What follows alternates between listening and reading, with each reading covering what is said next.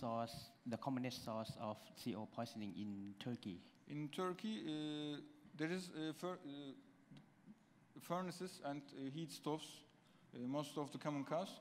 We don't have that much suicidal carbon monoxide poisonings.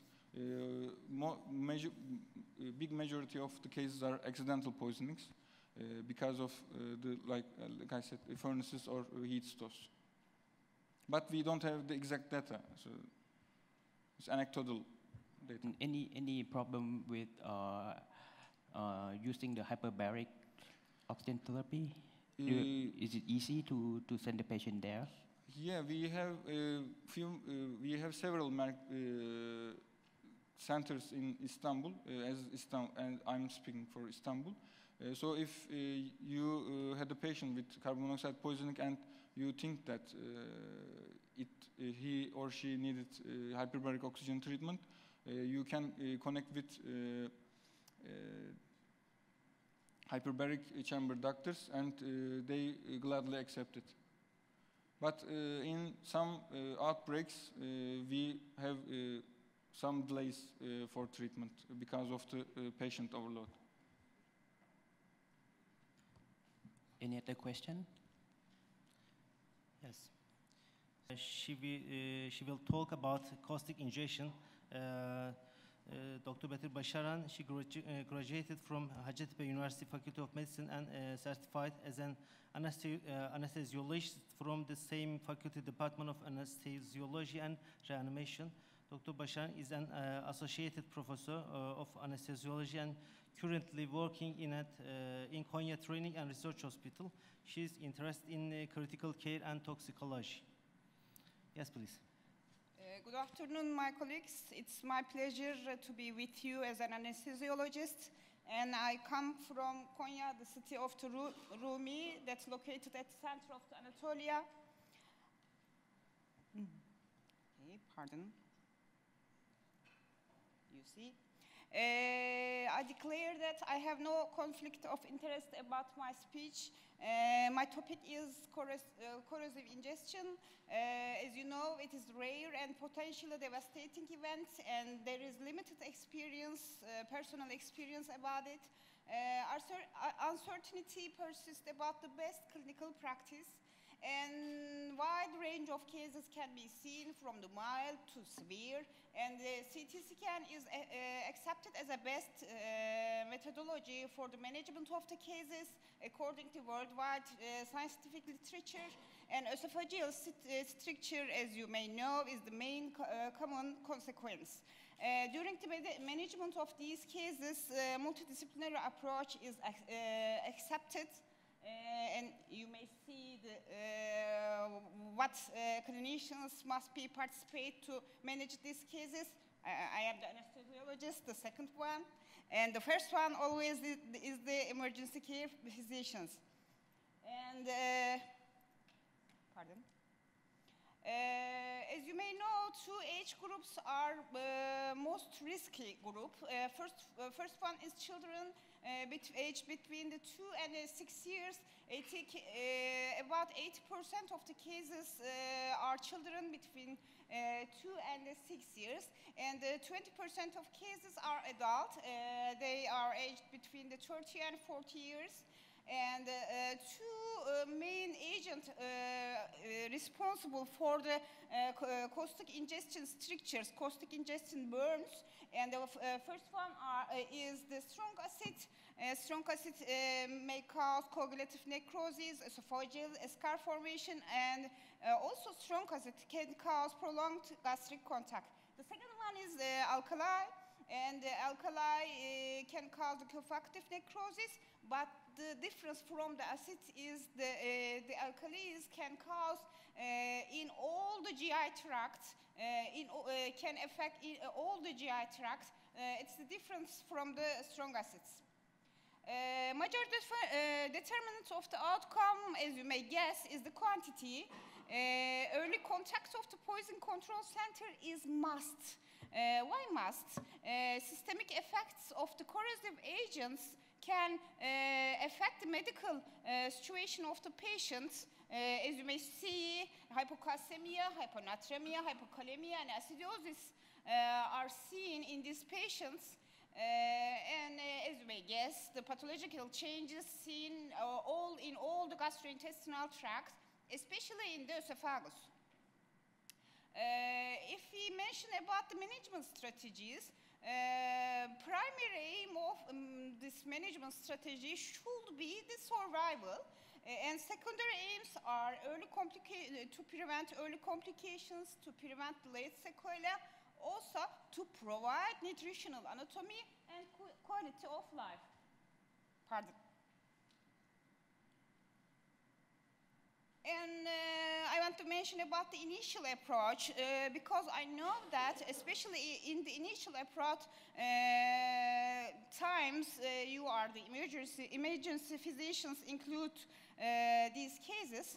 Identification of the corrosive agent is most important. Time from the ingestion must be questioned, and the evaluation of the context must be asked to patient, whether it is accident or intentional.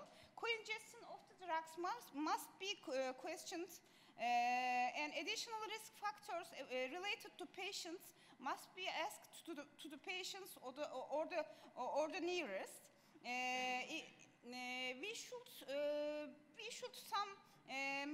should make some maneuvers according to increase the esophageal passage, but we should not make to attempt neutralize the pH of the caustic ingestion.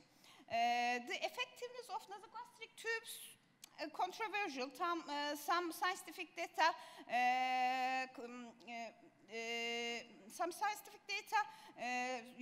try to use it, but some not. Some of them not. Evaluation of gastrointestinal injuries in case of evaluation, distinguishment is most important. And unluckily, signs of the digestive perforation are rare, and according to it, symptoms are not correlate with the signs. So it shows us signs and symptoms. Signs plus symptoms do not show the full necrosis. Some of the patients may be admitted to emergency department with a better condition, but in these patients we can also see the full necrosis of the esophagus or the stomach. In these patients, some of the blood-related parameters can be changed. You may see here. And the second blue one is important for the anesthesiologist because during the perioperative period, we must deal with severe acidosis and renal failure with management of fluids. And esophageal gastrostomy means state of emergency management, but it should be done between the 3 and 48 hours. Later, it's not important at the later cases. Zargar classification used during the flexible gastroendoscopy. You see here the Zargar classification. Endoscopic grading can predict systemic complications, respiratory failure, emergency mortality, also provide nutritional anatomy, but endoscopic grading have two major drawbacks. One of them is inability to predict accurately depth of necrosis, as I said before. The second one is endoscopic grading is mostly observer dependent. And after the 24 and 48 hours, potential disadvantages of misinterpretation can be seen. I want to mostly talk about the computed tomography. It is new data for me, I think. I know before this speech presentation, I know only the endoscopic grading. But during my search about this speech, I learned about the computed tomography, and I learned about that the World Society of Emergency Surgery support application of CT. It surprises to me too much, I think. There are some conflicted data. Some of them related to endoscopic grading is the best. Some of them related to computed tomography grading is the best. But the Lancet supports both of them. the last data from the Lancet also supports, firstly, the computed tomography if needed. If the computed tomography shows us the full thickness necrosis, then the gastroendoscopy should be done. Management algorithms, nearly scientific data supports management algorithms based on computed tomography, as I said before. In all the cases, the computed tomography should be done. After the computed tomography, the related data should be added to gastroendoscopy related data. But computed tomography also has two disadvantages. One of them is renal failure, and the second one is the allergy to contrast agents, as you may know. I want to mention about little information about the emergency surgery. Emergency surgery, as you may guess, has high mortality rate, has high morbidity rate. Also, the bad factors that affect patients related to surgery are advanced age, tracheobronchial injuries, emergency esophageal resection, extended resections, and severe derangement of laboratory test results, as I mentioned before. If you look at the surgical procedures, we mostly see in the operating theater the esophagogastrectomy. It is accepted as the most common emergency procedure. The second one is the damage control surgery. In the caustic ingestion, patients can be accepted as a major trauma patients. As you may know, major trauma patients should be dealt as a damage control surgery, not only one-sided surgery. The caustic ingestion patient can be accepted as there. Please take the sentence. Take the presentation, finish, please. Okay. Partial gastric resection is not recommended, and concomitant necrosis of organs can cause extended resections. Non-surgical management, as I mentioned before, from the non-surgical management, early nutritional support is very important, and total parenteral nutrition must be inserted to non-surgical management. Delays, sequelae, as you know, hemorrhage, fistula formation, and malignancy are delayed sequelae. In low resource settings, limited access to medical expertise is seen and poor follow-up seen. In low resource settings, primary aim should be prevention of malnutrition and gastrostomy. And future directions are there: optimal management of corrosive ingestion, quality of life after caustic ingestion, and preventive measures. Thank you.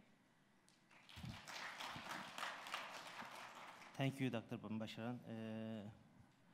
Do you have any question or contribution? I guess I have a question and a comment. The question is, did you come across any use of steroids and antibiotics in such cases? Yes, I have read about the steroids and antibiotics, but they have no place during the routine management of cases. Okay, then It should be think case by case. In the routine practical cases, they have no place for the steroids or the antibiotics. So, and then the comment basically is a majority of these injuries that have been related to caustics will have a very bad outcome despite the measures that you are doing initially. And so preventive measures, probably the standard of care, and increase the awareness about how difficult these cases should be addressed in a very confirmative way. Yes, Thank you are right. Thank you. Other question?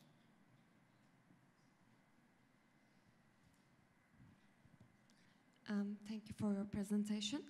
I want to ask you, I met with lots of causative ingestions in my clinic, and most of the time pediatric surgeons are stopping the oral intake and waiting for 24 hours. So Yes. what's your emergency surgical surgery rates for caustic For the congestion pediatric cases?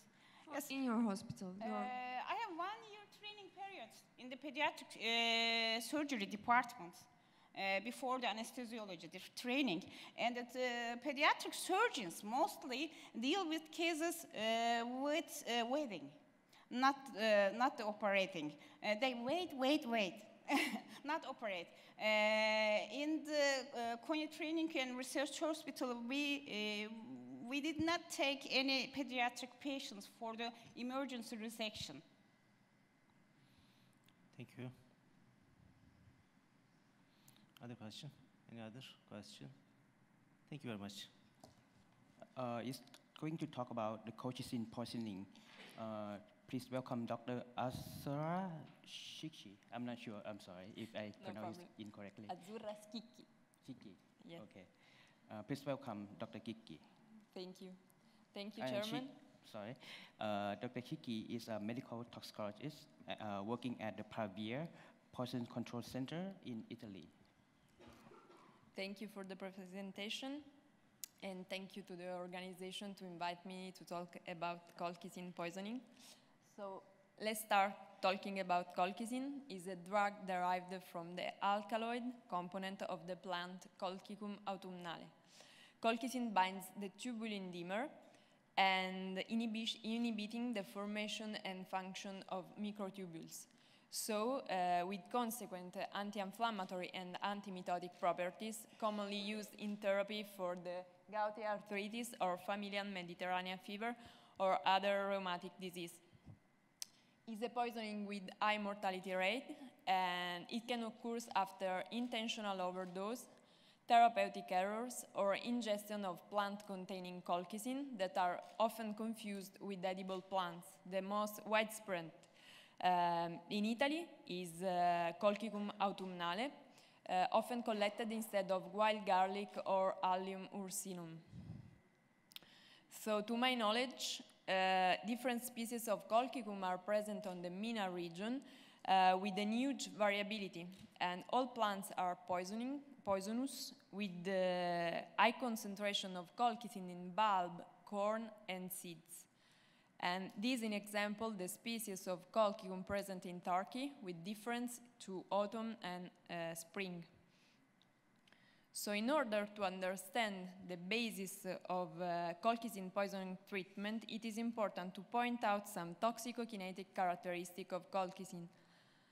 And the first one, because of the antimitotic action of tubulin, because on the microtubules, because of the presence ubiquitary of the microtubules in cells, of course, colchicine has a really narrow therapeutic index. Is a variable bioavailability between 25 and 50%, a volume of distribution of up to 21 liter per kilo, plasma protein binding between 10 and 50%, is metabolized by liver with biliary secretion and enterohepatic cycle, and with a renal elimination of 20% and elimination half-life variable on renal elimination rate from 10 to 37 hours. So evaluate reliable prognosticator is important to early identify patients at risk of death who should benefit from aggressive treatments. It's therefore important to evaluate the ingested dose because it is known that if patient ingested less than 0.5 milligram per kilo of colchicine, death rate is less than 5%. But if patient ingested more than 0.8 milligram per kilo of colchicine, death rate increased to 90%. Of course, this does not apply with plant ingestion, but only with drugs. So other known prognosticators in colchicine poisoning are prothrombin index less than 20% or white blood cell count more than 80 gram per liter in the first 24 hours, or the onset of cardiogenic shock of ARDS in the first 72 hours. And the exact prognostic value of plasma colchicine concentration is still unknown and I think is not currently available in emergency practice. So, drug-drug interaction may cause clinical picture more severe than predicted when, in example, colchicine is co-ingested with the cytochrome inhibitors 3A4 or PGP inhibitors. And clinical picture of colchicine poisoning is characterized by 3 phases. The first one is called gastroenteric phase, from 2 to 24 hours from ingestion, and is characterized by abdominal pain, vomitus, and diarrhea with consequent volume depletion and peripheral leukocytosis. The phase 2, that is the most dangerous for the patients and is the one in which patient could die because of the onset of cardiovascular shock, respiratory distress, myelosuppression, thrombocytopenia, rhabdomyolysis, and multi-organ failure. If patients survive from this phase, we observe the third phase, that is the recovery phase, with rebound leukocytosis and alopecia. So, based on this information, it is important to identify the key points of the management, especially in the first hour from ED presentation. And I want to start by discussing a case that I consider explicative to this objective. This is the case of a 42-year-old woman for which Pavia Poison Control Center was called from extra-hospital emergency setting. And because the patient had taken 30 minutes before, a dose of 0.85 milligram per kilo of colchicine, so of course a potential lethal dose. So the first indication was perform gastric lavage in the first emergency room available. 1 hour later, the patient arrived in a near emergency hospital, a little hospital of Italy. So the potential severity of the evolution was explained and the importance of the decontamination was underlined, but what happened was that because of the discovery of a pregnancy test positive, the patient was transferred to a bigger hospital with an OB-GYN service, but gastrointestinal decontamination was still not performed. So unfortunately, patient died on day 5 of hospitalization. Yes, so sad. But I think it's really important because starting from this, I want to focus your attention on the first hour management of colchicine poisoning, in which is important history evaluation, of course, suspect colchicine poisoning, calculate ingested dose, consider drug-drug interaction, start laboratory test monitoring, but mainly is important to perform gastrointestinal decontamination. And as soon as possible after ingestion and after emergency room admission. Gastrointestinal decontamination should be considered even some hours after ingestion, and even if many hours after ingestion if patients co-ingested opioids or other peristalsis inhibitor. So gastrointestinal decontamination should be based on gastric lavage, oral administration of activated charcoal, multiple doses of charcoal because of the enterohepatic cycle, and whole bowel irrigation. So, I made the photo.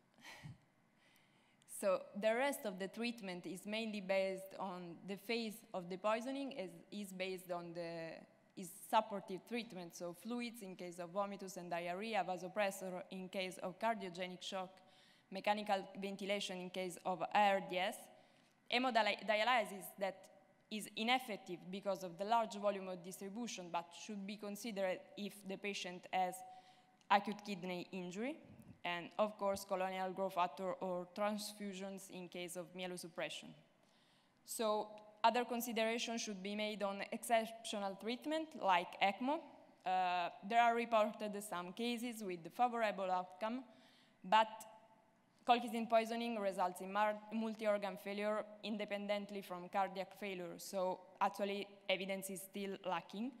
And the anticorpal fragments anti-colchicine that are still unavailable. So in conclusions, colchicine poisoning is characterized by high mortality rate, should be considered if patients came to emergency room with the gastrointestinal symptom after ingestion of self-collected plants.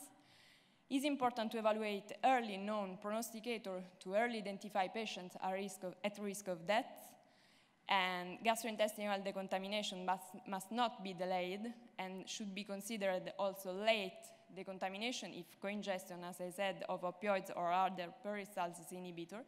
Consider drug-drug interaction if you see a clinical picture severe more than prognosticated, and treatment is mainly supportive and needs to be aggressive. Thank you. Any question?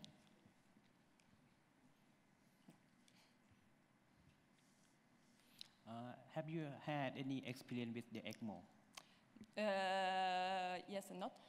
Not in Italy. I have experience in France, but unfortunately was a patient with amphora who died, because actually, as I said, ECMO acts on the cardiac failure, but not on acute kidney injury, rhabdomyolysis, and the multi-organ failure. So unfortunately, no. But was a patient with late arrival at hospital. Actually, is the most important thing. If patient absorb all colchicine that had taken, the mortality rate is really high. Okay. Thank you for your presentation. Thank you. Chairman of Emergency Department at Hamad Medical Corporation, Qatar. Please welcome. Thank you very much. Good evening, everybody. I know it's late, and I hope everybody still have some power. So it is basic, so it will not be a lot of information there. But let's see if we can get some benefit from it. So first of all, let me ask anyone from the audience, how many cases of methemoglobin you diagnosed in the last year? So anybody diagnosed methemoglobin in the last 1 year? By rising hand? So nobody.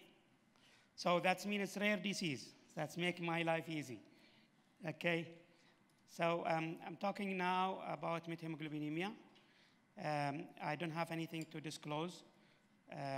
We'll talk about what is methemoglobinemia and what is the most common agent that induce methemoglobin in the blood and information.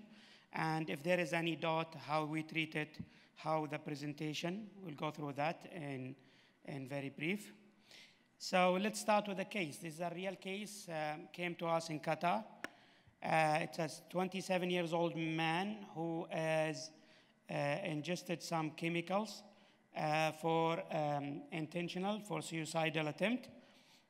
He brought by ambulance with complaint of dizziness and drowsiness. And the things he ingested was this chemical. It calls indoxacarb. It is non-organophosphate insecticide. It was used there widely for agricultural issues, and he ingested quite a large amount of it for suicidal attempt. So this is the first physical examination of it. He is not tachycardic, blood pressure was fine. Saturation, which was significantly low to 82 to 87% in 100% room air. And he was severely cyanosed, but he was GCS is still okay. So ECG done for him, it was normal. There was no ECG changes. But we found in the lab investigation that his methemoglobin level was 79, which is very, very high. Okay, one of the highest level that diagnosed in our region. Maybe there is one in UK with Dr. Kamor, 91 you got? 90.3. So this is the maximum was diagnosed. Anyway, so this patient is having a very high level of methemoglobin, and he is already symptomatic. He is cyanotic, and he has a dizziness, some headache, tiredness, and he was actually not in the main tertiary hospital. He was in a peripheral hospital And they started do intubation for him. Then they call a poison center for such case. And we told him, okay, this is a case already you diagnosed. So you start treatment. Okay, so let's have some basics about physiology. This is the hemoglobin, deoxygenated hemoglobin when there is no oxygen. And when there is a binding of oxygen, it binds to it and change it to oxyhemoglobin. With extra oxygen, the bond of oxygen become more tight. Okay, what happens in methemoglobinemia is that there is oxidant that oxidize the iron from ferrous to ferric. And that oxidant form cannot bind the oxygen, it binds the water. And then there will be a formation of functional anemia, where there is enough hemoglobin, enough oxygen, but it's not delivered to the tissue because of this problem. Okay? So the clinical manifestation, as we mentioned, it actually depends on what stage or what is the percentage of methemoglobin. It can come with chocolate cyanosis, chocolate colored. Patient may present with headache, CNS manifestation, sometimes GI upset, dyspnea. It may reach in a high level to a CNS seizure or coma, or sometimes, if not treated well, it may go to a death. Okay, so it depends, as we mentioned, is to the level. Usually the level below 20, no symptoms or very mild cyanosis. And up to 20%, you can see the cyanosis clearly, and patient may have mild symptoms of nausea, some dizziness is there. If it reaches to 50, the cyanosis will become more profound, and the symptoms become more headache, more dizziness, nausea, vomiting, dyspnea. And in severe cases, up to 70, it has become with CNS manifestation of seizure, coma, and the cyanosis become more severe, more clear, and more than 70 usually is lethal. So it is a significant problem. So that leads to death. So we need to recognize it. And we need to do some investigation. So usually the color of blood, it is chocolate color. This due to the presence of methemoglobin level very high, and it's actually correlate also with the percentage of methemoglobin in the blood. Okay, ABG usually it has a normal partial oxygen pressure, but the saturation is very low because the saturation machine, it is actually reading the wavelengths of the oxygen in the blood. That's caused something called saturation gap, and that helps us also in diagnosing the methemoglobin. Okay, so then you do for either ABG or VBG, whereas usually in new machines have a methemoglobin level, which is the diagnostic. So basically, usually the patient with an exposure to the forming agent of methemoglobin, plus the clinical presentation, that will give you a clear clue what is going on. Methemoglobin causes usually either a congenital, like this cytochrome B deficiency or reductase deficiency, whereas actually the reduction of methemoglobin to the normal hemoglobin, and this is usually the mechanism of action, because in the body there is a usual up to 1% production of methemoglobin on normal basis, and this mechanism will reduce the methemoglobin level in the blood if there is no agent that increase the dose of methemoglobin. Okay, so acquired is a very long list of medications, chemicals, and a lot of things. And you can see dapsone is one of the most common anti-malaria. We treated methemoglobin with amyl nitrate, and amyl nitrate can cause methemoglobinemia also. And there is, which is a well-known nitrate, which we are using for chest pain and other things. it can cause, and anything with nitrogen and nitrate can cause methemoglobinemia, like a fire, smoke inhalation. So not only CO poisoning, but it can also comes with methemoglobinemia. So as we mentioned, the treatment is a simple and a gold standard, methylene blue. Methylene blue is antidote of methemoglobinemia. And it can use for other uses also, and we put the methemoglobinemia in the, down in the list. Okay, so the pharmacokinetics, the mechanism, maximum effect is up to 30 minutes. If we use it in small doses, we get our reflex of oxidizing agent to hemoglobin again, but if we are using it in high concentration, we actually producing methemoglobin again. So elimination by bile, feces, and urine. So what is the dosage? And when we use it usually in very high concentration, more than 20, and in the patient is symptomatic. So we give it in a dose 1 to 2 milligram per kg over 5 minutes, slow infusion.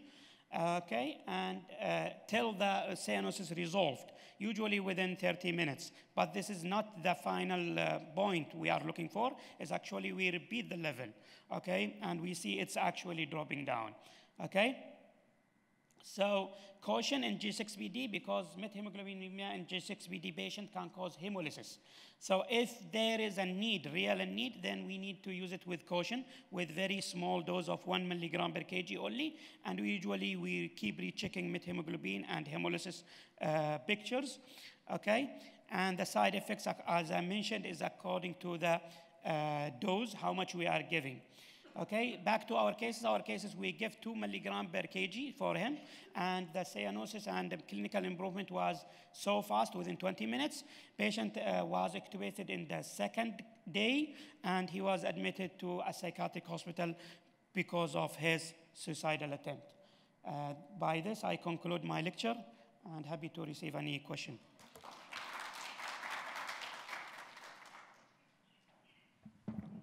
Any question? No? Because we are running out of time, so thank you so much. Thank you. Next presenter, medical toxicologist and also board certified in emergency medicine. He also obtained postgraduate diploma in medical toxicology from Cardiff University in the United Kingdom. Please welcome Dr. Walid. Dr. Awad. Thank you very much. Assalamu alaikum. We're gonna go within the coming 10 minutes fast through this subject, which is the aluminum phosphates. I think they put it, the moderators and the organizer, they put it in this session because they know the severity of this substance. I don't have anything to disclose. We're gonna go in this lecture through the background, the epidemiology, the toxodynamic, the clinical presentation, the diagnostic workup, and the management.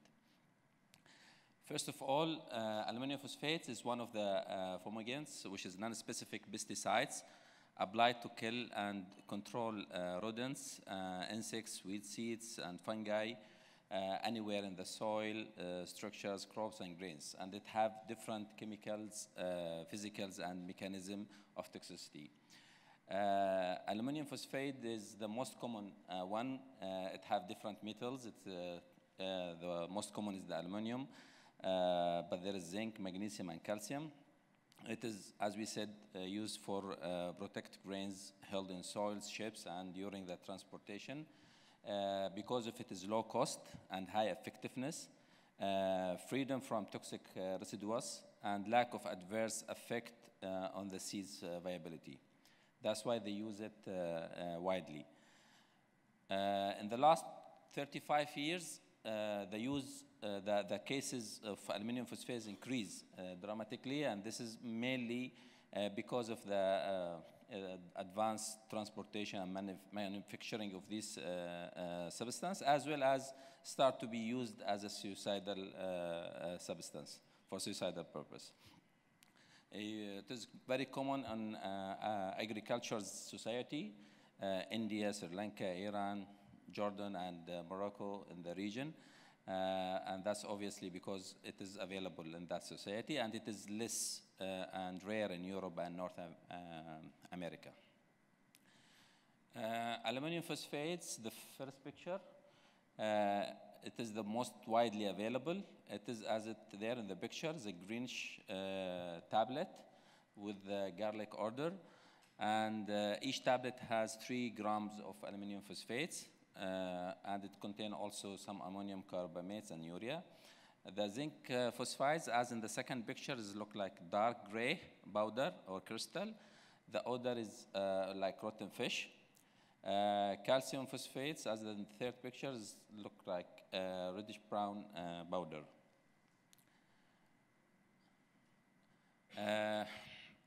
Aluminum phosphate, actually, when it is mixed with the moisture, ambient moistures, it will give the phosphine gas, which is the main cause of the toxicity, the cytotoxicity, and which is going to lead to the death later. If it is mixed with water, this will lead to rapid release of the phosphine. And this is significant because mainly in the suicidal attempts, they intend to take water on top of these tablets, and this makes the condition faster and make the severity worse. The mechanism of toxicity it will be through blocking the electron chain transport by inhibiting the cytochrome oxidase and formation of reactive free hydroxyl radicals and reduce the glutathione. This will result into lipid peroxidations, protein denitrations of the cell's membrane, and interfere with the enzymatic function and synthesis of protein. It also causes acute respiratory distress syndrome through direct injury to the alveolar capillary membranes and by producing oxidative injury. It also have effect and inhibit the cholinesterase activities, but this not to the clinical significant level. The toxic dose for the zinc metals, it's around 1 gram, and the death can happen if there is around 4 gram ingestion. For the aluminum phosphates, 500 milligram can be fatal. The smell, the garlic smell, it is very common with aluminum phosphates. So if you smell it in your department, you have to think about aluminum phosphates. The clinical manifestation, it depends on the dose, the route of entry, if it is ingested or inhalated, the time to exposure, how long, especially for the inhalation. And the aluminum phosphate, it have rapid effect than the zinc phosphate. So the zinc phosphate, the symptoms can happen even after 40 minutes. The clinical manifestation, if it is mild, then it will be GI symptoms. It will be around, mainly about the GI symptoms: nausea, vomiting, diarrhea, discomfort of the abdomen, epigastric, and tachycardia as a result. Moderate to severe symptoms, it will involve multiple systems, the GI, and this even can reach to hepatic failure, cardiovascular, hypotension, palpitation, cardiovascular collapse, and dysarrhythmia. CNS, secondary to the hypoxia, there will be dizziness, confusion, convulsion, and coma. Respiratory, tachypneic, and ARDS. Renal failure, metabolic acidosis, airway irritation, especially in inhalation. The diagnostic test, what is in this slide is usually, actually, it measures the complication of this substance into the body, the CBS and the coagulation profile to check for the intravascular hemolysis, methemoglobinemia, and DIC. The chemistry, looking for the hypokalemia, hypo and hypermagnesemia, hyper and hypoglycemia, acid-base balance, metabolic acidosis, the main, and there will be also respiratory acidosis and lactic acidosis. Acute kidney injury, we expected in these cases, chest X-ray to check for the ARDS. ECG very common to see ECG change in these cases, but it is variable. Tachycardia is the most common and to start with. Then there will be T wave and ST change. Ventricular and atrial tachyarrhythmia is common. Echo to measure the effect on the heart. There will be a dysfunction, dilatation, hypokinesia, and akinesia of the left ventricles. As a toxicologist, we don't recommend to do a specific test for the physogene to measure the phosphine in the blood or in the urine because it is rapidly oxidized, but for some reasons, medico-legally, you may need to do that. The most specific and sensitive test is the gas chromatograph. Also, silver nitrate test can be done through the gastric contained and exhaled breath. Treatment start with decontamination. Inhalation, for inhalation cases, the best is to remove the patient from the source and supply oxygen as needed. For the cutaneous exposure, remove the clothes and try to decontaminate with water. Don't forget the eye. For ingested cases, the best to be done within the first 1 or 2 hours. There is a limited evidence about the activated charcoal, but if it happened within the first 1 hour, then no harm to do it. There is experimentals talk about oral administration of sodium bicarb to prevent the conversion of aluminum phosphate to phosphine. Also, there is a case report suggested using potassium permanganate as an adjuvant to oxidize the phosphine to non-toxic phosphates. Vegetable oils and liquid paraffin in vitro suggested inhibit the conversion of aluminum phosphate to phosphine, and there is also single case report.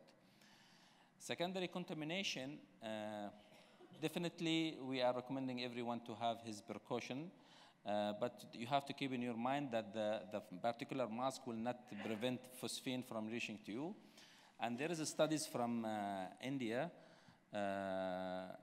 It showed that the staff, hospital staff there, although they didn't have using their specific precaution, but there is nothing, no positive effect on them. There is no specific antidote for treatment. The main treatment is conservative and supportive treatment till the toxin leave the body. Shouldn't be delayed to confirm the diagnosis. And according to the symptoms, the treatment, the arrhythmia using antiarrhythmic, shock, try to use to be guided by the CVB and wedge pressure. Use vasoactive sub-agent according to the need, pacemakers and mechanical support according to the need. The ARDS, ventilatory support. Metabolic acidosis, you can use the sodium bicarb, hemodialysis according to the need, and don't forget to correct the electrolytes. Some studied about use of NAC in acetylcysteine. There is experimental in animal, and then human studies show some beneficial. Pyridoxine, both the phosphine and aluminum inhibit acetylcholinesterase, as we said earlier, but to a level not significant. Further study needed in this subject. Hyperbaric oxygen, experimental data show that it improves the survival time of rates and poisonous rates, and with no change in the mortality rate. Magnesium sulfates act as a cell membrane stabilizer factor and reduce the incidence of fatal dysarrhythmia. Antioxidant effect and combat with the free radicals, and this is controversial.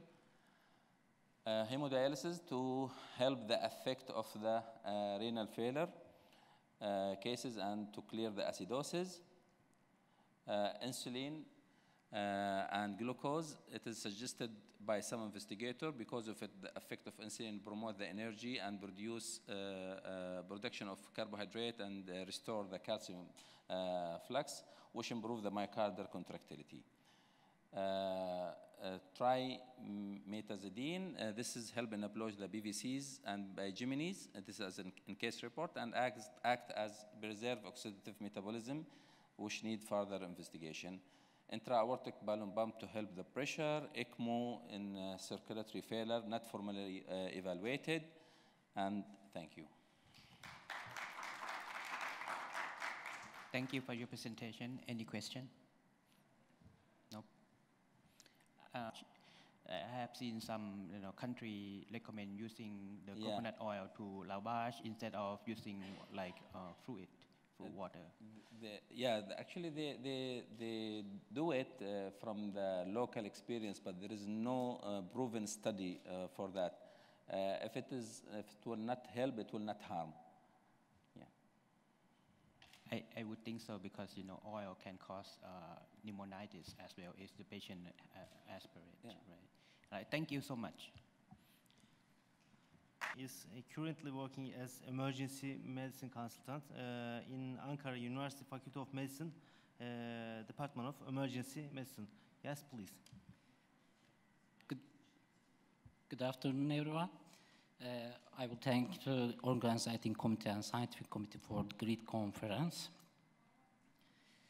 I will talk about methanol poisoning for the golden hour management in the ED. Methanol, also known as wood alcohol, is a commonly used solvent in various solutions.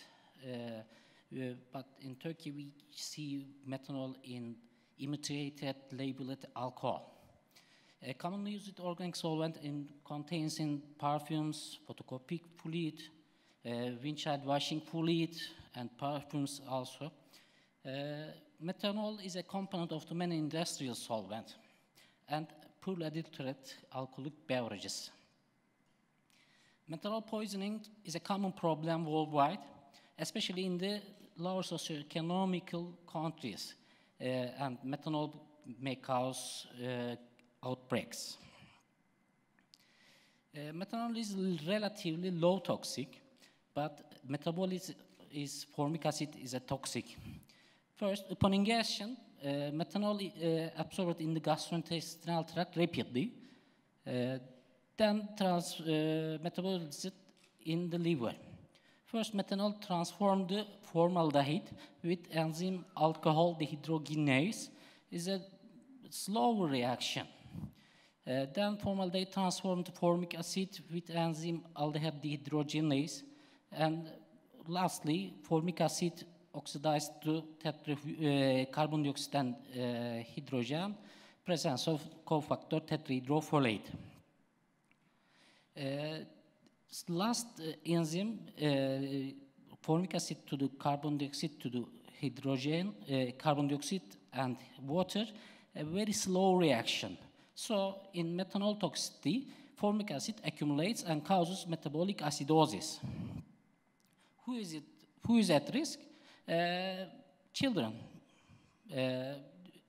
Accidentally overdoses of any solvents containing perfume, windshield washing fluid. Suicide attempts with methanol is uncommon. Methanol toxicity may be seen in alcoholic persons. Alcoholic persons consume methanol as a substitute for ethanol. And developing countries like ours, imitated labeled alcohol or homemade alcohol may cause methanol poisoning. In a recently publication from our clinic, an ingestion is very, very high, but in this case report, we report a transdermal methanol intoxication. 58-year-old woman presented to emergency medicine with dizziness, diplopia, nausea, vomiting. She uses a methanol-containing solution for knee pain. In Turkey, we say that resho yağı in fluid for foot heater. We treated this patient with ethanol, sodium bicarbonate, and hemodialysis, and completely resoluted. No sequelae. Initial symptoms of methanol intoxication generally occur after ingestion of 12 and 24 hours later. This latency is due to enzymatic reaction and may be affected with concomitant and ethanol ingestion and volume of methanol ingestion. Methanol blood peak levels 30 to 90 minutes after following ingestions. Initially, methanol toxicity manifests like ethanol toxicity, inebriation, ataxia, disinhibition. Following a latent period, patient may develop headache, nausea, vomiting, epigastric pain. And later stage, drowsiness to obundation and coma may occur. Seizures may occur due to metabolic derangements and brain injury. Blindness is a very well-known complication of the methanol toxicity. Vision loss is due to formic acid. First, we see flashes of light and blurring, and then scotomata and complex loss of vision may be seen. When we think about methanol toxicity, any patient with any cause of altered mental status with acidosis, we think methanol toxicity, ethylene glycol intoxication, cocaine poisoning, inhalant poisoning, complex partial seizures, carbon monoxide poisoning, in keeping in mind these patients. Basic workup includes finger stick glucose, acetaminophen salicylate levels, electrocardiogram, pregnancy test. Electrocardiogram is important for the toxic alcohols. Ethylene glycol causes QT prolongation, and methanol does not. Specific workups are arterial blood gases, electrolytes and anion gap, BUN creatinine, serum ethanol level, serum osmolarity, methanol, ethylene glycol, and isopropyl alcohol levels, if available, and pancreatic enzyme. Methanol toxicity can cause hemorrhagic pancreatitis, a very common unreported cases. Serum osmolarity first increase, then decrease, accompanied with increase in anionic gap. Methanol toxicity affects the basal ganglia, primarily putamen. Bilateral putaminal necrosis and varying degree of hemorrhages can be seen in brain CT and brain MRI. This is not specific for the methanol toxicity, can be seen in stroke and Wilson disease. Prompt medical care is key to avoid complication of methanol toxicity. Also, antidote therapy and hemodialysis is key. Supportive care, airway, breathing, circulation is essential. Antidote therapy with either fomepizole or ethanol must be started as soon as possible. And hemodialysis is the definitive treatment of the methanol toxicity. Early consultation may be needed, especially in nephrology, neurology, ophthalmology, toxicology, and sodium bicarbonate. Sodium bicarbonate improves metabolic acidosis. Its effect formic acid to the format, conversion formic acid to the format. This may reverse the visual deficits. Format cannot easily damage the retina and optic nerve, but formic acid damages the optic nerve and retina. Dose of sodium bicarbonate is initially 1 to 2 milliequivalent per kilogram in intravenously bolus. Maintenance dose is 20 to 40 milliequivalent per hour. Antidotes, if available, we prefer fomepizole or ethanol. If unavailable, ethanol. Both of them emit the enzyme alcohol dehydrogenase. Fomepizole is superior to ethanol because easy to dose, easy to administer, rare side effects. Its disadvantages of the fomepizole is its high cost. Loading dose is 15 milligram per kilogram intravenously. Maintenance dose is 10 milligram per kilogram every 12 hours for 2 days.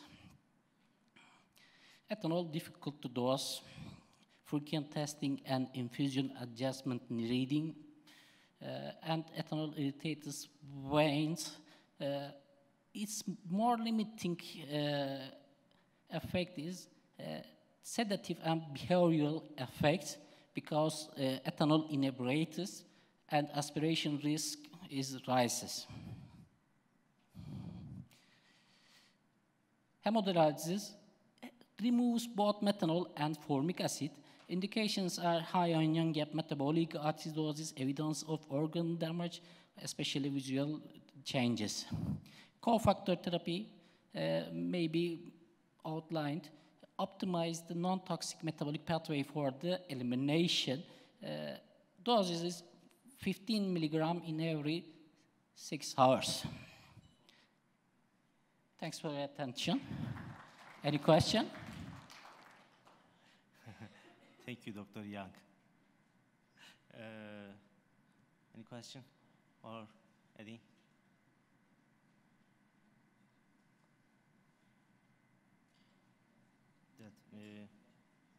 Okay.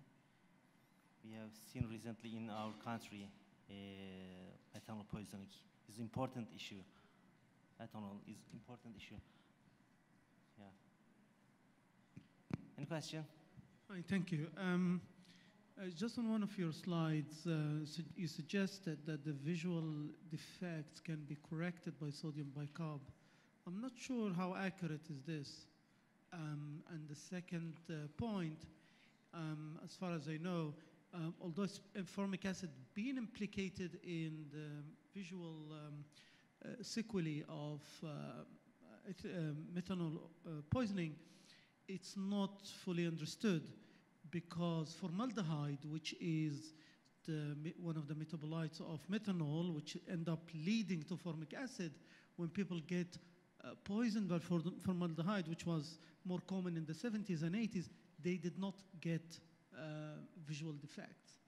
So the notion that formic acid is the culprit is, as far as I know, it's not 100% accurate. And also that's applied to the sodium bicarb. I don't know what's, if everybody else has any other opinion about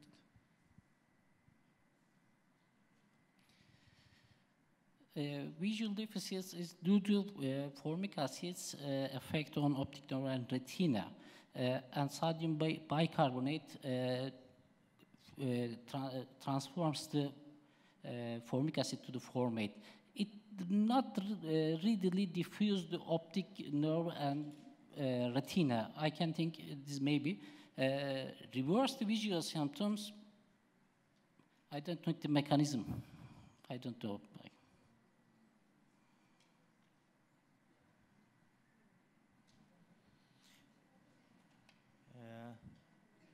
Okay, thank you. Any question? We listened to important issue from very valuable speaker. Unfortunately, this section ends here. Thank you for listening. And thank you for everyone. So next one is the break, and then we will come back in 15 minutes, okay? Unfortunately, Dr. Tharwat El-Zahran is ill, and she have to be in her room. So we have the great pleasure to welcome Dr. Ritrak Ohong. Ritrak is the residency program director in the emergency medicine department of Vajira Hospital in Navaminokhadhiraj, sorry for the pronunciation, university in Bangkok, Thailand. He did his fellowship in the US in the MRA program with Ziad Kadzi, and he's specialist of QT measurement with all the methods and QT interpretation when they are influenced by drugs. And he's responsible for the AACT, ACMT, and EAPCCT work group that is in charge of recommendations to measure QT, and we are waiting for these recommendations soon. So he will present us his lecture dedicated to the diagnosis and management of drug-induced QT prolongation. Thank you, Ritrak. Thank you so much, Mr. Chairman. With my pleasure to present my lecture today. I'm going to talk about diagnosis and management of drug-induced QT prolongation. I thought I had 30 minutes for these lectures, but I just realized that I only have 20 minutes, so I'm going to be fast. But if feel free to ask me after I finish the talk. I have no conflict of interest. And for the outline, I'm going to talk about the introduction, why QT prolongation is so important, QT measurement, how do we do it, and what is the definition of QT prolongation. And about the QT collection formulas, we have some doctors from Australia. They may say, hey, we don't do formula right now, we do QT nomogram. I'm going to talk about that a little bit as well. And we're going to talk about the risk factors for QT prolongation and torsade de pointes. I'm sorry, Dr. Bruno, I may not pronounce torsade de pointes correctly because it's French. Maybe you can correct me later. And okay. And also, I'm going to talk about the management of QT prolongation and torsade de pointes. And I'm going to start with why we are so afraid of QT prolongation, right? So that is the reason. Sometimes, you know, QT prolongation can deteriorate to the torsade de pointes, which is some kind of polymorphic ventricular tachycardia.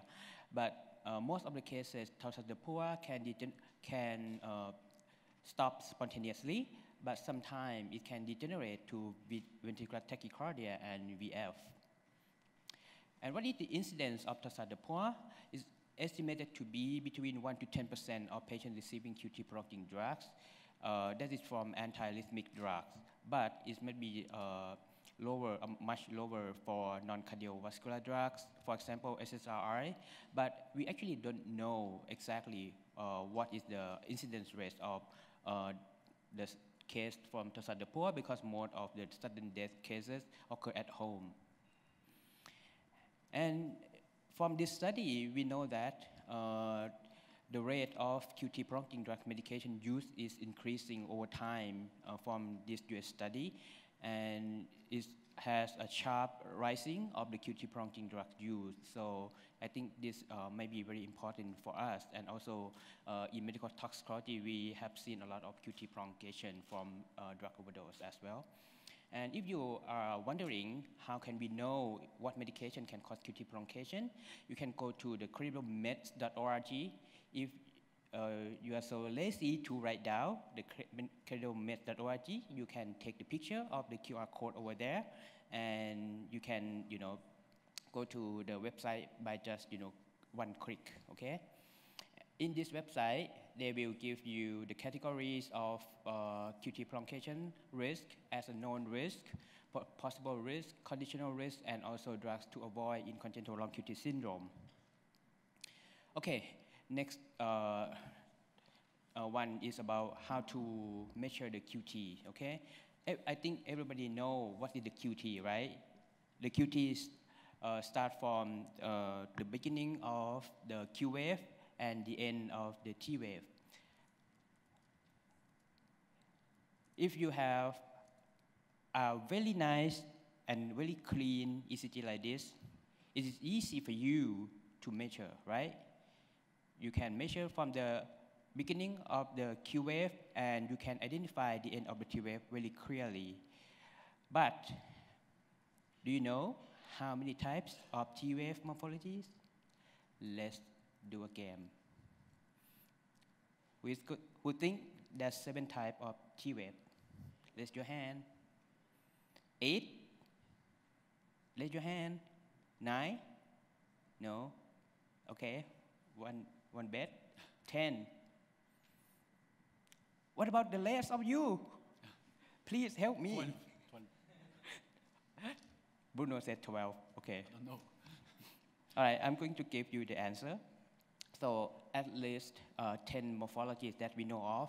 So if we have like something like biphasic T wave, how do you measure it? And what about the notch and bifid T wave? How do you measure the QT? And sometimes, you have like the inverted T with a little bit bumped after almost the end of the T wave.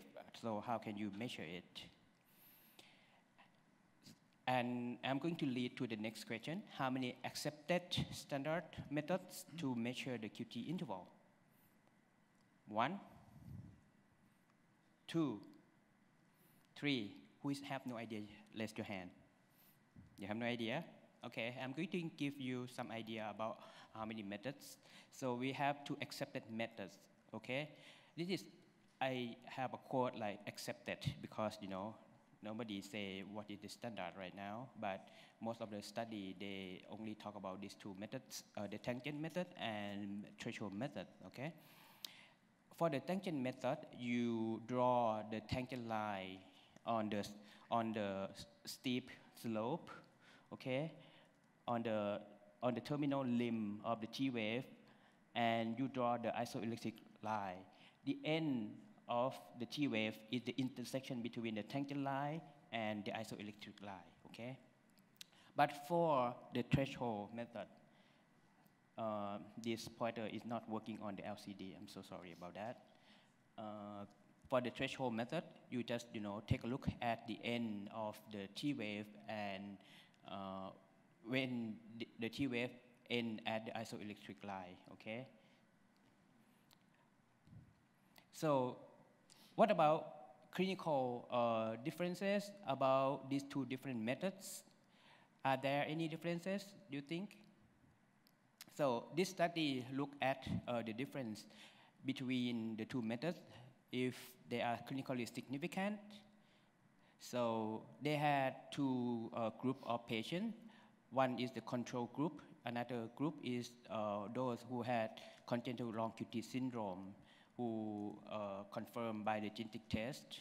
And you can see the tangent method give the shorter QT interval when compared with the threshold method, and that is between 6 milliseconds to 12 milliseconds, and those of number were significant.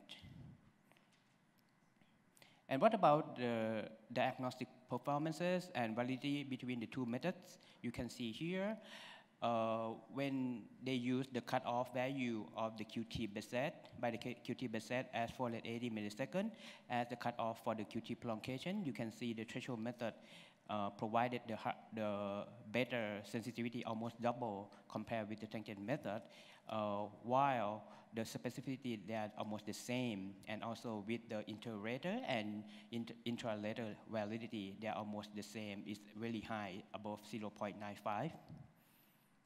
So the author concluded that the tangent provided a shorter QT interval compared with the threshold, but both methods have a high validity. And for the diagnostic performances, each method yields different results. So when you want to apply the cutoff value from whatever study you want to your patient, you just make sure you follow their method, okay? If they use tangent method or they use the threshold method, you cannot use interchangeably because it's gonna cause the wrong assumption. And what is the normal QT interval? This is defined by the normal population at the 99th percentile. In men, it's defined as at the 470 milliseconds. In women, 480 milliseconds. And the risk of arrhythmia is going to increase 2 to 3 times if the QTC is higher than 500 milliseconds. But we also have to think about, we know that the QT has dependency with the heart rate. So how can you correct the QT by the heart rate? This is going to be my question again. What formula do you use? Beset? Raise your hand. You don't raise your hand, but you not. Okay, good. At least I know that you are interacting with me. Beset again? Yes? Okay. Who is using Fidelia? No? No? Okay. Rota-Haju formula? Never heard of it, right? Okay. Next one, another formula. No idea. Framingham, Hodges, no? All right. QT nomogram? Yes. Okay. He's from Australia, to be clear. Okay. And who are going to use the QT alone without any correction? I'm not going by book. I'm going by myself, using the QT alone. No correction. No? What about the last one? I would bet this is the largest number. Use whatever reported to you, right? Or whatever number you see on the ECG printout, right? Okay, you are normal. Because I'm going to show my study. This is a survey study among the medical toxicologists in the US, in Europe, and Asia Pacific region, including Australia and New Zealand.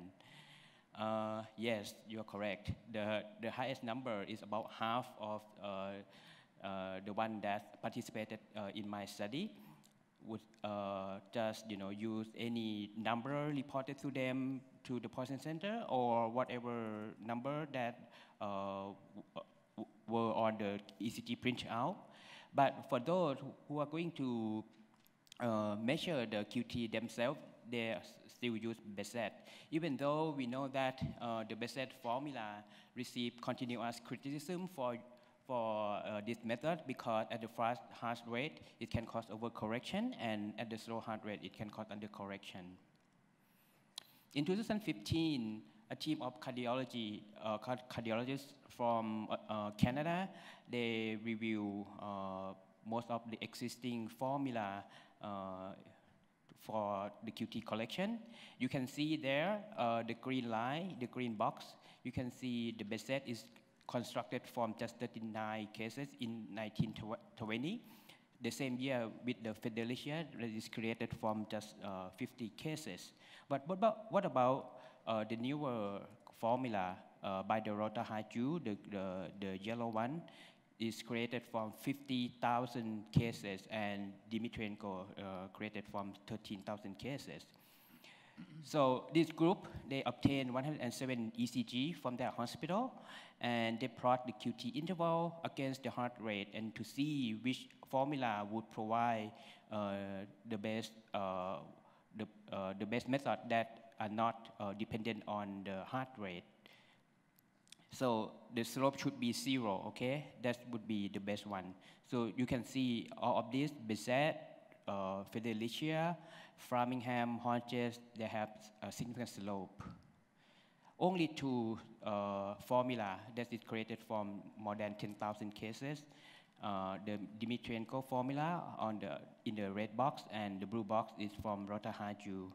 Those provided almost 0 slope. And I did a study from these two formula compared with the Beset and Fidelia formula if they can predict torsade better. And here you go.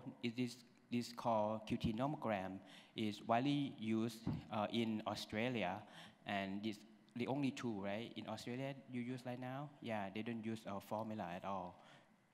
And this is my study just published last year in 2019 to look at the sensitivity, specificity, and accuracy of our tools. And we found that QT Rota-Haju with the cutoff at 477 provided the same sensitivity, specificity, and accuracy with the QT nomogram, which is the highest one at 89% for the accuracy with the highest sensitivity at 91.3%. This is the graph. The green one is those without torsade de poor, and the red one are those with torsade de poor.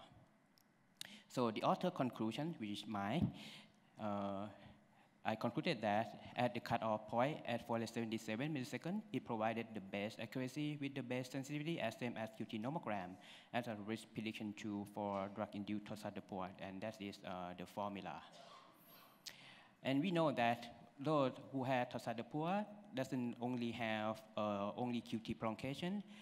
You have seen a lot of patients had like QT like 540, 560, but how many of them are turning to toxadopua?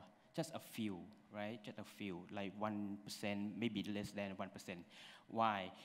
Because most of the cases, when they overdose medication, they are healthy. So sometimes, just they are doing well, after overdose, even they have like QT prolongation. But those who have multiple risk factors like this may be at risk for toxadopua more than anybody else who had no risk factor at all. And we can divide the risk factor to modifiable risk factor and unmodifiable risk factor. For example, female sex, advanced age, heart rate, heart disease, and clinical silent risk factor like congenital long QT syndrome. Like that, you cannot change it, but something you can change it. For example, the concurrent medication use that has potential for QT prolongation, rapid IV infusion, hypokalemia, hypomagnesemia, hypocalcemia, something like that, you can change it. And then you can, modify the patient risk factor. And I'm going to go over for the treatment over the next 3 minutes. This is the case scenario with a 41-year-old man ingests a handful of unknown medication 5 hours prior to the hospital presentation. He's previously healthy, and he denies using any medication, alcohol, or cigarettes. His vital signs are stable, and he's conscious. No lab information is available right now, and his ECG shows QTC of 560 milliseconds with the heart rate 52 beats per minute and the QRS 80 milliseconds, and the rest of the ECG is unremarkable. Questions. 1. Would you administer IV magnesium sulfate? Who's going to say yes? Raise your hand. Don't be shy. Come on. Who's going to say no? And say nothing. Come on. No? No, no, no. Okay, I can see you like no. All right. Shake your head. I am okay with that. Next one. Would you pace him? Yes? No? Okay. Next one. What pacing method do you prefer if it is indicated? Pharmacological pacing? No? Transvenous? Transcutaneous? Okay, next one. Would you increase serum potassium to 5 millimole per liter? Yes? No? No. No idea. Okay. I'm going to give you the answer. This is the HA guidelines since 2006. The class 1 recommendation is very clear that you just, remove all the offending agents that cause QT prolongation, okay? And the next one, the class 2A, is to give IV magnesium sulfate only when the patient already have toxadopua, not for QT prolongation alone, okay? And pacing as well. You only pace them when they already have toxadopua and also when they have recurrent toxadopua. If they only have one time of toxadopua, it's not indicated yet. And the potassium as well, you no need to, give the potassium if the patient only have QT prolongation alone without toxadopua, but just check potassium, magnesium, and calcium level, just normalize it, not keep it that high. And in 2010, they made it clearer for what to do for the QT prolongation alone, not for toxadopua. So when you look it up from circulation 2010, you will not see ABC mnemonic like this because I think of it myself and I put it this way myself, okay, so that you can remember it easily. The first one, A, is to assess aggravating drug-drug interaction, assess the bradyarrhythmia, concomitant electrolyte abnormality like hypo-K, hypo-MAC, hypo-Cal, and also prepare defibrillator in case you need to use it when the patient has torsade de poor. And be aware of the QT prolonging drugs and avoid it, if you have some medication on for the patient. And then put the patient on the continuous cardiac monitoring. And what I'm going to do if your patient had torsade de poor already? This is the management for non-sustained and sustained torsade de poor. Firstly, you have to assess the patient, if the patient is stable or not. If your patient is not stable, like no pulse, unconscious, you need to defib the patient. But if you can still feel the pulse and the patient is still conscious, and it's not stopped itself, you just do the cardioversion, okay? And also you defib as well if it degenerates to BF. But if your patient has repeated episode of torsade de poor, that is the indication to give IV magnesium sulfate, and I would recommend you to give 2 grams of IV magnesium sulfate. And you can repeat it once if it's not terminated. What is the mechanism of magnesium sulfate? Why is not recommended to give for just QT prolongation? Because magnesium sulfate only suppresses torsade de poor without shortening the QT interval, okay? By suppressing the early after depolarization, that triggers torsade. And the early after depolarization suppression by magnesium has been attributed to the calcium channel blockage by the reduction of the lead component of the sodium current. And that is why, verapamil has a limited evidence that it can be effective for torsade de poor stop. And however, because this is just some case report, and verapamil also block the potassium channel, and also verapamil is going to cause bradycardia. So at this time, I would not recommend verapamil until we have more evidence for that. And also magnesium sulfate is also a cofactor in sodium potassium ATPase activity, so it may prevent torsade by facilitating influx of potassium into cells, that is to stabilize membrane potential. And this study is the classic study showing that when you give magnesium sulfate, it doesn't shorten the QT significantly, okay? And when your patient have repeated episode of torsade, another prevention that you can do is to pace the patient, but do not pace the patient with the high rate, because the high heart rate can also cause torsade de poor as well. So just pace the patient at the 70 beats per minute, okay? You can use medical overdrive, or you can use the mechanical electrical for the transvenous pacing as well. For medication, you can use isoproterenol or aminophylline. And just remember that if your patient also have a congenital long QT syndrome, avoid adrenergic medication. Just use transvenous pacing instead, and keep the potassium high about 4.55 to 5 millimole per liter, okay? And also be careful if your patient have acute myocardial infarction, angina pectoris, or hypertension. They are contraindicated. This is some new study that mexiletine is a selective sodium channel blockade that can be effective as well, but at this time there's limited evidence as well. Lidocaine has been used as well, but it's not effective when it was infused continuously. Many times patients will have recurrence of the torsade. So in summary, all the older people and those with multiple risk factors, they are prone to have QT prolongation and torsade de poor. And I recommend you to use the more accurate QT correction formula, because it's gonna make another, different assumption if you use the wrong one. Or if you don't want to calculate it, you use a QT nomogram, okay? And below are the summary for the treatment for the QT prolongation. Mostly you just, place the patient on the cardiac monitoring, stop medication and correct electrolytes. And for the torsade de poids, you just, do the same with the QT prolongation, and you use electrical termination if the patient has torsade de poids.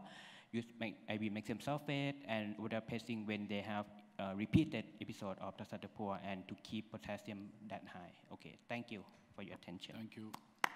Thank you, Ritrak, for this very nice presentation. Any question from the floor? Maybe just one question. Okay, so it was so clear that we all understood everything. Yeah, I have asked them so many questions. They have no question at all, actually. Thank you. Thank you for your very attention. much. Okay, so we'll move rapidly to the second presentation. Dr. Sevile Vural. So Dr. Vural is Assistant Professor of Emergency Medicine at Yozgat Bozok University in Turkey.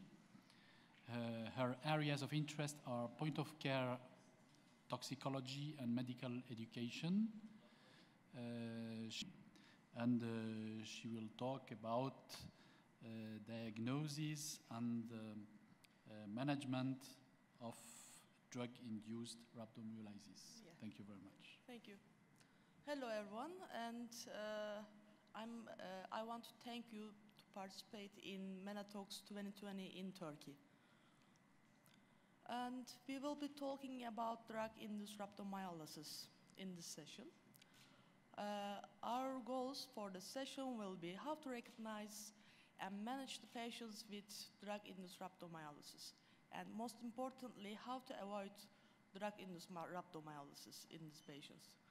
Unfortunately, the literature has very limited specific information about drug-induced rhabdomyolysis, and most of the reported papers are based on case reports, but we can come across with some specific topic which are on specific drugs, for example, statins, for example, propofol or MDMA. So we will talk much about rhabdomyolysis general principles for this issue. Rhabdomyolysis, aka rhabdo, or the other name for it, acute necrotizing myopathy. It's a life-threatening condition resulting from rapid destruction of skeletal muscle cells. So the consequence is release of intracellular constituents into the circulation. Luckily, it's a rare event, but drug-induced rhabdomyolysis cases are increasing in number. If we talk about data regarding rhabdo, majority of the cases are adult patients, and the for adults, trauma and the drugs are the major components. But in some studies, it's shown that most of the time, the cause is multifactorial, not only just drugs, not only immobilization. Generally, more than 2 reasons is present for most of the patients. Incidence for rhabdo is 100,000 per 100,000, 1.6. And incidence, for example, much specific point for statin-induced rhabdo, it's 0.3 to 13.5 per 1 million numbers. Most important concerns about the rhabdomyolysis is acute renal failure development, and it's present in 10 to 40% of the cases, and the mortality numbers are not so low as we expected. Rhabdomyolysis etiology is commonly classified in 3 major groups, and the drug-induced rhabdomyolysis belongs to non-traumatic, non-exertional group. Most of the time, for physicians, the natural link between this situation and the results going to rhabdomyolysis or acute renal failure is quite evident. For example, in a patient trapped under a rock, of course, you immediately think about this patient will suffer from, is suffering from crash syndrome, and probably he or she will suffer from acute renal failure. But in case of drug-induced rhabdomyolysis, the natural link is not quite easy, even for physicians, even for emergency doctors, even though if you are a toxicologist. And that's one of the reasons that's the more silent presentation. But it's not that, it's not all. For example, again, if you think in general, a target organ for toxicology, a drug toxicology generally targets an organ, and the most specific ones that we think that it could be central nervous system, it could be liver, it can be kidney, yeah, or it can be even skin. But we do not expect a skeletal muscle cell as a target organ of a toxicological state. So it's in summary, it's an unusual organ for us. More silent presentation, as I mentioned before. It was uncommon in the past because, as you know, the drugs we prescribed is such low in number. But in nowadays and in the future, it will be increasing. And another one, that the complications can be prevented and reversed by early diagnosis and the high clinical suspicion. There are some clues that we can increase the natural link for a physician. For example, lack of pre-existing muscular symptoms. For example, lack of any other causes for the myopathy. Or the presence of a reasonable temporal relationship between the start of the treatment or change of the dose of the treatment or the appearance of the symptoms. And lastly, maybe partial or complete resolution of the symptoms after the drug is withdrawn can give us a clue about it can be drug-induced. The main groups of drugs that related with the drug-induced rhabdomyolysis is the prescribed drugs by us in our daily clinical routine. And the others are alcohol and the illicit drugs like heroin, like cocaine or amphetamine or what else? Lots of choices. The prescribed drugs or the drugs we use in our clinical routine have a huge list. The list is quite crowded. For example, in the list, you can see antipyretics, you can see antibiotics, you can see antidepressants, you can see antipsychotics, you can see analgesics, you can see benzos, you can see lots of drugs that cause rhabdomyolysis. But we have to be extra careful, especially about statins, lipid-lowering drugs. There are some novel drugs about the related with drug-induced rhabdomyolysis.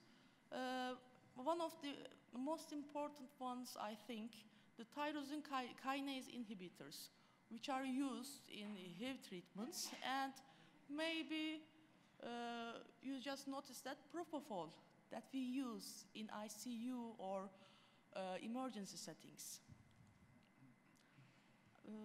When I am working on this session, on this topic, I just realized, is there any internet resources for helping physicians, helping me? And I just came across a website, www.adratlas.com.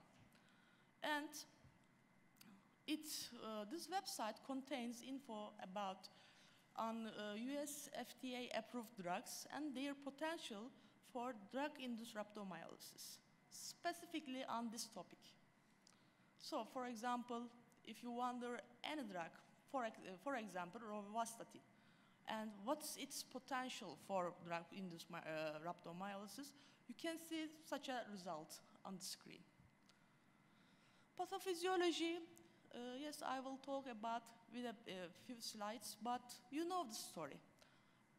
The basic pathophysiology is common for all etiologies of rhabdomyolysis. Muscle injury, the origin point of it.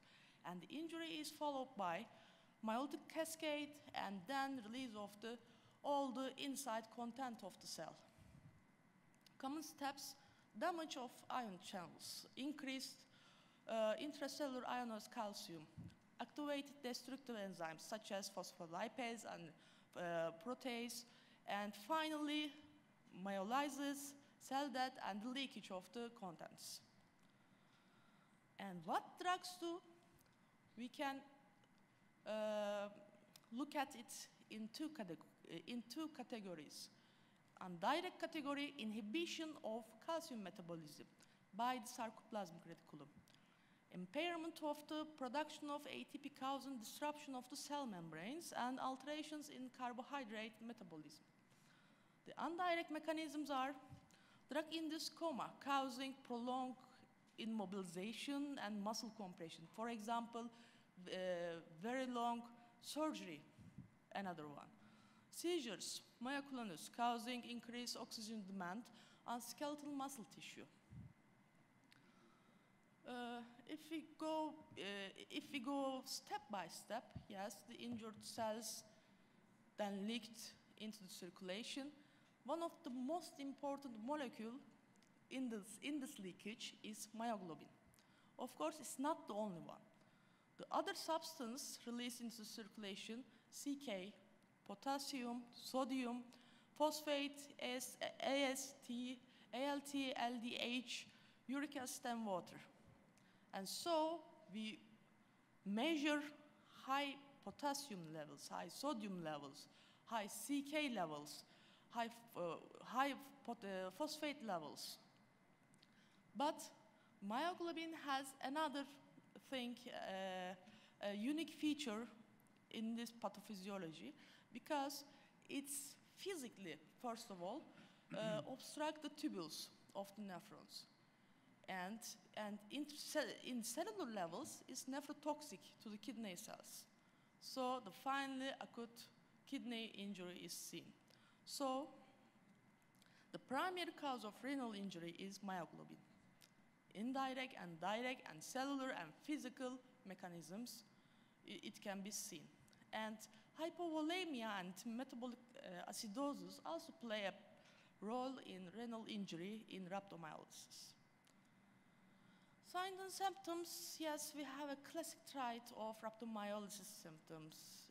It contains weakness, muscle aches, and tea-colored urine, but only less than 10% of the patients has a classic triad. And more than half of the patients do not complain about any muscle pain or weakness. And tea-colored urine, yes, it's very specific for this situation, but only seen in 3.6% of the patients. So, if we are going to talk about signs and symptoms, we can say that patients probably present without any signs or symptoms. Risk factors: female gender, older age, concomitant diseases, and multi-drug use are the reported risk factors for drug-induced rhabdomyolysis. Also, if we want to risk assessment about which patients go to do acute renal failure, what's the ratio of this, there is McMocan scoring system, but it's not very specific. It's a general scoring system for all rhabdomyolysis cases. Diagnostic tools: we have urinary analysis, blood, EKG, imaging, and muscle biopsy options. And most of the time, we use urinary and blood tests. And of course, EKG. Urinary analysis can be done by macroscopically or microscopically, and dipstick tests. For example, on macroscopic appearance,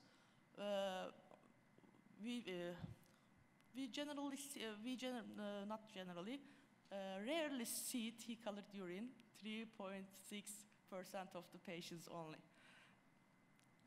In dipstick test, yes, there is blood.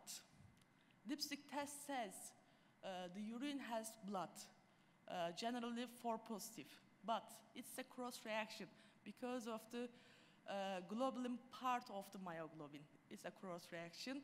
In fact, on microscopy, you will see no blood cells. Because of that, this test, urinary myoglobinuria positivity, is not specific. And another point of urinary analysis, myoglobinuria is not always visible or may be resolved early because of very, very short half-life. So this test cannot exclude the diagnosis. Another one, urinary analysis on macroscopic. As we said, we will not see any red blood cells. Diagnostics, we have to check lots of things on blood tests. If you start with serum myoglobin, as the urinary myoglobin, serum myoglobin has some limitations. Because of the short half-life, it rises and drops much faster. It just took 1 or 6 hours after the injury, so it's not very helpful for us, and very low negative predictive value. But serum CK has lots of advantages. Most importantly, it is the most sensitive indicator of the muscle damage. Rise approximately 2 to 12 hours after the onset, peaks within the same day, and declines gradually. Even the declination rate is relatively constant for CK, and degree of elevation correlates with the amount of injury. If you have at 1,000, yes, you have an injury. If you are at 5,000, approximately you have 4 or 5 times more injured muscle mass. Electrolytes, we have to check this potassium, sodium, calcium, and phosphorus, and we have to treat them as their specific treatment. We have to check the patient's renal functions and liver tests, and probably you will see high serum liver function tests in these patients. Also, we have arterial blood gas analysis for hypoxia, for electrolyte disorders or acidosis. Coagulation panel for DIC evaluation. Cardiac panel maybe, but generally falsely elevated, especially in elderly population, and toxicology panel for ethanol, THC, and MDMA. EKG show lots of things regarding electrolyte imbalance, especially due to hyperkalemia. The other options are, for example, imaging. Of course, not the prior one, but it can be needed during the ruling out or differential diagnosis processes. And muscle biopsy, it can reveal necrotic or fragmented muscle fibers, but it's not usually done for routine evaluation of these patients. Until we reach an exact drug-induced rhabdomyolysis diagnosis, we have to deal with lots of conditions as listed here. So you can see you have to differentiate, exclude sepsis, inflammatory myositis, burns, in child abuse, neglect, or ethanol toxicity, and moreover. Complications can be divided into 2 main groups, local and systemic ones. In isolated drug-induced patients, rhabdomyolysis patients, we do not expect so much local complications like second wave phenomenon or compartment syndrome, but please remember that even the patients have drug-induced rhabdomyolysis, the patients may have multifactorial states. The systemic complications divided into two subgroups, early and late. We call them early and late, but one of them is in the first 12 hours, the second one is in the second 12 hours, in fact. And even if it's early, even if it's late, the consequence is always life-threatening. Please remember that. And the complications are, I think you already know all these complications. Management, there is not a defined, approved guidelines for treating rhabdomyolysis or drug-induced rhabdomyolysis, and we still go with the general rhabdomyolysis general principles. And of course, our initial priority is airway ventilation and perfusion.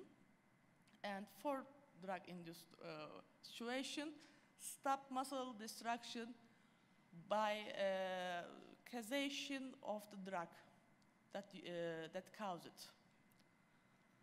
If we go point by point, eliminate exposure to the toxic agent. Begin BLS and symptomatic treatment immediately.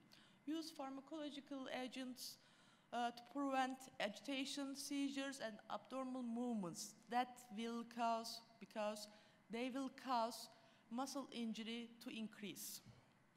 External cooling in the state of hyperthermia. Benzos to control muscle hyperactivity.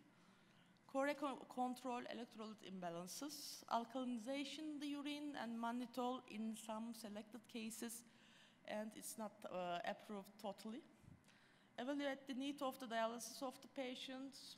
Monitor the patients in all the way, hemodynamically, in fluid intake and urine output. Just monitor the patients. And of course, the other things, for example, check limbs for compartments, syndromes, further investigation to uncover the underlying causes or possible complications. And avoid prostaglandin inhibitors such as NSAIDs because they have vasoconstrictive effects on the kidneys. The general principles are that, but I have to talk about just for a few minutes on hydration, bicarbonate, and mannitol, because as I said before, there is no approved general protocol for all of them, in fact. First goal, correct hypovolemia to decrease the risk of acute renal failure. But our target is not normovolemia in this patient. Our target is hypervolemia in these patients, to flush the urinary system of these patients, to exclude the myoglobin casts in the tubules. So more fluid to save the kidneys. Because of that, hydration therapy is generally emphasized as hyperhydration, vigorous hydration, or excessive fluid resuscitation. But fluid types and rates are not well defined, but normal saline is a good option because it does not contain neither lactate or nor any potassium. The goal is a urine output of 150 to 200 milliliter per liter at an infusion rate of 1.5 liter per hour. Sodium bicarbonate and mannitol in some selected cases, but there are controversial information in the literature. Generally, alkalization is helpful because the main goal is a higher pH, urine pH. By that, we can achieve to decrease the nephrotoxicity of the myoglobin with high pH. But mannitol, yes, it's believed that it acts as a free radical scavenger, minimizing the cell injury. Also, mannitol has a vasodilatory effect on kidneys, but it's still controversial. And lastly, one of the controversial information, there are some studies, not just one study, by the way.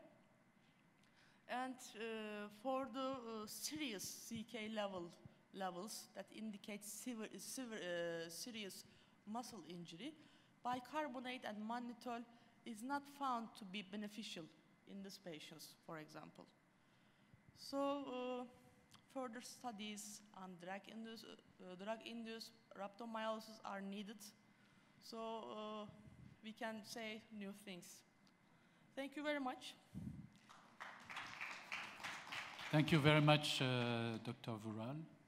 Any questions? He works in the emergency department of Sydney Medical School in Sydney, New South Wales, and is also the toxicologist of the Western Sydney Toxicology Service. And we have the great pleasure that he will talk about the new N-acetylcysteine regimen in acetaminophen poisoning. This is a very difficult theme because there are so many protocols now.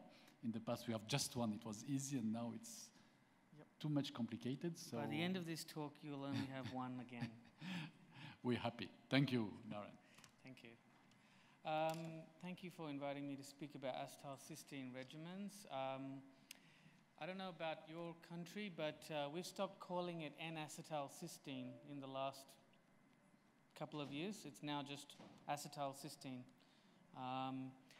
I don't think I need to remind you about the metabolism of paracetamol, but I just get you to keep your mind about NABQI as the hepatotoxic metabolite, which is formed from P450 enzyme metabolism, which then is detoxified. This is the traditional model of paracetamol metabolism and how it's detoxified. NAC is an acetyl moiety that is hitched onto the amino acid L-cysteine. So you can see the colored bit is the acetyl bit, and the rest of it is your normal cysteine molecule. What does it do? It's true, yes, it provides self-hydryl groups and promotes the creation of glutathione, but it also has other properties like scavenging antioxidants and provides some level of protection against free radical formation. But what started happening once N-acetylcysteine became a very prominent player in the antidote for paracetamol poisoning in the 70s is we started seeing adverse effects to acetylcysteine in the early 80s. And predominantly it was GI and skin. They were the predominant adverse reactions that people were seeing. When it started being given intravenously, the commonest error was somebody ordering it tenfold errors. So instead of giving 17 grams in a liter, they gave 170 grams in a liter. And these were not thought to be anaphylactic, and I'll tell you why in a minute, but non-anaphylactic, but anaphylactoid and non-allergic, so they were termed NAAR or NAR, and I'll talk about what that is.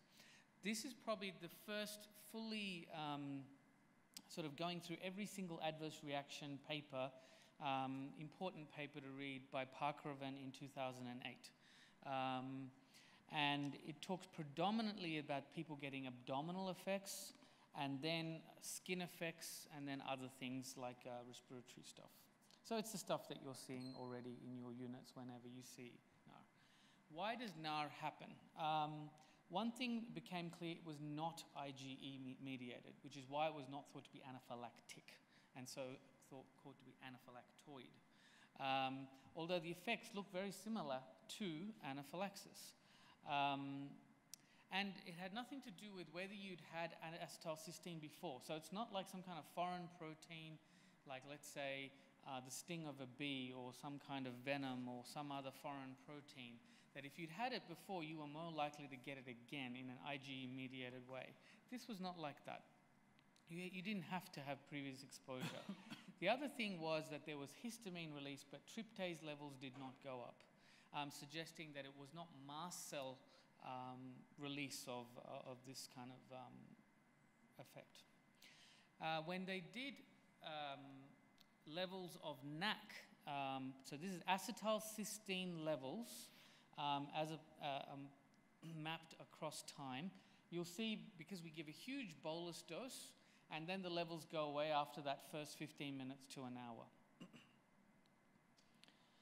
And then if you match that to what was happening to histamine levels, about, depending on how fast you gave that first one, if you gave it in 15 minutes, like the original papers, then your histamine levels rose soon after that. And so that's why people often saw that reaction when the second bag started.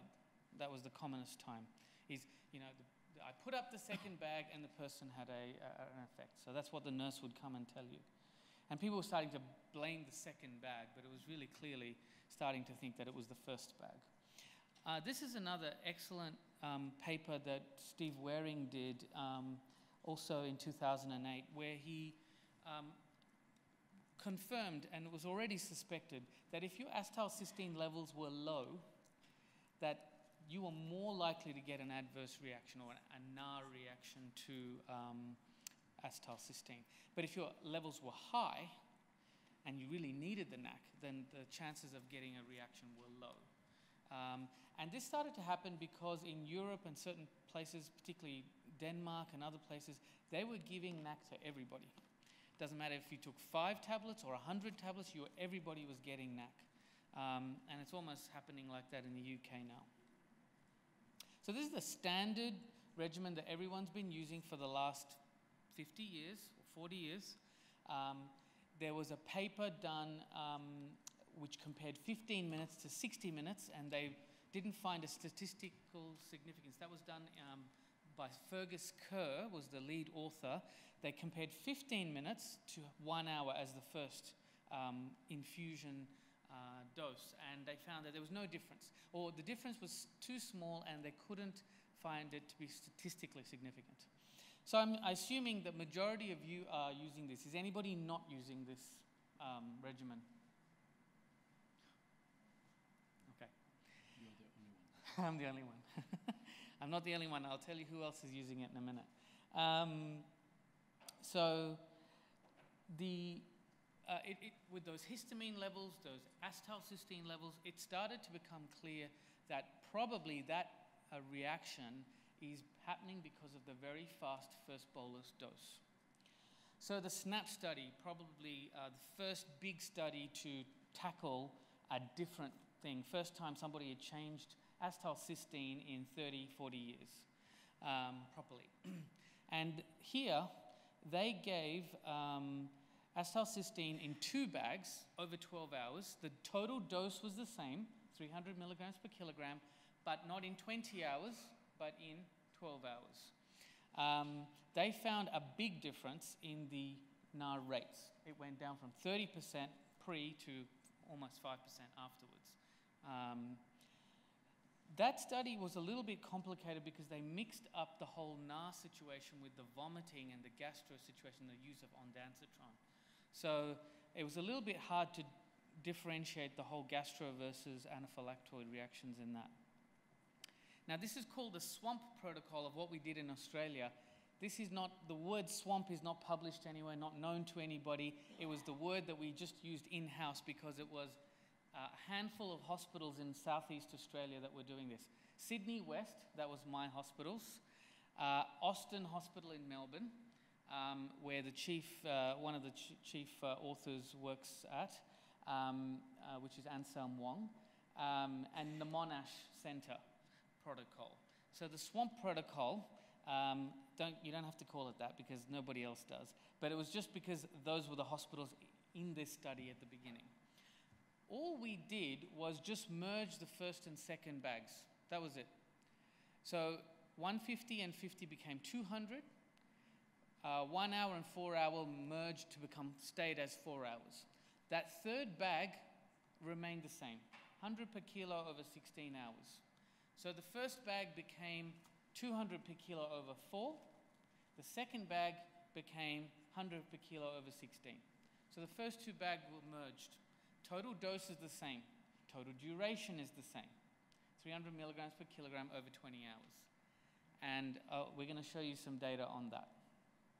This is our data from Western Sydney. The chief author for our paper was Richard McNulty, who's one of our clinical toxicologists. He and they worked very hard to make sure that they captured everybody. It was a retrospective study, so that's a limitation, but we're pretty sure we didn't miss any doses of NAC. There was a 66% relative reduction in adverse events if you switched from the 3-bag to the 2-bag. If you just compared severe effects, so that's people who became hypotensive, had breathlessness or any kind of skin swelling, there was a 77% reduction for those people, relative reduction. And there was a similar 60+% reduction in the use of anti-allergy medications like antihistamines and steroids. Now, if you compare that study and do a meta-analysis of other similar studies, so Anselm in Melbourne did his own study. That's the one that's number 4 on the list, that's Wong. Very similar results to ours with the odds ratio 0.39 versus 0.32 for us.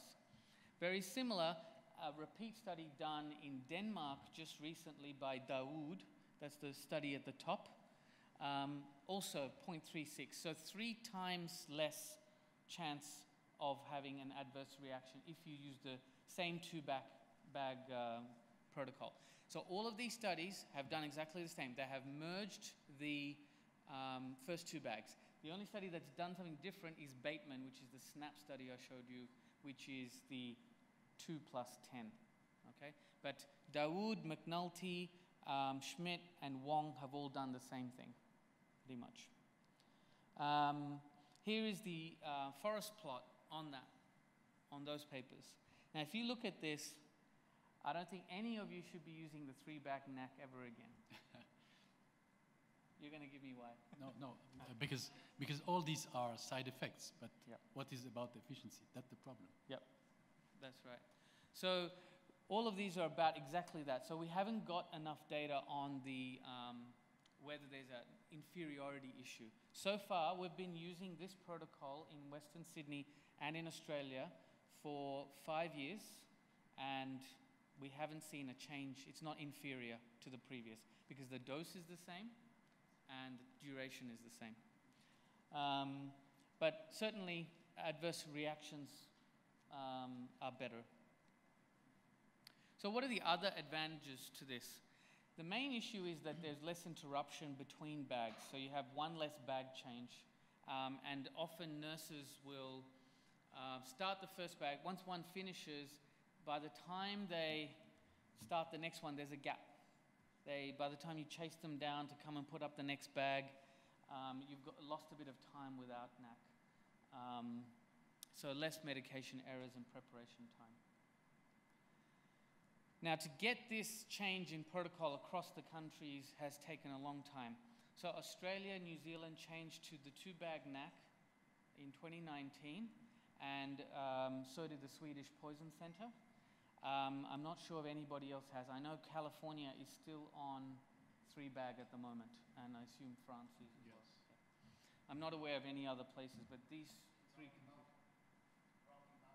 Rocky Mountain has changed? Oh, okay, great. Oh, okay, thanks. Great. And so what we're waiting for are these non-inferiority studies to see whether there's any difference, but I think it's unlikely at the moment. What's coming down the track is NAC Stop. NAC Stop's a study we're just about to publish shortly.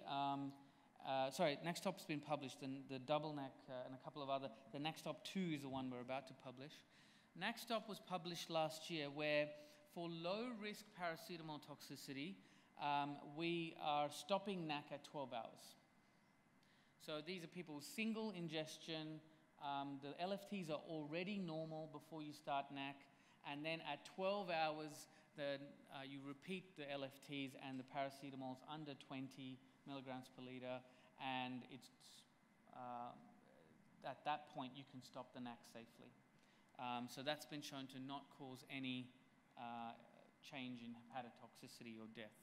So we think that in these low-risk patients, that you can probably stop NAC at 12 hours. NACSTOP 2 is still to be published, so I won't talk about that because Ansam should talk about that. It's his paper. The other thing that we're doing is double NAC. I know this is practiced in California and other places as well, and that is if at any point your result is double the nomogram line. So this is the nomogram line that we use in Australia, which is the same as in the US.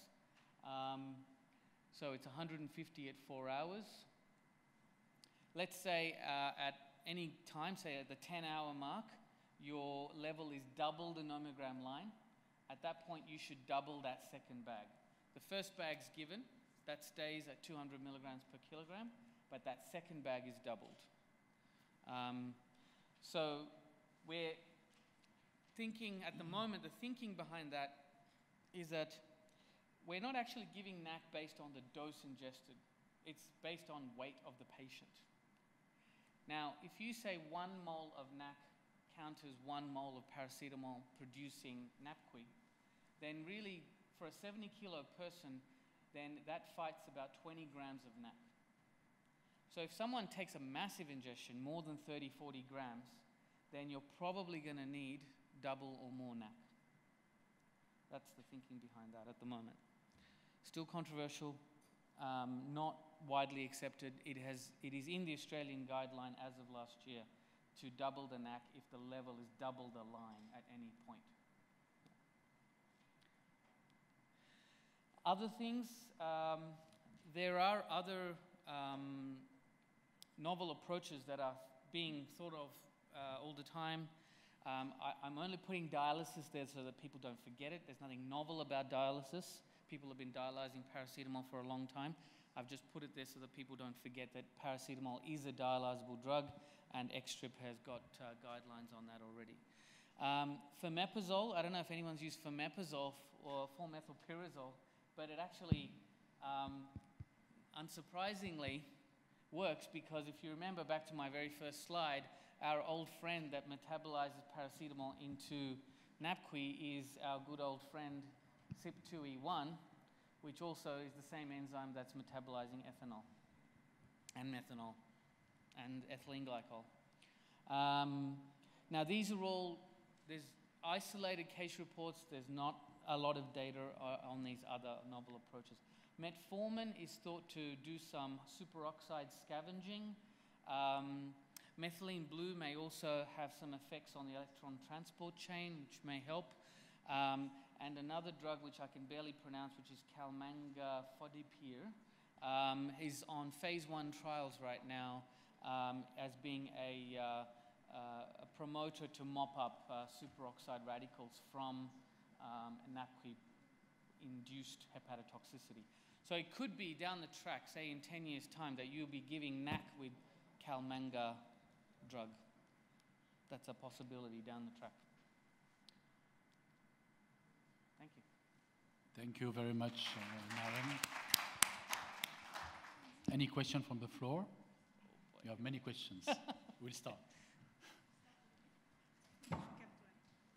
Okay, so thank you so much for this presentation. It's very interesting. I have 2 questions, basically.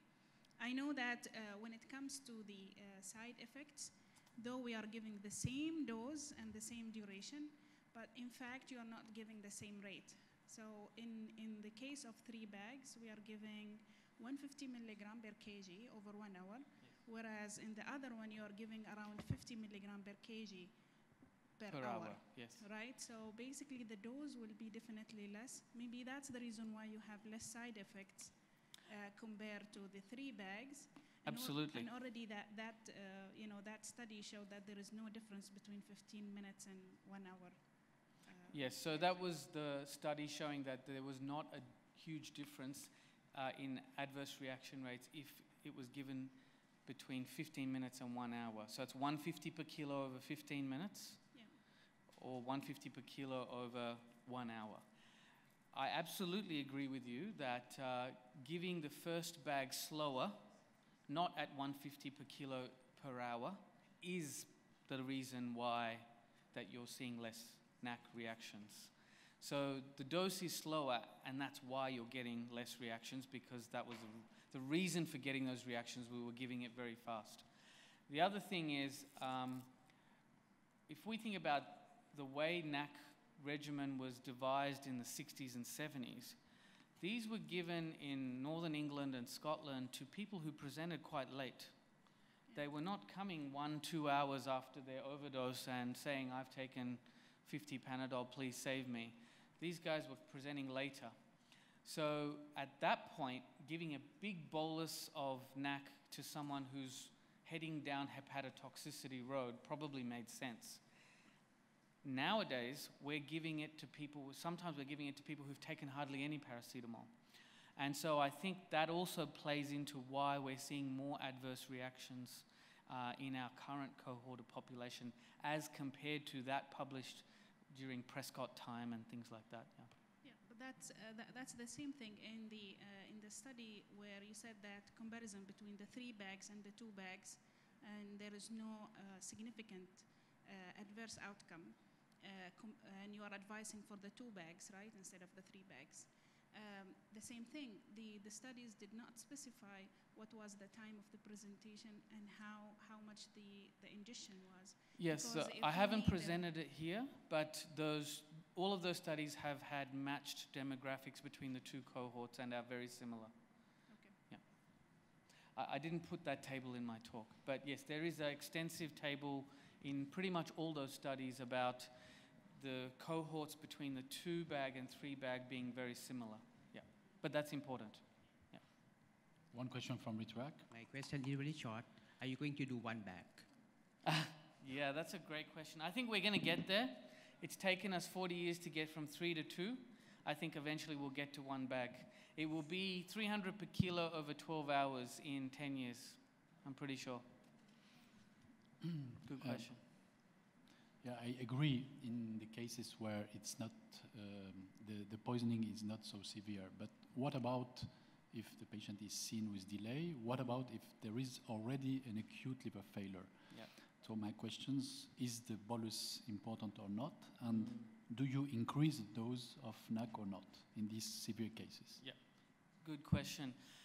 I think in those people with either established hepatotoxicity or ones that present late, giving 150 per kilo over 1 hour versus 200 per kilo over 4 hours in that later presentation, I suspect there's very little difference in that. I think it's going to be okay. Because these guys present maybe 12, 20 hours there. So whether they get it within 1 hour or 4 hours is probably not as big a deal as the fact that they need more over a longer period of time, which is why in those scenarios with established hepatotoxicity, we are already doubling that 2nd bag. We are already doubling or tripling if the level is really high. So you double if there is an elevation in transaminases? Yeah, even though the paracetamol concentration is low? Absolutely, yeah. Okay. Yeah. Any other question? You can double or just give it for longer. Yeah. All right, longer, okay. Any other question? Okay, thank you very much for this very interesting presentation. And we'll move. Good afternoon, everybody.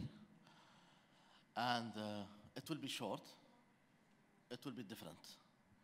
So I'm going to talk about the concept of are we ready to deal with any botulinum cases. So I will start with a small story, which has a regional or sub-regional importance, and then come with lessons learned, which is about 3 or 4 points.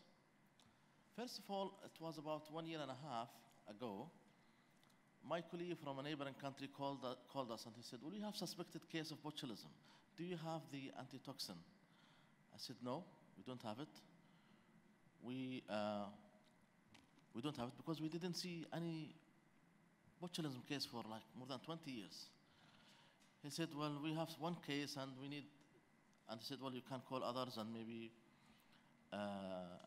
international centers or other countries, or maybe WHO. Then they called me, they said, oh, it is not botulism. Then I was talking to my colleagues, shall we have some of this antitoxin? What about diagnosis? They said, well, it's an old disease, we don't get it. And this year, a family of Egyptian family in Qatar, the father, son, and daughter were affected, were admitted. It was really a new cluster of cases that are really, we didn't see it for a long time. Many of our colleagues, they say, well, this is in the textbook. So they were calling each other, come, see, we have an interesting case, and we don't need to miss it, because we may don't get it for another few years. So it was diagnosed clinically as botulism toxins. They were Egyptians, and we know that Egyptians are maybe one of the most affected countries in our region, because they have what they call Shem and Nasim holidays, where they cook fish and make it they store it in special jars where it's really anaerobic conditions, and it favors the growth of botulism. So we were investigating how to deal with this case. We don't have the diagnostic in our lab. We don't have the antitoxins. We have antibiotics and supportive, and some of them were intubated. And then we want the antitoxin. What shall we do? So I called WHO office, our regional office in Cairo, and they said, we don't have it. Okay, what about the headquarters in Geneva? Well, actually, it finished. There's an order, and it might take a few weeks or so. That was really a bad situation. And we know that Egypt has it, because Egypt always prepared to have some cases, and every year there is 100 vials coming specifically to Egypt.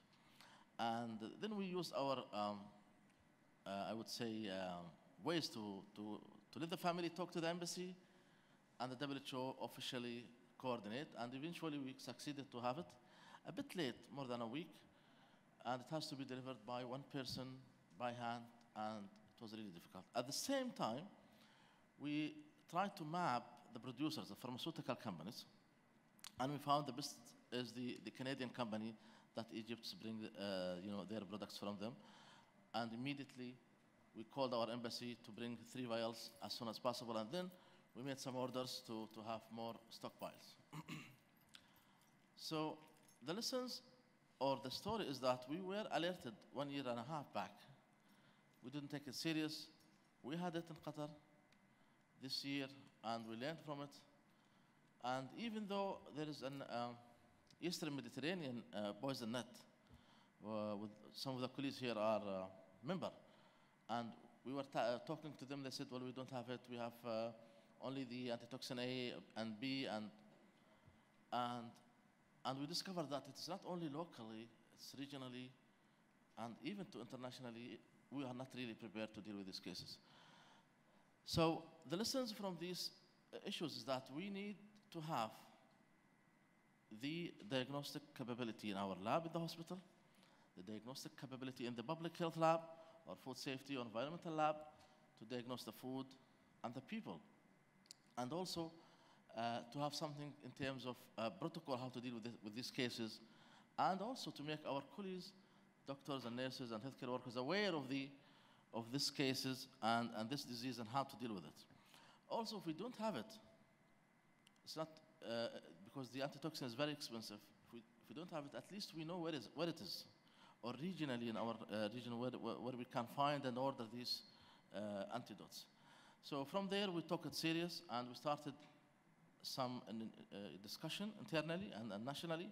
And also, we took that serious to our IMRO office with WHO in terms of mapping our region, and also identifying how many vials in each country, and then make it regularly reported. In case any country needs, we can provide them, even with cost, sometimes without cost. And in our case, Egypt gave it to us for free because it was affecting Egyptian family. So the lesson or the message here is that we need to have it as a package. Increase the awareness of healthcare workers, decision makers, lab, clinicians, and even international methods or ways to order it. And we used the IHR, the International Health Regulation 2005, as a call for this treatment. So basically, I'm just raising the awareness is that although it is quite rare, but sometimes you will get it and sometimes you get it in a big volume, not only one or two, maybe three or more. So we were lucky to have three. All of them survived, but took a long time to recover. But we were really worried about them. So they were, alhamdulillah, we had a very equipped intensive care unit. So some of them were the three of them were intubated, but some of them stayed 2 months. The father stayed about more than 2 months, but eventually they recovered. But it is really bad because we didn't give them the treatment initially. Otherwise, it would be speedy recovery. And this is basically what I need to say, increase the awareness, and thank you very much indeed. Thank you. Is there any question? So if I understood, you have a project of mapping in the MENA region where the anatoxin are present, where the antidotes are present? Yeah, we agreed with the IMRO office to start and do it with them together. So it becomes more official from IMRO and with our inputs in it. Okay. Because I guess that in many countries, there are no supply and no possibilities to get the antidote. And at the moment, we are in the process of recruiting 12 vials for this year, minimum. Okay. Any question?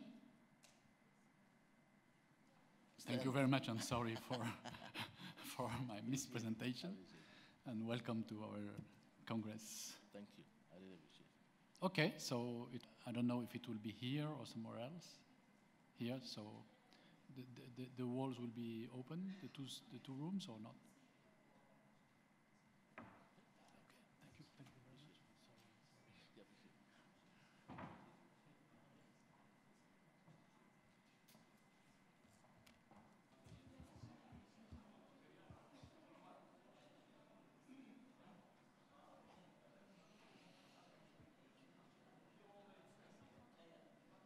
Welcome, everyone. Sorry for the delay. We ran behind a little bit, so I apologize. But we wanted to just close the main scientific conference with this ceremony. RJ, Dr. Hoffman, for the abstract. So we will keep this short, very concise. We have a few objectives.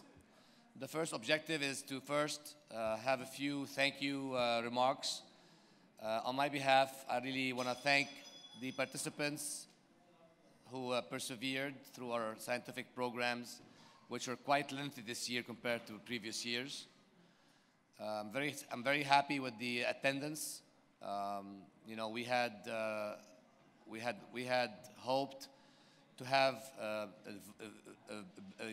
very vibrant and engaged attendance, and I think we did that. And this is not surprising considering our membership as well as IPAT's membership and passion for toxicology, which was very apparent.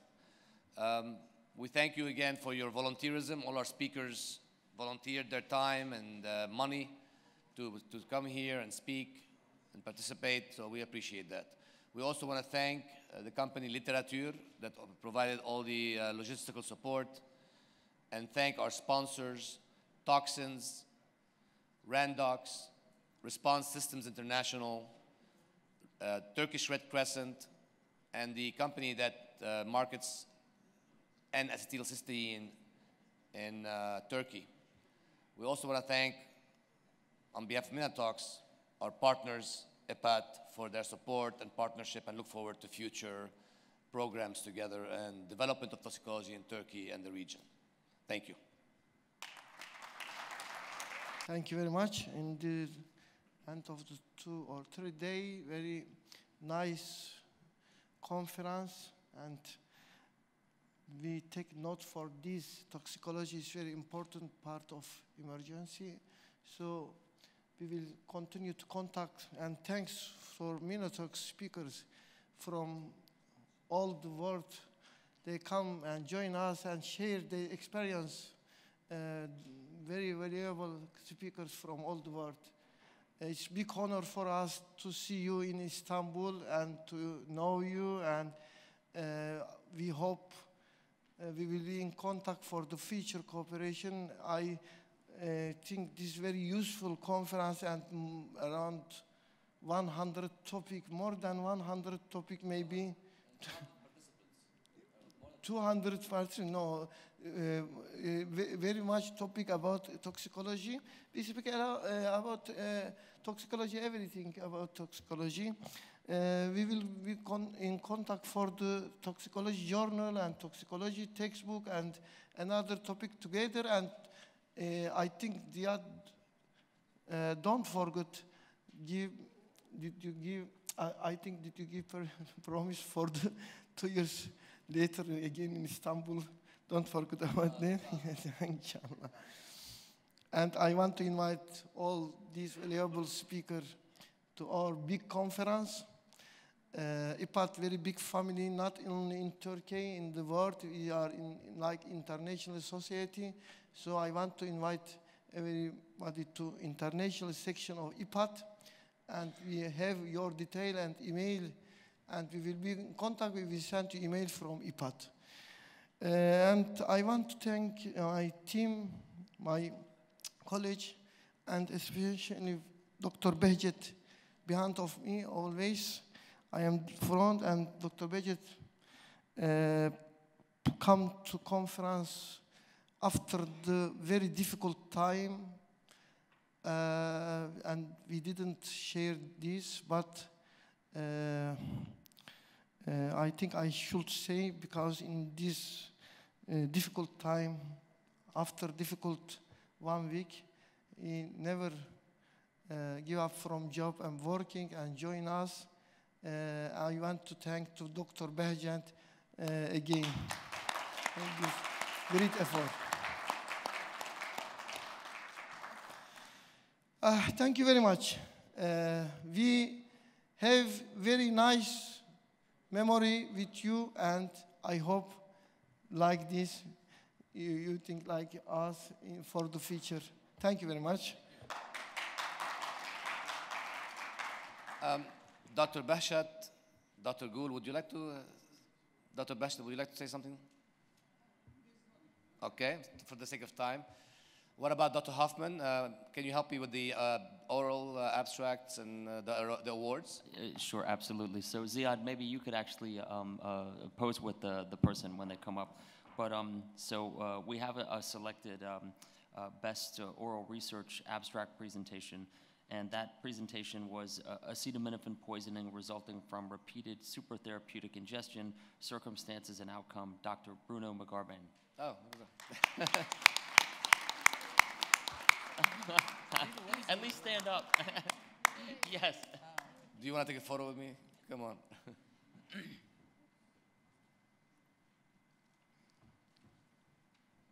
didn't realize this was. I was looking for the camera right there.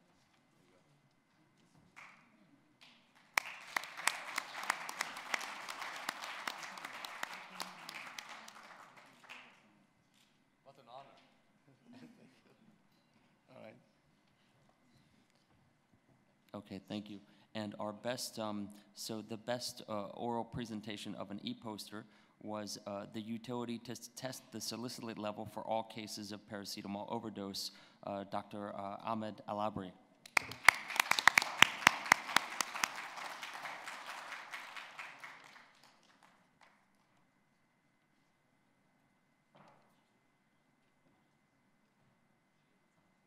Congratulations.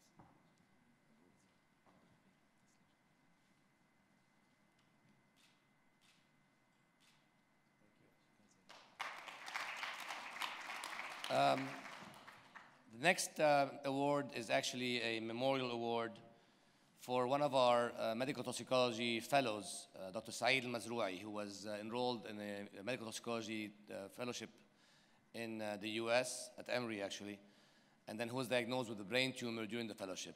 And he actually succumbed to his disease, leaving his family behind, unfortunately, and leaving many friends in Oman and the Middle East, North Africa region, and MENATOX particularly.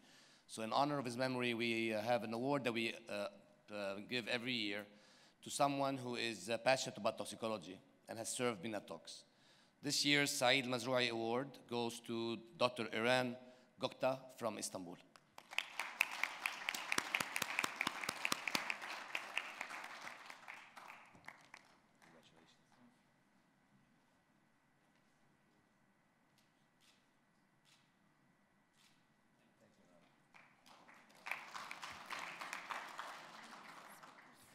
Last but not least, we would like to thank our speakers with a small souvenir from this conference. And I'm going to actually read the name of the speakers. If the speaker is not here, we will just basically move on down the list and we will save their souvenir and certificate till after the ceremony. We'll start with Mr. Nabil Ahmed, Dr. Ihab Aki, Dr. Peter Akupnunu, if you guys give you a heads up so you can start walking to the podium. Dr. Faride Agul, Dr. Bashatal, you are here already. Dr. Ibtihal Lattas, Dr. Suad Labri, Dr. Khaled Laufi, Dr. Anwar Al-Awadhi, Dr. Hassan Al-Balushi,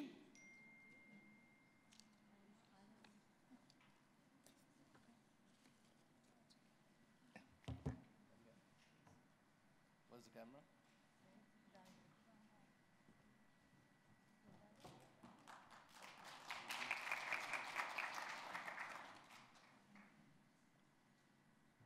Dr. Jalal Isa, Dr. Badriya. Somebody can read, and then I can stand on the camera. Thank you. Peter Akamoğlu. Buradan başla,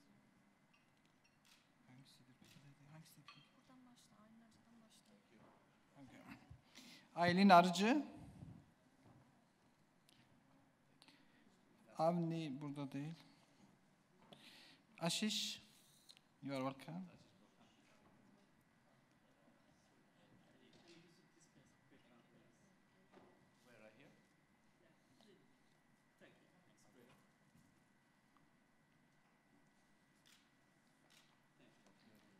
Ashish, is Eileen, please.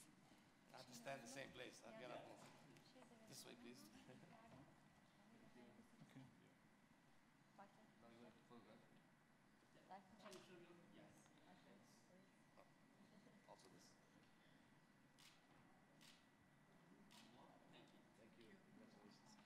Ashish. Sen devam et. Sen devam et. Ben bunları telaffuz edemiyorum, Arapçasını. Okay. Abdulatif Alumi. Atim.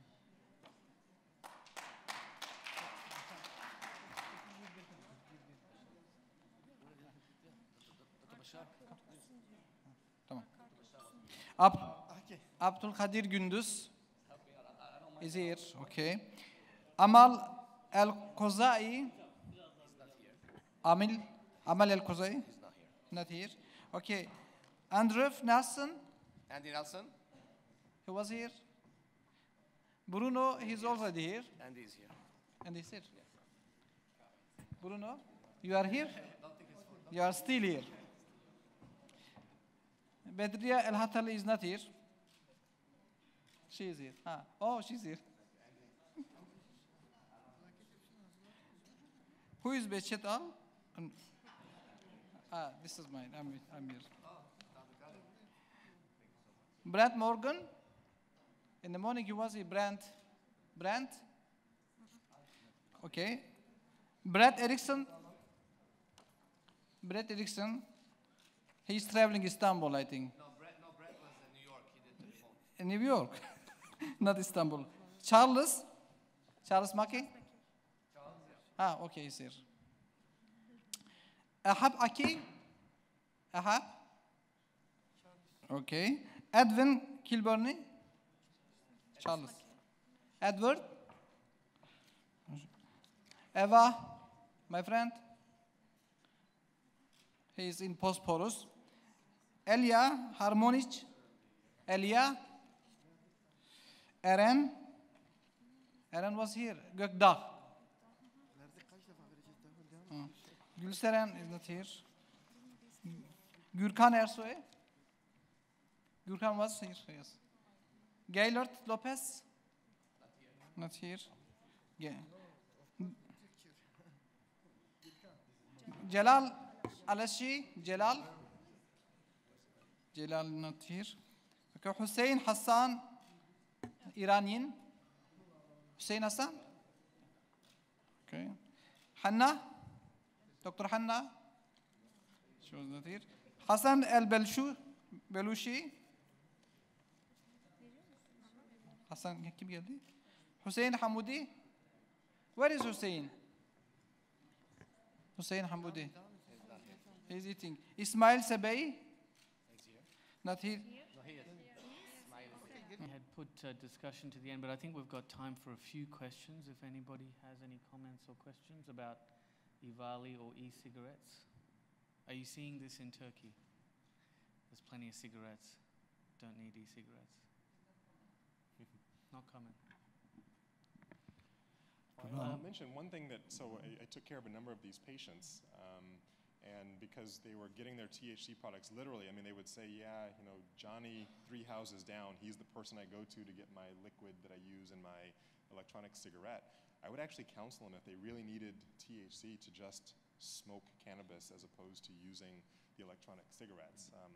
It's not the usual advice I would give someone as a physician or as a medical toxicologist, but I felt it was probably better that they use, if they're going to use drugs, that they use it in a way that's safer and than a way that was less safe in these cases. So there was some interesting conversations I had to have with patients about their drug use during this outbreak. So on that point, Trayvon, we found that in Australia that people who were never cigarette smokers had started taking this fashionable sort of smoking habit up. Is that what you're seeing? And were they tending to be the ones who are more on THC type, or because people shouldn't just suddenly start going on nicotine, you would think? Yeah, so that actually brings a lot more to nicotine marketing. So these electronic cigarettes were overtly marketed as an alternative to smoking, but were subversively marketed in a way that was attracting new, young nicotine users, primarily teenagers, in very fashionable ways. And as you can imagine, if you get a teenager addicted to nicotine, you've got a customer for life because nicotine is an addicting substance.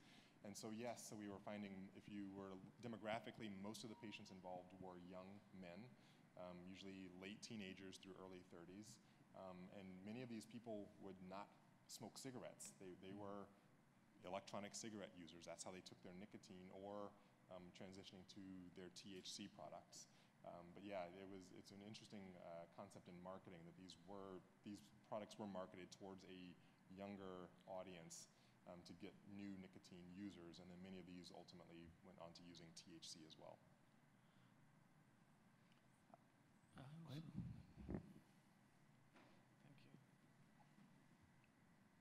Thank you. Excellent talk. I'm emergency physician and clinical toxicologist from Oman. One of the things I'm not sure if it came across you is, since 50% of my customers are actually pediatric age group, did you come across like that nicotine syrup being ingested by kids? And do you have any data for that? Because it's, when I was in US in San Francisco, we actually came across some of these cases where the kid got into his dad nicotine and that sort of thing. So yeah, so we do see these cases where, so these, you can imagine if this were smaller, you buy your nicotine liquid, your e-liquid to put into your device, you leave this container around somewhere, or a child can get into it and ingest a lot of nicotine and be quite ill. And so yes, that does happen. And so, like data for that? I would imagine we could get that data. I haven't looked specifically for that data, other than I know that has happened. I am aware of at least case reports. There may be case series as well. But that is certainly something that we talk about, and in kind of dealing with harm reduction, when we know of people who are using electronic cigarettes, particularly of their refillable tanks. So many of the products you can just go buy a cartridge that's got liquid in it, and you just put it in the device and use it.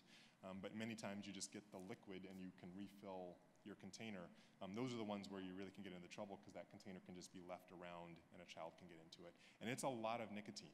This is actually an interesting piece with the electronic cigarette use, is as opposed to smoking a cigarette where you have to light the cigarette, actively smoke it, etc., you can have a lot of nicotine in that e-liquid, high concentration that you just puff on all the time.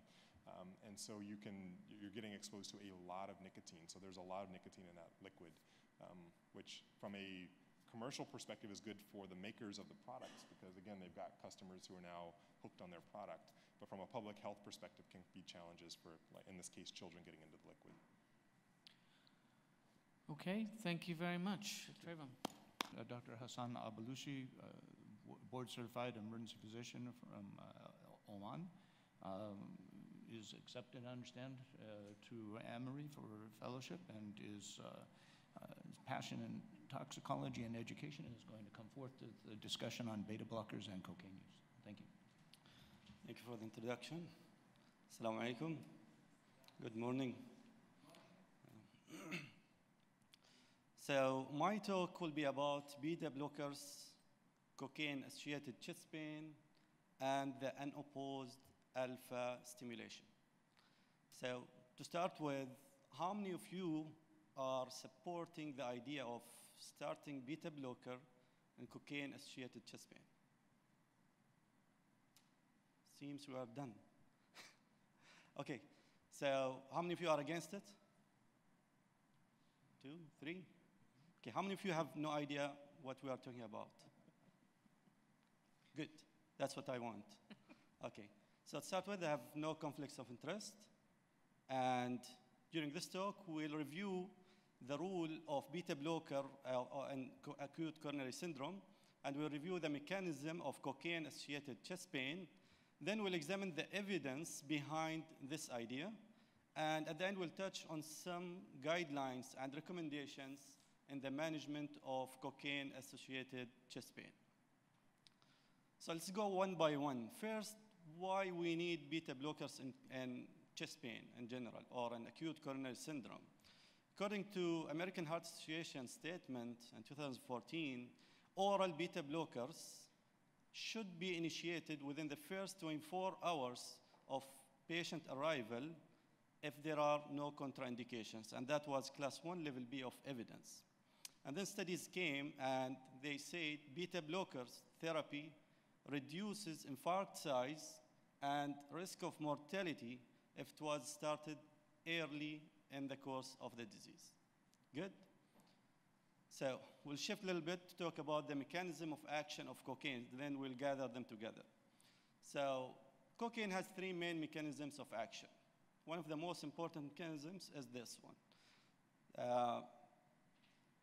which is it prevents the reuptake of dopamine and other catecholamines from the synaptic cleft.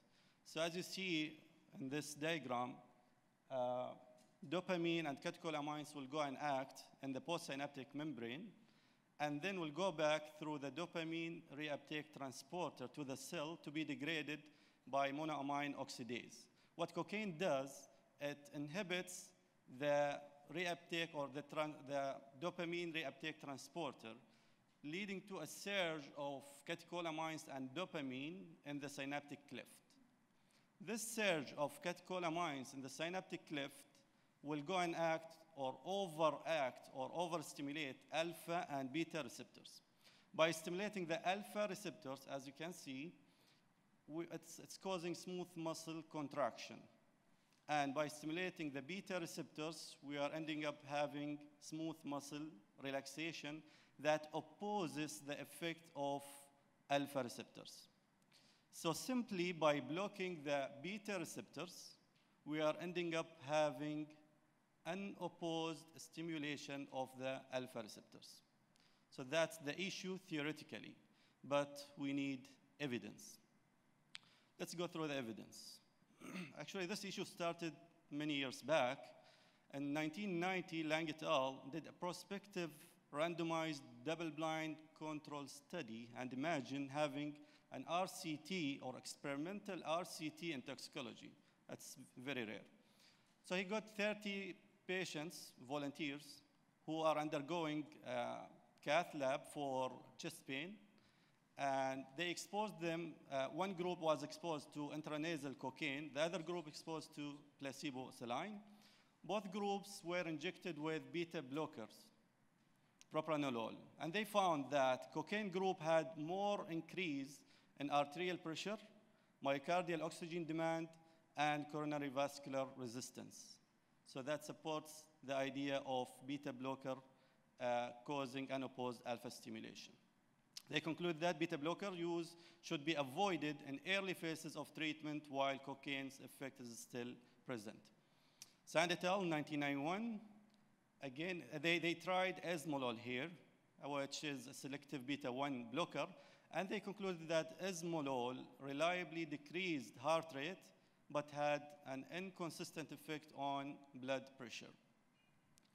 After that, 1993, Boyer et al., they used labetalol as being an alpha-1 blocker.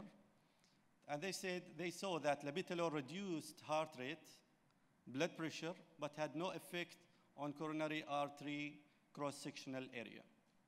And they concluded that it might be alpha-1 antagonism unique to labetalol that was responsible for these reported outcomes.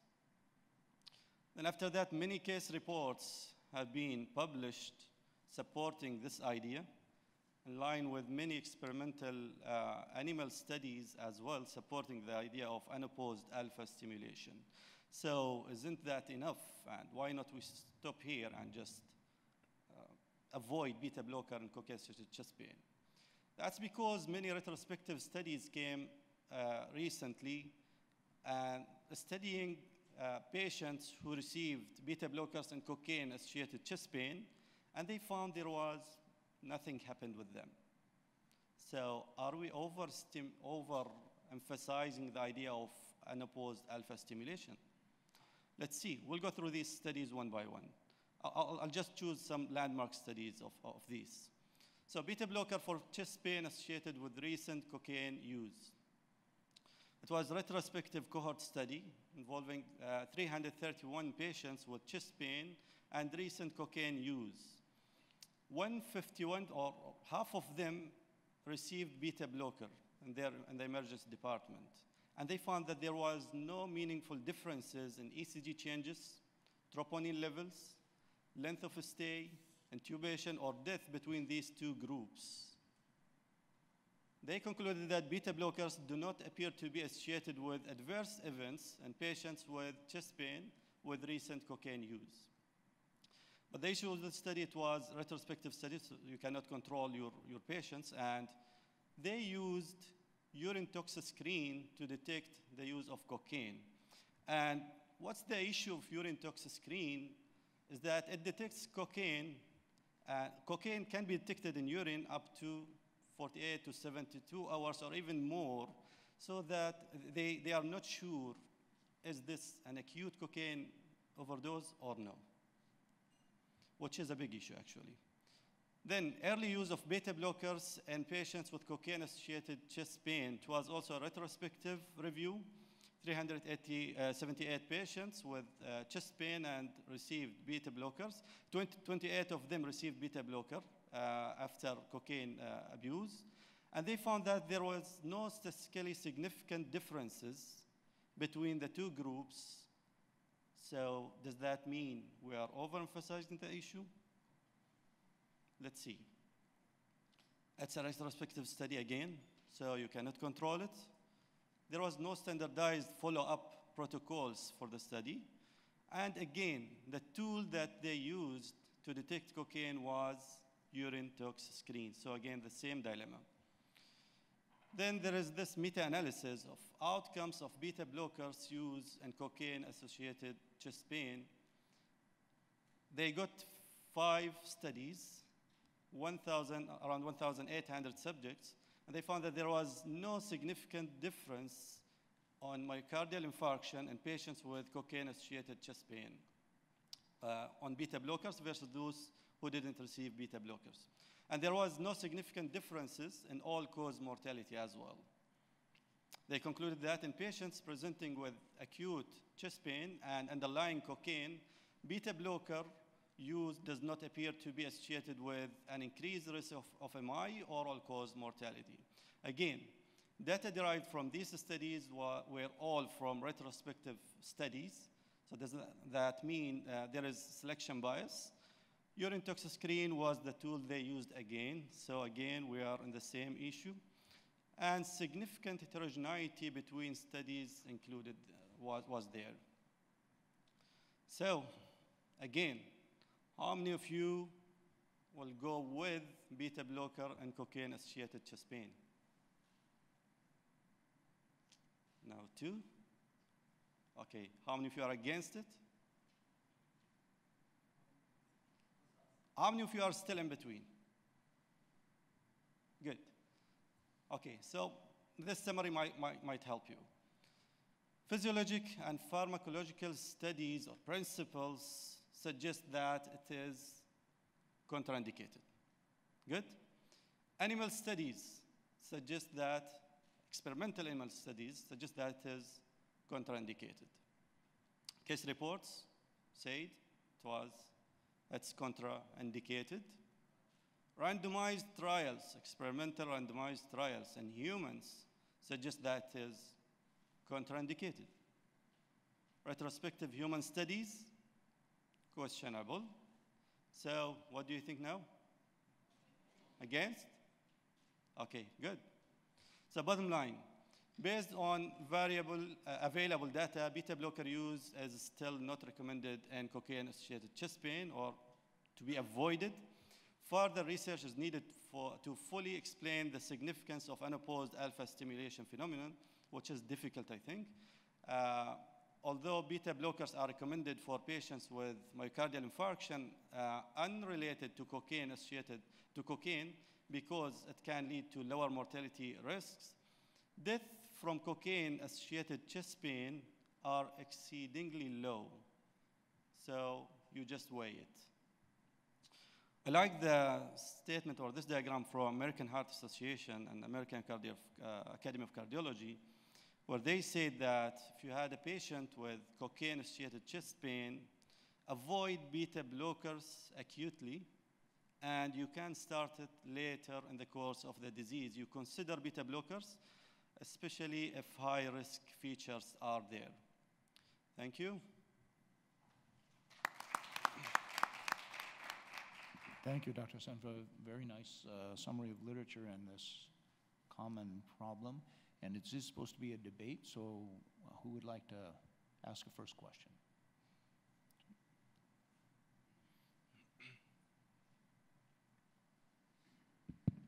Thank you very much for your this nice talk.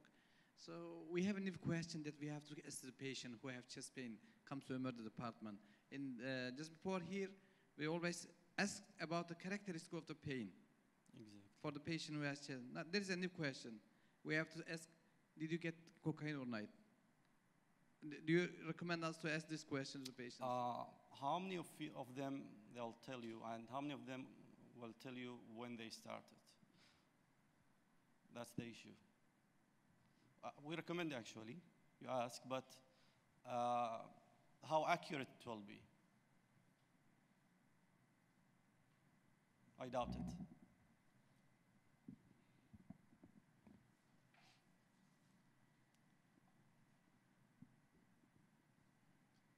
Thanks, Hassan, for an excellent talk. I like his comment. Actually, in young age group, it's actually one of the predictive risk factors for having cardiac events. So we usually ask, and sometimes the way that you want, if you want them really to respond to you nicely, tell them like, it will make me save your life. I'm not like, I'm trying to help you, and I'm just want to make sure that you don't have serious issue regarding the drug. And they will tell you. I remember one of my first case of acute MI, cocaine-induced, you know, his friends brought him, and when we actually were dealing with him seriously and he was rushed to the cath lab initially, they got so scared, and it's like, what did he do? And all of them, they were actually high on cocaine, it seems, and they got scared that all of them actually had told us, okay, we were doing this. Are we going to get the same thing? So it's just like to bring to them, it's something that can actually cause serious effect. We are just trying to help you. They will tell you the information. Fortunately, cocaine is not something common in my country. We don't see it just like once in a while.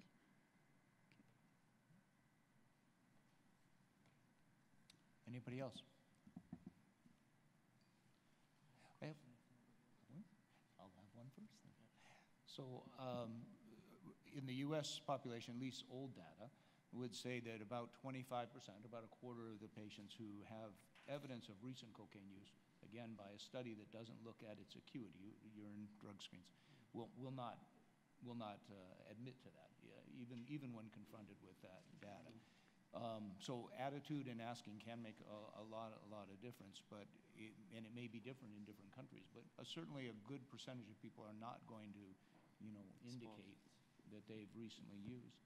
And as you demonstrated, a lot of the studies, if you do a meta-analysis of bad studies, you just have a larger number of bad studies to look at, and that isn't necessarily helpful. So.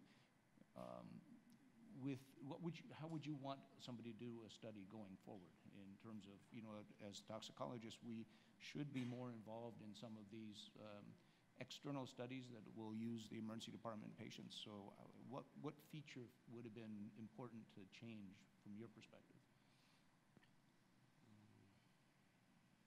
Actually, the best will be experimental studies, but it's difficult in toxicology, as you know. Again, large meta-analysis, more accurate, pooling more studies than rather only retrospective studies. So pooling all the other studies as well, it might help.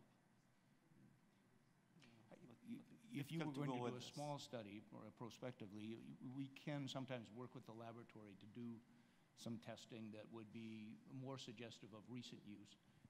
So you can sometimes use the laboratory as a friend rather than just accepting the results. That can sometimes help. But I think some of what you had mentioned, just in terms of letting people know that you're there to help them, you got to tell us the truth. But a lot of the patients with cocaine-associated chest pain are not having an acute coronary syndrome. So for them, those retrospective studies are correct. You could get away with it, but it may not be the best idea if they've actually got an MI and they've had cocaine use within the last few hours.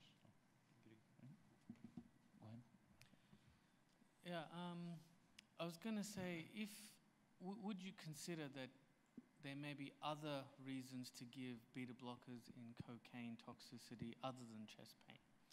And in those scenarios, would you consider beta blockers, and which one?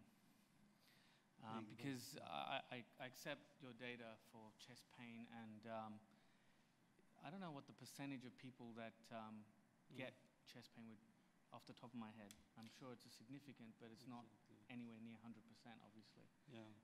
But what are your thoughts on other issues that we can use, that we need to use beta blockers in cocaine-associated, like patients presenting with agitation, hypertension. So beta blockers, one of the choices to relieve this hypertension. So here, other issues like thyroid storm in line with cocaine. So you need to go ahead with beta blocker to prevent the transformation of thyroxine. The experts here, they recommend phentolamine for beta blocker, for hypertension management, which is an alpha blocker. So we'll avoid the issue of unopposed alpha stimulation. Others also, if that didn't help and the patient went to malignant hypertension, or you can go ahead with nitroglycerin or nitroprusside.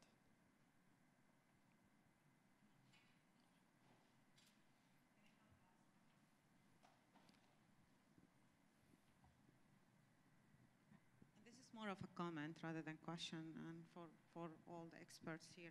I'm not sure if the evidence for beta blocker and cocaine gonna happen the same way that calcium and digoxin happen, where actually the evidence came after people using it unintentionally for people who were in digoxin, and then eventually it turned out to be that, okay, it's safe, people are on digoxin. So I'm not sure if any of these studies were just like screening, kind of drug screen for people who presented with chest pain, and eventually it turned out to be cocaine. I'm not sure if somebody have thought of doing that or it have been done in literature, because this is what happened to calcium evidence in digoxin. Like, eventually it turned out to be safe because people were doing it, and then later on they figure out, okay, people had digoxin toxicity. So I'm not sure if people presenting with acute chest pain, acute coronary syndrome, and or even an MI, and then they were screened for cocaine and turned out to be positive, and beta blocker was used and there was no effect. I just a thought that came to my cross. I'm not sure if anybody came across any of this literature. That's a reasonable analogy, and maybe in the larger sense as well, right? We looked at our patient population, and 96% of the patients coming in with digoxin toxicity were elderly with some intervening acute illness that led to renal dysfunction or renal, pre-renal state, and they accumulated digoxin. That's a completely different patient population than the acute overdose of digoxin when they're not chronically on it in somebody who has no reason to have altered renal or potassium status. In the former group, which we see 96% of the time, potassium will not harm them. Calcium, salts will not harm them. I think that's very similar to what we're seeing with cocaine-associated chest pain. 90-some-odd% of those patients do not have an acute coronary syndrome, and beta blockade will not harm them. Their blood pressure may go up some, but they are not harmed. But just as I would not choose to give calcium salts to a 2-year-old who got into grandmother's digoxin, I would not choose to give a beta blocker hour 1 to somebody coming in with white powder around their nose, diaphoretic, having a chest pain with tombstone ST elevations, because you're now selecting, much as you said with risk-benefit analysis, you're now selecting the group that would be most likely to have the most adverse outcome, and then you're testing it. And generally, we don't like doing provocative tests with patients. But I think that's a very good analogy in that way. And the guidelines, I think, are appropriate. Early use of beta blocker, like the first thing you do, probably not a good idea if you really think this is an acute coronary syndrome associated with cocaine. But 4 hours later, when the cocaine's gone and cleared from the system, maybe a good idea. Particularly, as you mentioned, for things like a hypertensive crisis or palpitations that are just not settling down, not an acute dysrhythmia, but palpitations and tachycardia. We've certainly used labetalol in those kind of situations where they have a hypertensive crisis. It's not in the acute phase, it's kind of a little bit settled down. They're not having ST elevation. We've had experience in Australia using that, but they're isolated cases and not. I think it's going to be difficult to have a prospective study where you are choosing that low-risk population to give it to, particularly in a place like Australia where we don't see a lot of cocaine anyway. Thank you. From Turkey. This is Dr. Umut Ocak. He is an emergency physician in Bursa and also working on clinical and basic sciences research at the University of Wisconsin and Loma Linda University as well. He's going to be talking about prognostic evaluation in carbon monoxide poisoning. Welcome. Thank you for the presentation.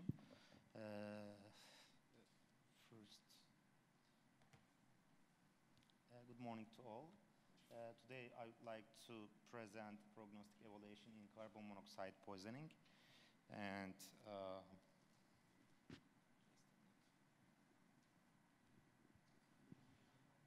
first, let's get to know carbon monoxide briefly. As we all know, carbon monoxide is a colorless, odorless, tasteless, and initially non-irritating toxic gas formed by hydrocarbon combustion, and it's very difficult to be detected. Carbon monoxide is flammable and it's quite toxic to oxygen-breathing organisms, including humans. Here is the layers of Earth's atmosphere. Troposphere is the layer where we live. Carbon monoxide is present in Earth's atmosphere. Carbon monoxide is present in Earth's atmosphere at very low concentrations, but it may be higher in urban areas or enclosed environments, lower in clean air. And carbon monoxide has a typical lifespan of several months in Earth's atmosphere. The gas eventually reacts with oxygen to form carbon dioxide. Actually, carbon monoxide is a natural molecule in human body as a product of hemoglobin catabolism. Volcanoes and the bushfires are the natural, unfortunately, the bushfires are the natural sources of carbon monoxide in Earth's atmosphere. Humans contribute to vast quantities of carbon monoxide to Earth's atmosphere, mostly as a result of automobile emissions, leading to atmospheric carbon monoxide level in typical urban areas are around 10 ppm, which is about 100 times higher than in Earth's atmosphere overall. Carbon monoxide is the most abundant by mass pollutant gas. In areas with heavy traffic, carbon monoxide levels can rise to as high as 50 ppm. There are a lot of other sources of carbon monoxide. As you see, they are all human sources. So, what does carbon monoxide do? Very briefly, carbon monoxide binds to hemoglobin with much greater affinity than oxygen and forms carboxyhemoglobin, resulting in impaired oxygen transport and utilization. The oxygen dissociation curve is shifted to the left. Carbon monoxide binds to myoglobin with about 60 times greater affinity than that of oxygen, and carbon monoxymyoglobin has impaired ability to utilize oxygen, leading to reduced cardiac output and hypotension that may result in brain ischemia. So carbon monoxide has double effect on the heart. The binding of carbon monoxide to cytochrome P450 interferes with aerobic metabolism and efficient ATP synthesis. Cells respond by switching to anaerobic metabolism, causing anoxia, lactic acidosis, and eventual cell death. Carbon monoxide may cause leukocyte-mediated inflammatory changes in the brain, leading to CNS lipid peroxidation and delayed neurologic sequelae.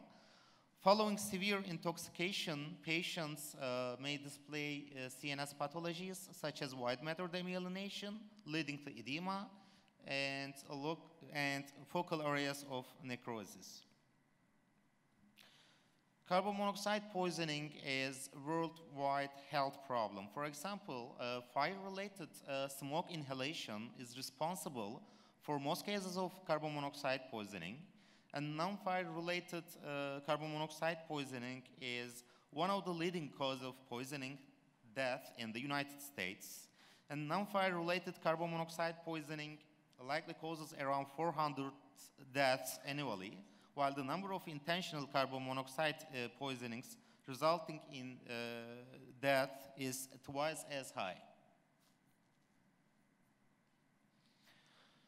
Carbon monoxide poisoning is an important public health in my country, Turkey too.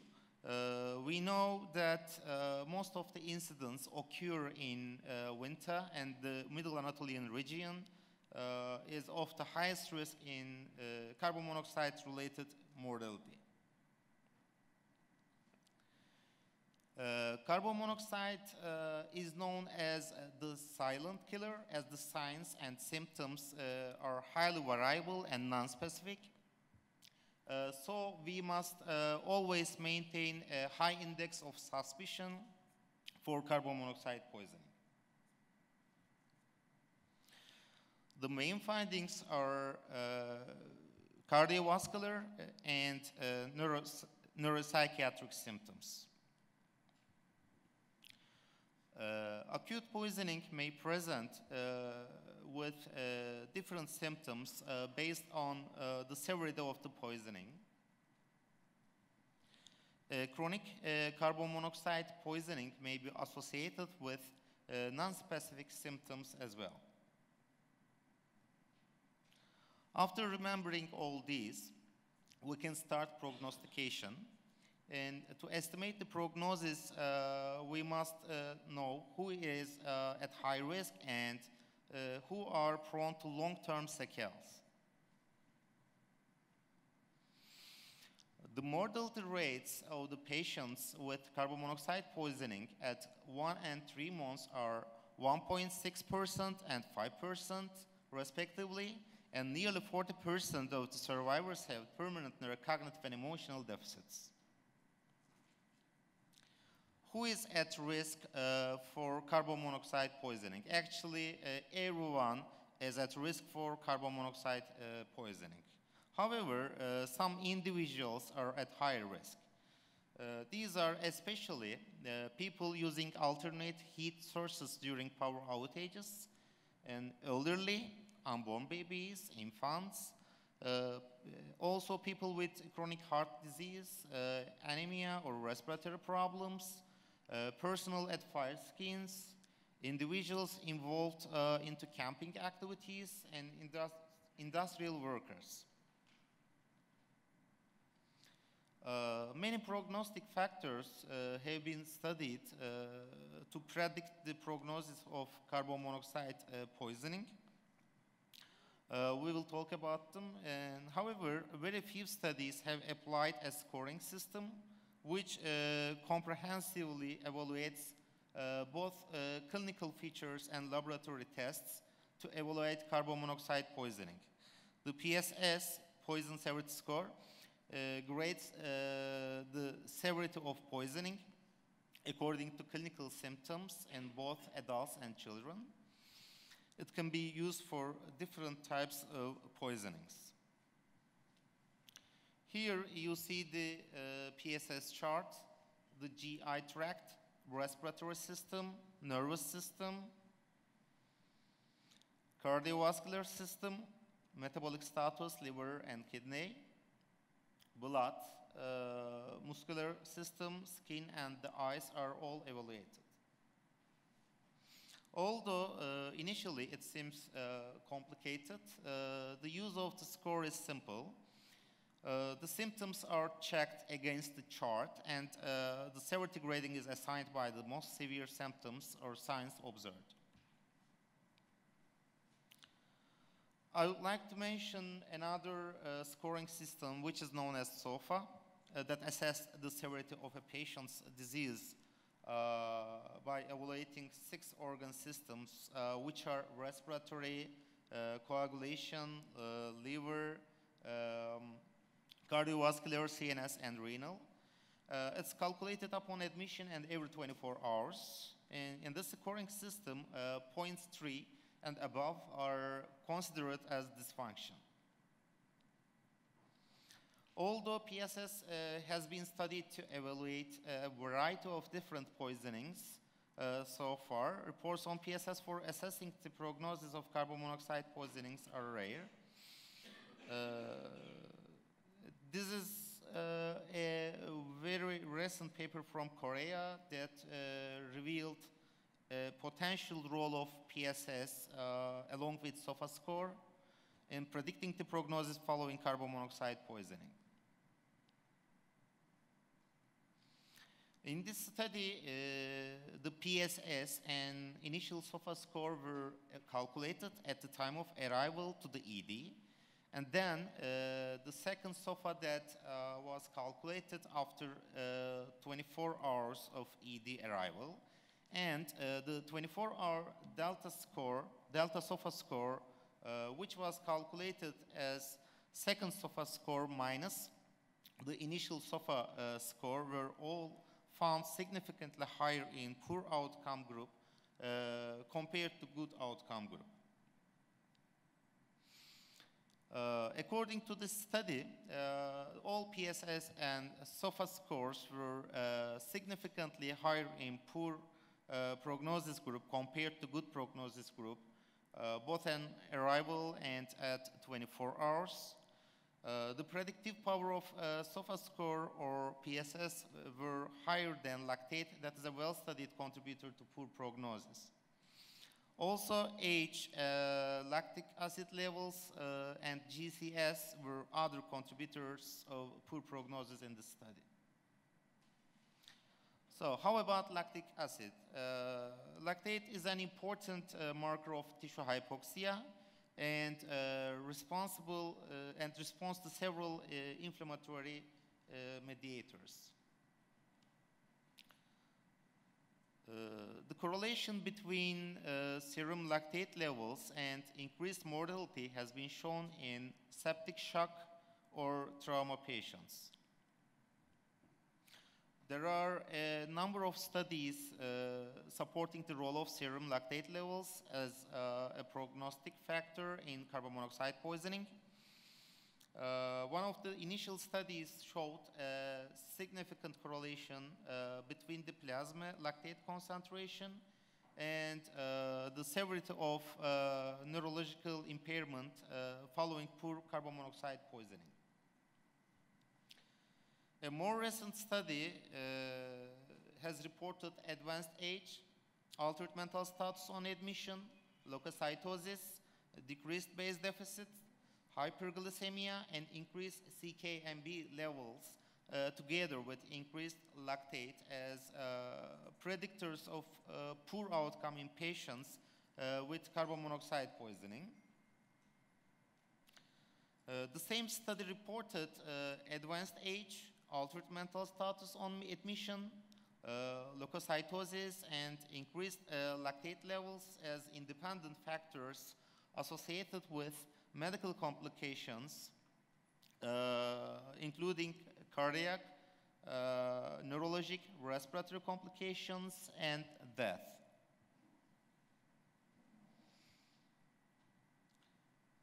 A more recent study from my country, Turkey, has supported previous findings and suggested initial lactate level as a measure of severe poisoning at admission to the ED.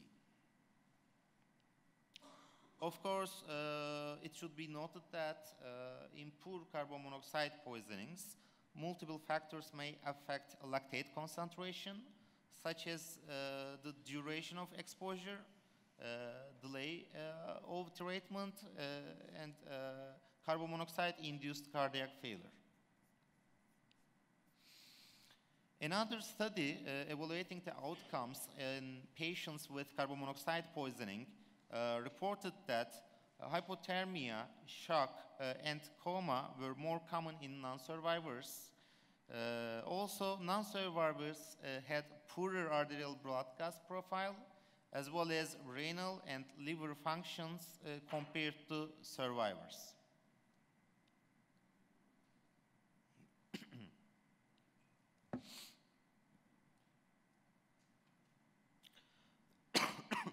Carboxyhemoglobin is another one.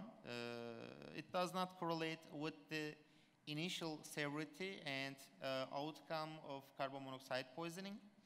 So it's generally not accepted as a predictor of severity, outcome, or mortality. This is for several reasons. For example, carboxyhemoglobin levels are influenced by the concentration of carbon monoxide in the inspired gas, removal from the source of carbon monoxide, delayed sampling after exposure, duration of exposure, and oxygen treatment given prior to the measurement of carboxyhemoglobin levels. How about hyperbaric oxygen therapy?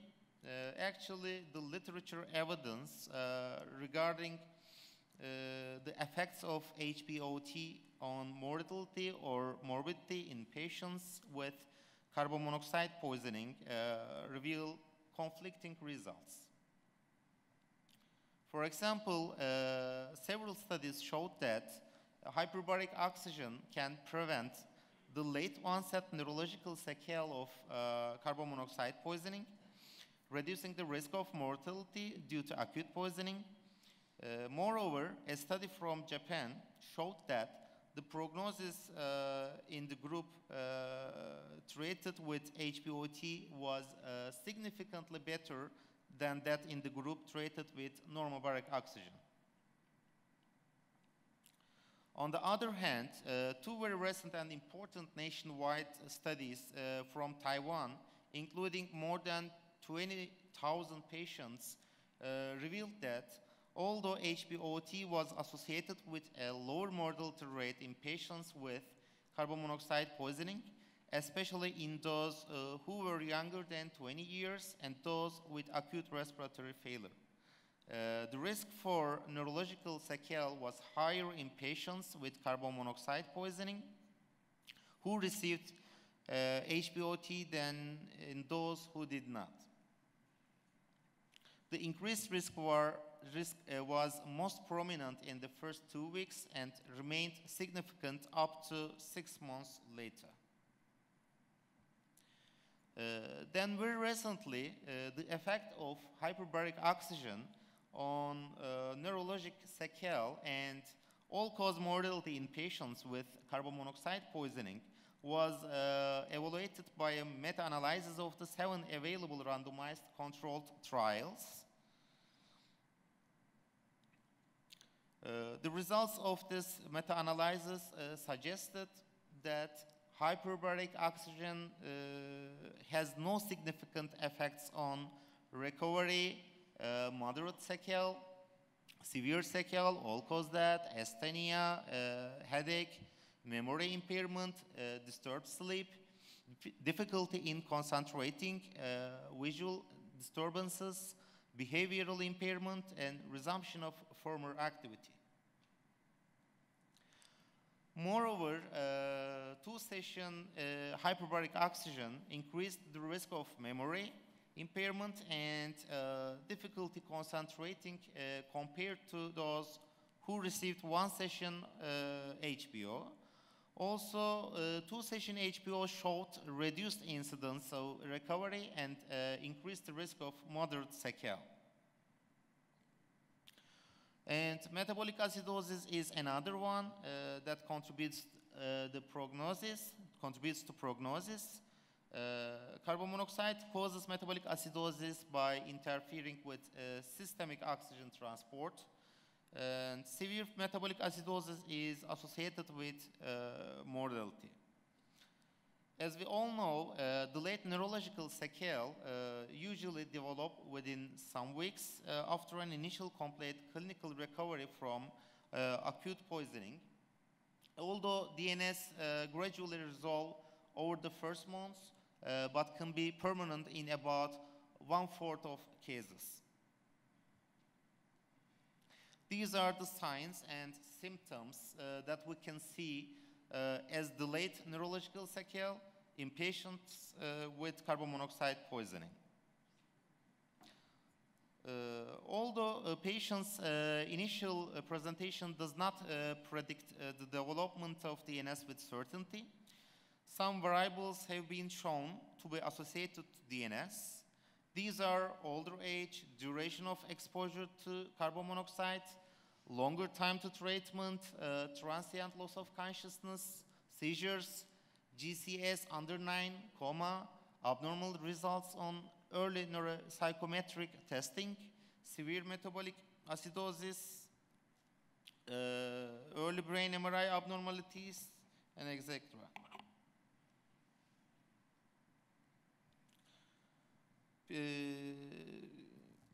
Previous studies on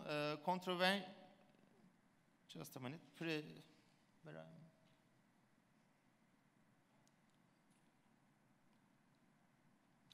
Previous studies on conventional MRI have shown that particularly vulnerable areas of the brain include the cerebral cortex, hippocampus, basal ganglia, cerebellum, and that lesions of the globus pallidus are typically seen in chronic phase of carbon monoxide poisoning.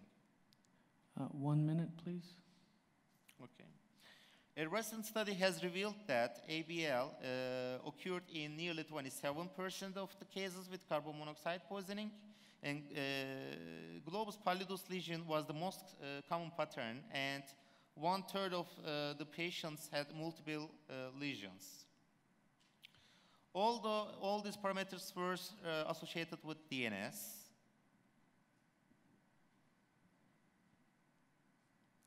and here you can see the hyperintense acute brain lesions following carbon monoxide poisoning on diffusion-weighted MRI.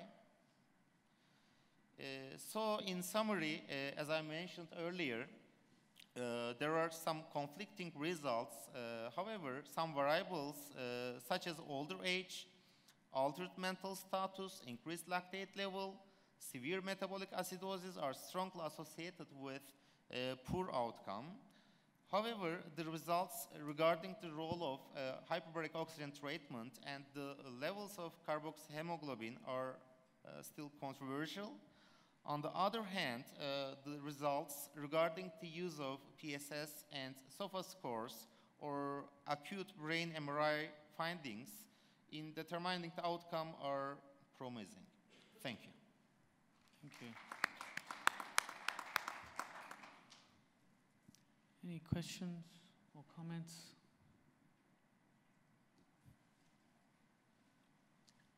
Just in the front here. Thank you very much, Dr. Umut, for this presentation. Probably it is better to mention pregnant patient in risk groups, especially because the intrauterine fetus is very sensitive to carbon monoxide. Even though they are normal in the initial examination, but it is necessary to follow this patient for a long time.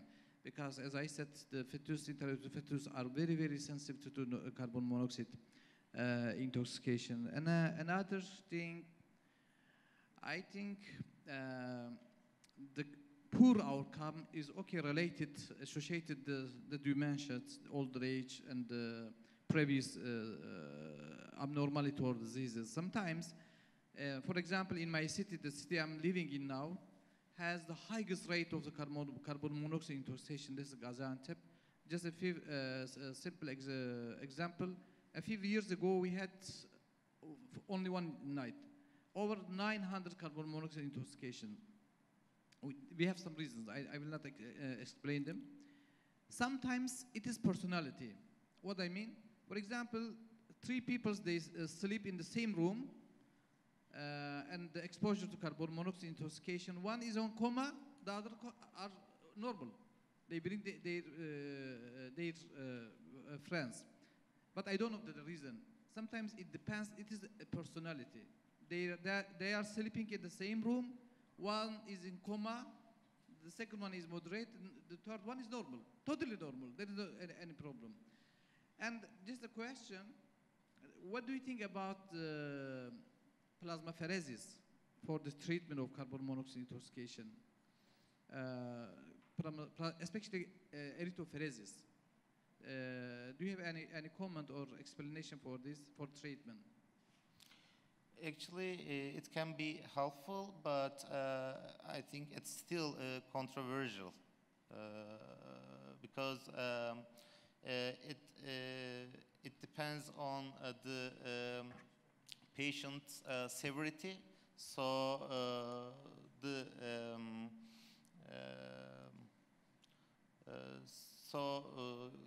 you can try if the patient is under coma. Okay, thank you very much. Thank you. An associate professor of emergency medicine, Ankara City Hospital in Turkey, with, I understand, has the largest ED in Europe. And he's also a member of the Institutional Clinical Research Board at Ankara City Hospital, published more than 50 articles in peer-reviewed journals, and is interested most in ultrasound and toxicology, and he's talking to us today on air pollution and its effect on health. Thank you. Professor Makki, thank you very much for introduction. Good morning, ladies and gentlemen. Welcome to our country and this amazing city. First, I would like to express my gratitude to the organization and scientific committee of this great conference. It's a big honor for me to speak in here. Today, my topic is emergency department visits related to air pollution. As everybody knows, air pollution is a serious public health problem that we encounter in the world. We treat more than 1.3 million patients in the emergency departments of our country. You heard it correctly. It's true. More than 130 million patients in a year. Our population is 93 million, so it's a huge number. A certain percentage of these patients are critically ill patients, especially in the winter conditions.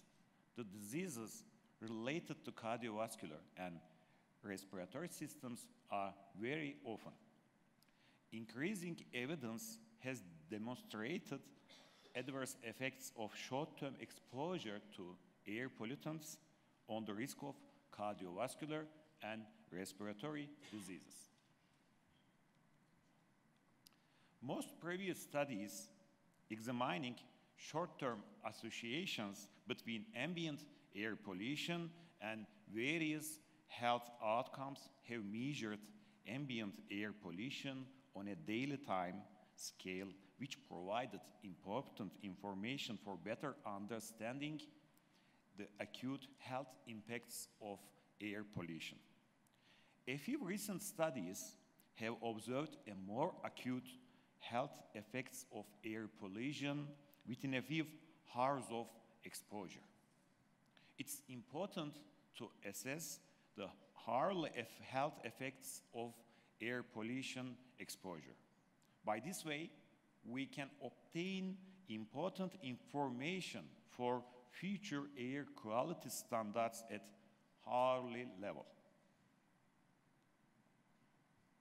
Most of monitoring stations measure the hourly concentrations of air pollutants, such as fine particles with a diameter less than 2.5 micrometers, respirable particles with a diameter less than 10 micrometers, PM10, sulfur dioxide, nitrogen dioxide, and carbon monoxide. The level of particulate matters increased during the cold months, and it played an active role in the respiratory system pathologies. The response to infection decreased due to increased inflammatory activity and immunosuppressant effects with the emission of PM. Particles causing air pollution show inflammatory and anti-inflammatory effects by adhering the epithelium in the respiratory tract and alveoli, by impairing biological membranes and cellular barriers. The studies showed that particulate matters were associated with respiratory diseases. For example, the frequency of respiratory diseases was stated to be increased in school children due to low level of air circulation in classrooms. Another study in China's Pearl River region reported a significant association between the increase in PM 2.5 levels and respiratory mortality. Kand and colleagues showed that increased ambient levels of PM 2.5 were significantly associated with increased risk of out-of-hospital cardiac arrest within 1 to 2 days of exposure, which had a dose-response relationship. Subjects with conventional cardiovascular risk factors were more susceptible to harm of particulate matters. The authors reported sulfur dioxide increased the frequency of respiratory tract infections by reaching peak concentrations during the cold months. A study reported that sulfur dioxide level affected respiratory tract infections at an insignificant level. In a study conducted by us, we did not find significant relationship between SO2 level and pneumonia. In a recent study, in the dry season, sulfur dioxide was associated with a 2.5% increase in the risk of respiratory morbidity, while no significant association was discerned in the wet season. Additionally, a stronger effect of sulfur dioxide on respiratory morbidity was observed at the lag period of 48 and 72 hours.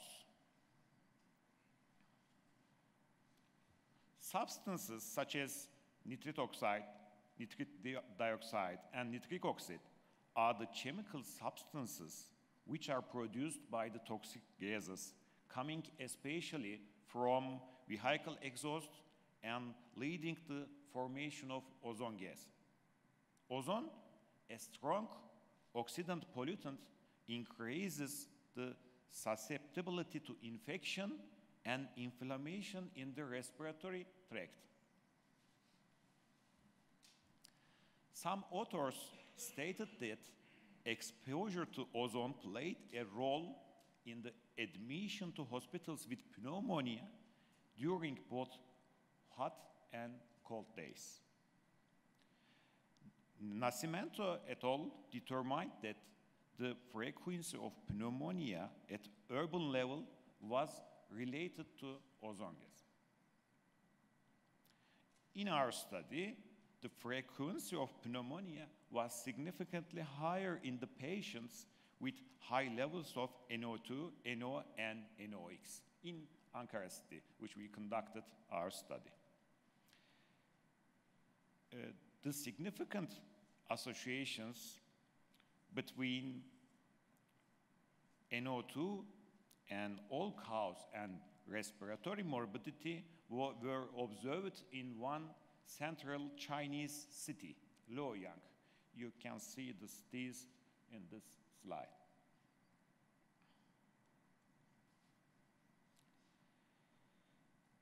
According to the studies, sulfur dioxide and nitric dioxide were also significantly associated with immediate risk of cardiovascular related emergency ambulance calls.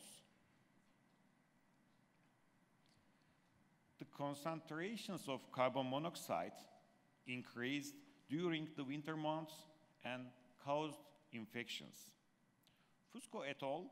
Reported that during the months when the concentration of carbon monoxide was high, the frequency of asthma, COPD, chronic obstructive pulmonary disease, and pneumonia was increased. Because the largest pollutant of respiratory tracts was stated to be carbon monoxide. In one of our studies, the frequency of pneumonia was significantly higher in patients with high carbon monoxide level.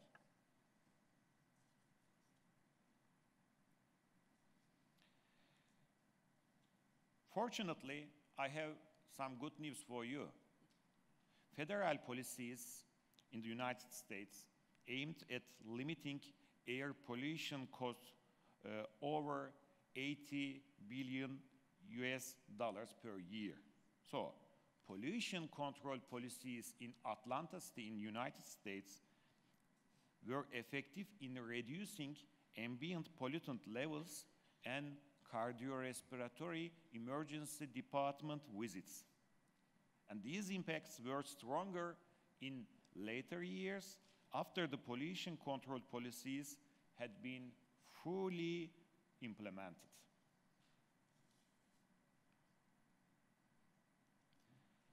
Abrams and his colleagues investigated this issue and found that pollution control policies resulting from the 1990 Clean Air Act amendments led to substantial estimated reductions in ambient pollutant concentrations and also cardiorespiratory emergency department visits in Atlanta area.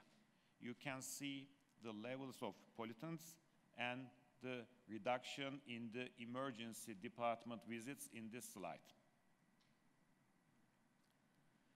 In conclusion, there is a growing awareness of adverse effects on health of air pollution following both acute and chronic exposure, with a rapidly expanding body of evidence linking air pollution with an increased risk of respiratory and cardiovascular disease.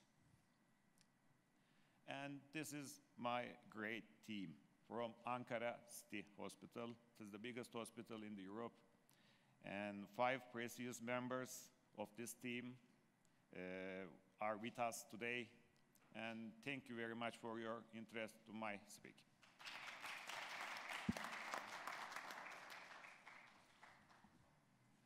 Thank you, Dr. Kepma. So we have time for questions, if there are any from the audience.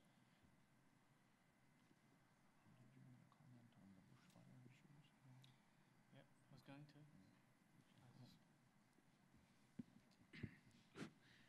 Okay, Dr. Afshin, thank you very much. Do you think the air pollution or deserves dust increase the emergency physician admission?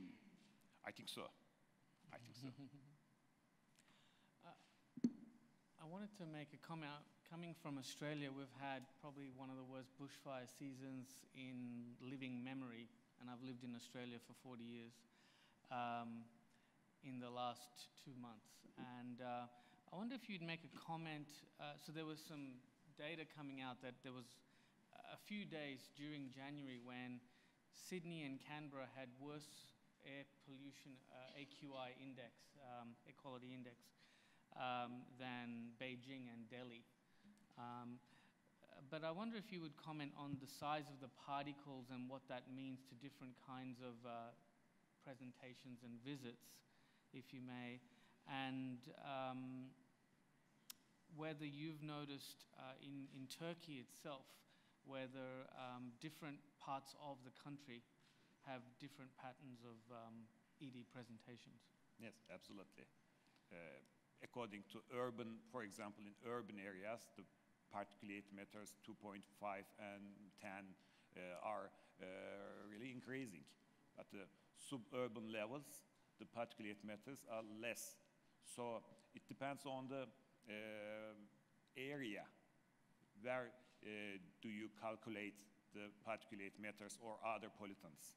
So if you are living in the city center, the particulate matters and other pollutants are really important risk factors for emergency department visits.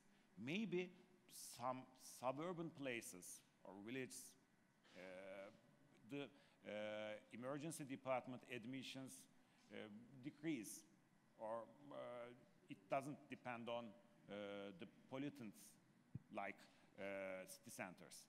So the location of the pollutants or location of the measuring stations also affects this factor. I mean, we saw primarily respiratory. I mean, Australia's also got a very high incidence of asthma-related illness across the country. And there is a region of southern New South Wales which has got the highest rate in the world. And we tended to see a lot of respiratory. What kind of cardiovascular disease presentations are you seeing? Coronary, acute coronary syndrome, heart failure are the most common cardiovascular diseases. just going to follow up on your comment or your point about the monitoring stations, which becomes a big issue, especially when you're trying to sort a generally improving air quality over the last decades with some of the rise in chronic disease incidents. So those monitoring stations are fixed, but they don't really address some of the point source pollutants that might be coming from traditional cooking methods.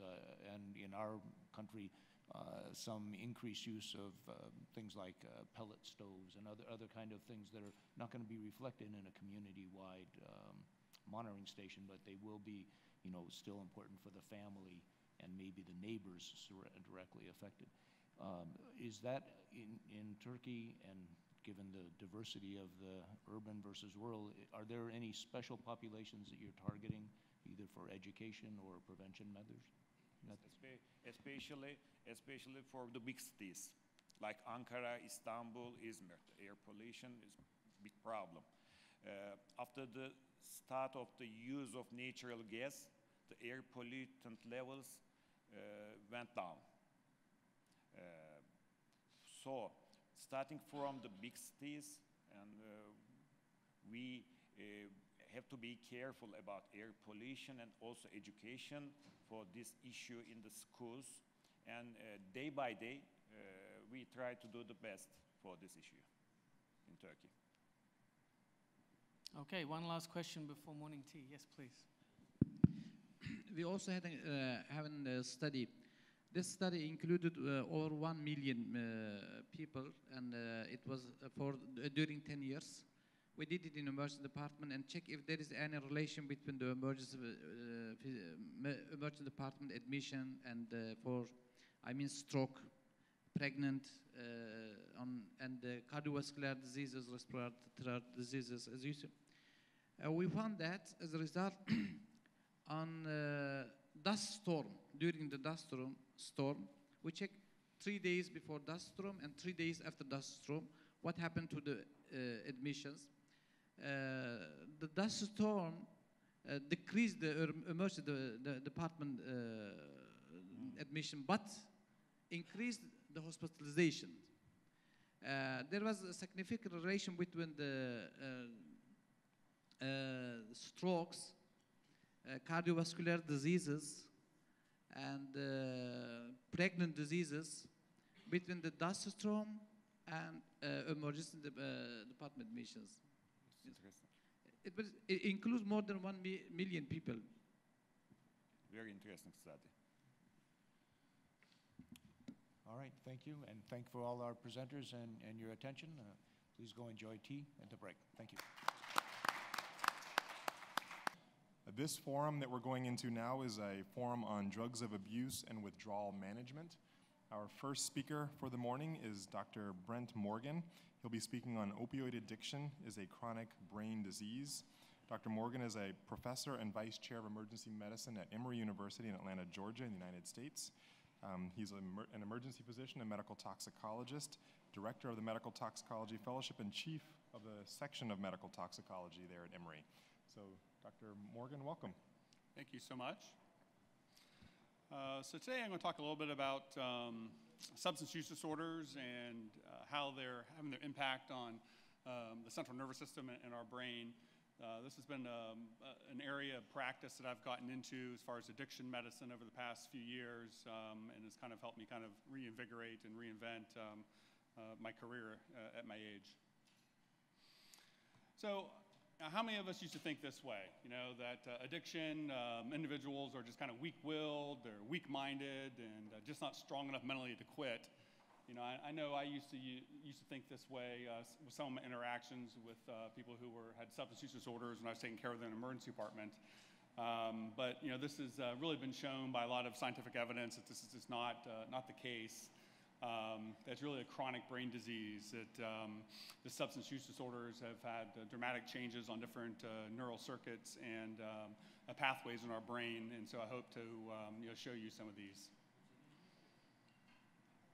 So our objectives, again, are try to understand the science behind substance use disorders and how they cause some of these chronic changes in our brain. and then to identify the areas of our brain that are involved in substance use disorders.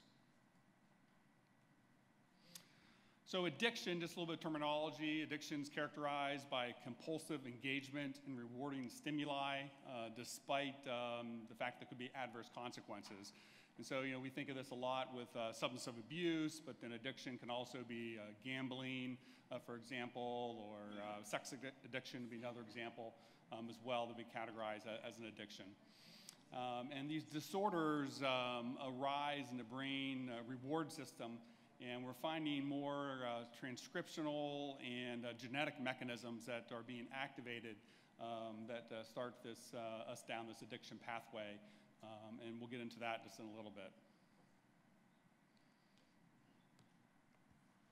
Our individuals, our patients who have substance use disorders, in general, our patients are not starting substance use with the goal of becoming an addict. Usually they're starting them in a social setting, or because of risk-taking behavior, curiosity, or because of peer pressure. And so all of these are kind of, about being a human and normal behavior. Then subsequently, this intoxication that they experience from using these substances starts stimulating our reward pathways, mostly through dopamine, and this causes that positive reinforcement and the one to continue to use. Then over time, this repeated long-term use undermines our voluntary control of this drug use, and then this transitions to compulsory drug use, and that's the hallmark then of substance use disorder.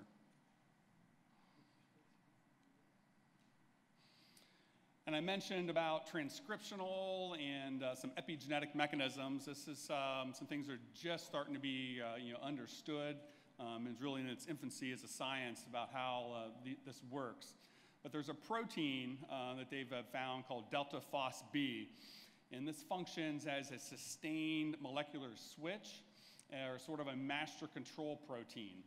And so once it gets turned on or sufficiently overexpressed, this delta phos-B triggers a series of events that ultimately produce an addictive state and helps cause some of that craving that people have for this compulsory use. It's also been shown to be elevated in people who develop other compulsive habits, not just drugs or abuse, but even people that have like compulsive exercise or compulsive runners can show to be having a high amount of this protein that's being produced through genetic stimulation. And then the problem is, even though when they stop their drug use, this protein has a really long half-life. So it's still there. It can be there for months. And that's why even though they've stopped their drug use, and if there was a withdrawal syndrome, they've gone through the withdrawal syndrome, they still have this craving and urge to use, again, because of this protein still sitting there and causing the stimulation.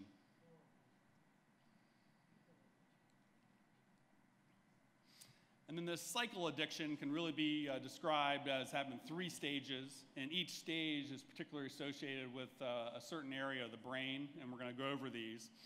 And it's well supported through scientific evidence that the disruptions in these areas of the brain are particularly important for the onset, the development, and the maintenance of substance use disorders.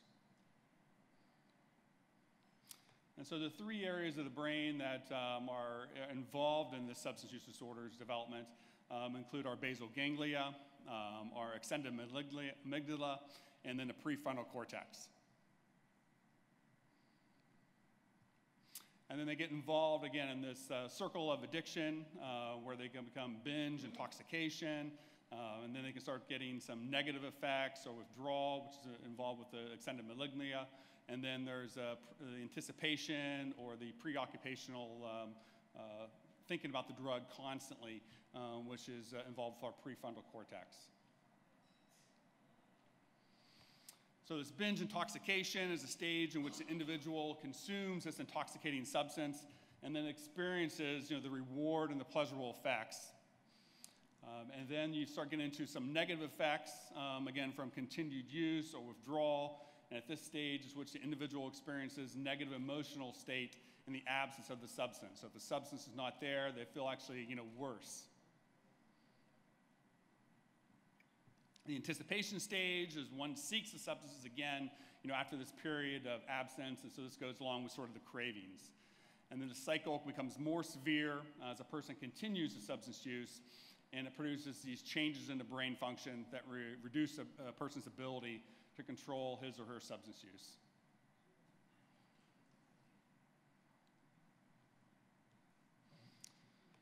So looking a little closer at these areas of the brain that we believe are involved in this circle, the first is to mention is the basal ganglia.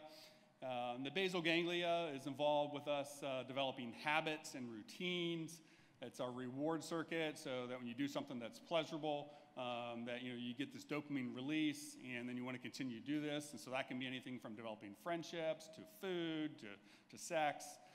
Gives you motivation. And then also, but then drugs will overactivate this circuit and produces the euphoria, the drug high.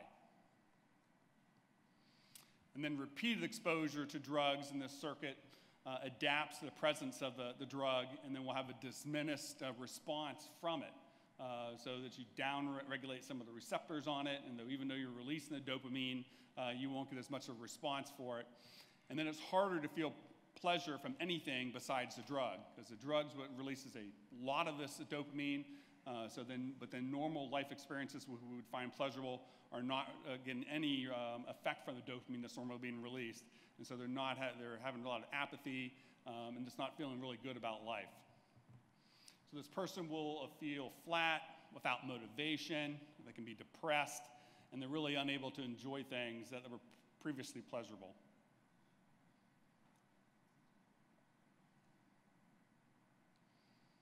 Our amygdala plays an essential role in stressful feelings like anxiety and irritability. This circuit becomes increasingly sensitive with increased drug use. And then after the drug use fades, the stressful feeling of withdrawal will motivate the person to seek the drug again, just to be able to calm that stressful feeling down.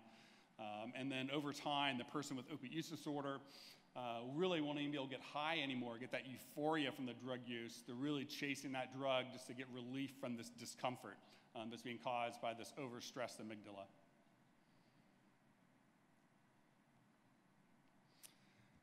And then the last part of our brain that's involved in this is our prefrontal cortex, which is involved in some of the higher brain functions, such as the ability to organize our thoughts and activities, to prioritize tasks, to manage time, to make good decisions, and also is involved in controlling impulses. This is the last part of our brain that matures. So really, adolescents are at really increased risk then if they start drug use as far as developing addiction from this, and may not become fully mature until our mid-20s. And so whenever, if you started using these substances, you really start amplifying the signals coming from the basal ganglia and the amygdala, and don't develop these circuits as well in our prefrontal cortex to try to control these impulses.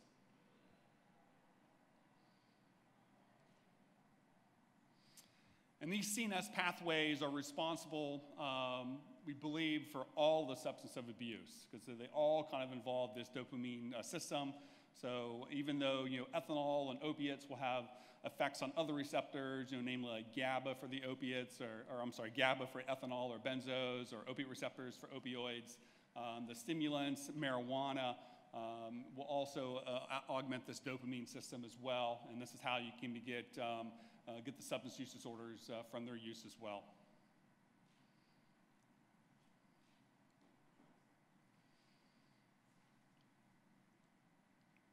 So in a situation people are using, they will become intoxicated from it. They're releasing this dopamine, and then they're going to get this reward system in their basal ganglia and feel really good. This euphoria that occurs.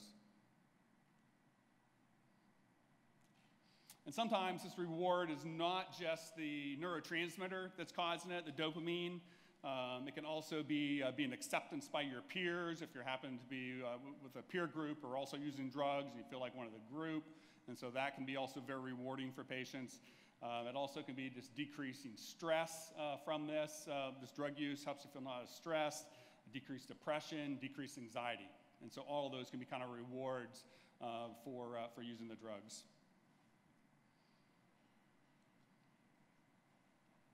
And then you get some neuroadaptation, because again, our receptors weren't put there to get stimulated by all this dopamine from substance use. And so you would downregulate some of these receptors, won't have as many there to receive that dopamine and then not get as much response. And then you don't feel as good, right? And you sort of develop tolerance. And this is kind of our phenomenon of tolerance, that they have to keep using more of the drug to get even close to getting a similar response or to feel even normal. You get a decreased sense of satisfaction and decreased rewards from other things that used to be pleasurable for you. And then in addition, you get the withdrawal effect, which we're probably pretty familiar with withdrawal that you get from, say, opiates or benzodiazepines or ethanol, which have a clinical syndrome, but they still get a withdrawal effect from this dopaminergic system as well that you can see with like cocaine, you can see with amphetamines, and so that may not be clinically apparent, but they will have apathy, anhydronesia, anxiety, emotional dysregulation. Again, that can make them feel really awful, and then again drive them to start using the drug again.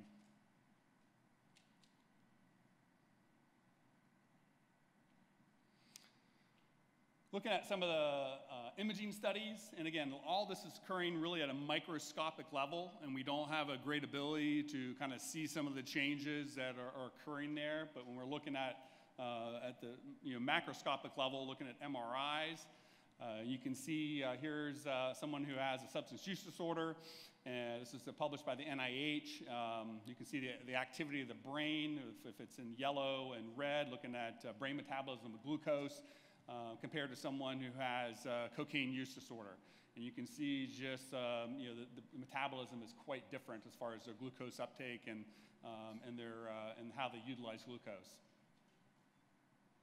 Exactly what this means, we're not 100% sure, but again, just showing that it has some chronic effect on their brain. Similarly, here's some imaging studies, functional MRI, using a radio-labeled neurotransmitter that will bind to D2 dopamine receptors. And you can see a normal image here where someone's lighting up in their basal ganglia, and then someone who has cocaine use disorder in the middle photo. And then even 4 months later, after they haven't used cocaine, that their scan is still not normal. And so how long these changes, last and occur, can vary, and we're not 100% sure, how long until this can get back to normal, if it completely does.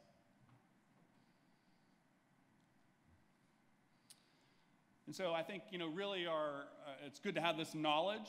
It can help us, approach these patients in a non-judgmental manner. It can help us reduce the stigmata of having these diseases. We can approach them again with compassion and then implement proper treatments for them. Similarly, how if I have a patient who has emphysema because they've been smoking 40 years, I don't blame that person, right? As a physician, I'm not judgmental. I give them the best care that I can, even though the smoking led to their disease. And so I think we still need to take that approach with our patients who have substance use disorders as well.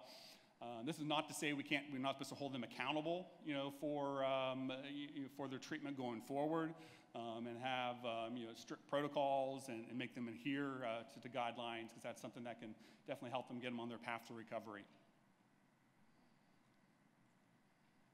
And I think we have time for some questions.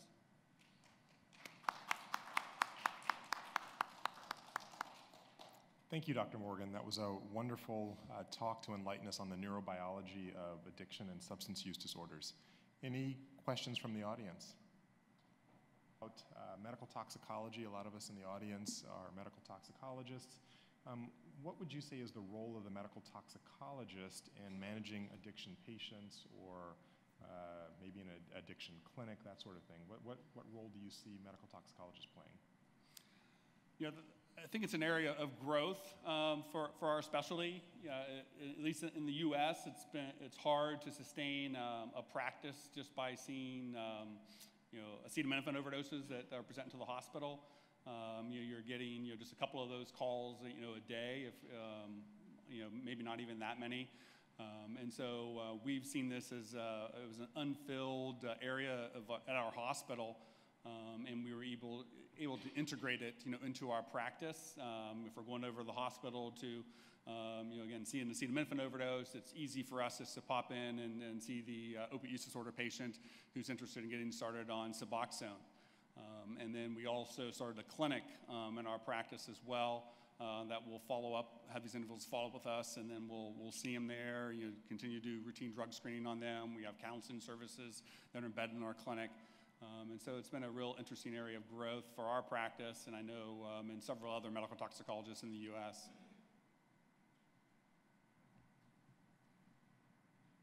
All right, well, maybe I'll ask one more question then. In the overall management of a patient who does have a substance abuse disorder, are there particular times when an addiction patient may be at more or less risk for an acute overdose? So we're certainly concerned about our individuals that we have in our clinic who then suddenly start becoming non-compliant.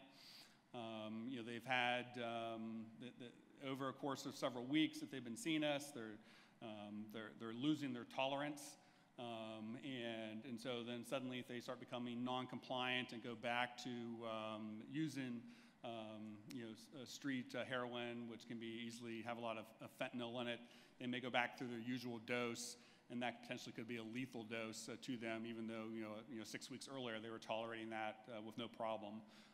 And so those are patients that we're really concerned about at that time. Thank you. Any questions from the audience? So in our schedule for this morning, there's Dr. Rebecca McDonald is listed as the next presenter. She could not make it, so we will move on to the next presenter. Is Dr. Kamour available? Perfect. So apologize for that little change in the agenda, was it? Good morning. Alrighty. So as Dr. Kamour comes to the stage, Dr. Ashraf Kamour will be talking to us this morning on music festival drugs. Dr. Kamour is an acute physician and clinical toxicologist in Abu Dhabi. Welcome this morning. Thank you. Thank you for having me, and thank you for a nice introduction. Okay. So welcome, everybody. Try to talk to you today about an epidemic which we have been seeing over the last, well, it's been going for 50, 60 years, as long as the festivals and parties and gatherings, outdoor gatherings and indoor gatherings has been going on. There is a problem with drugs. But what we start to see over the last 20 years is the introduction of new substances to which the experience is lacking for managing them or handling them. So basically,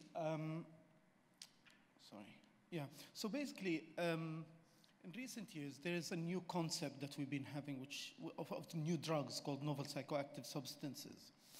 And this changed the scene, the drug abuse scene worldwide.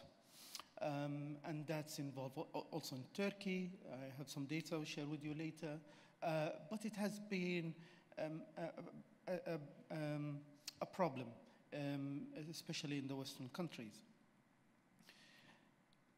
So why people use drugs in festivals? Now, in UK, they've done a survey of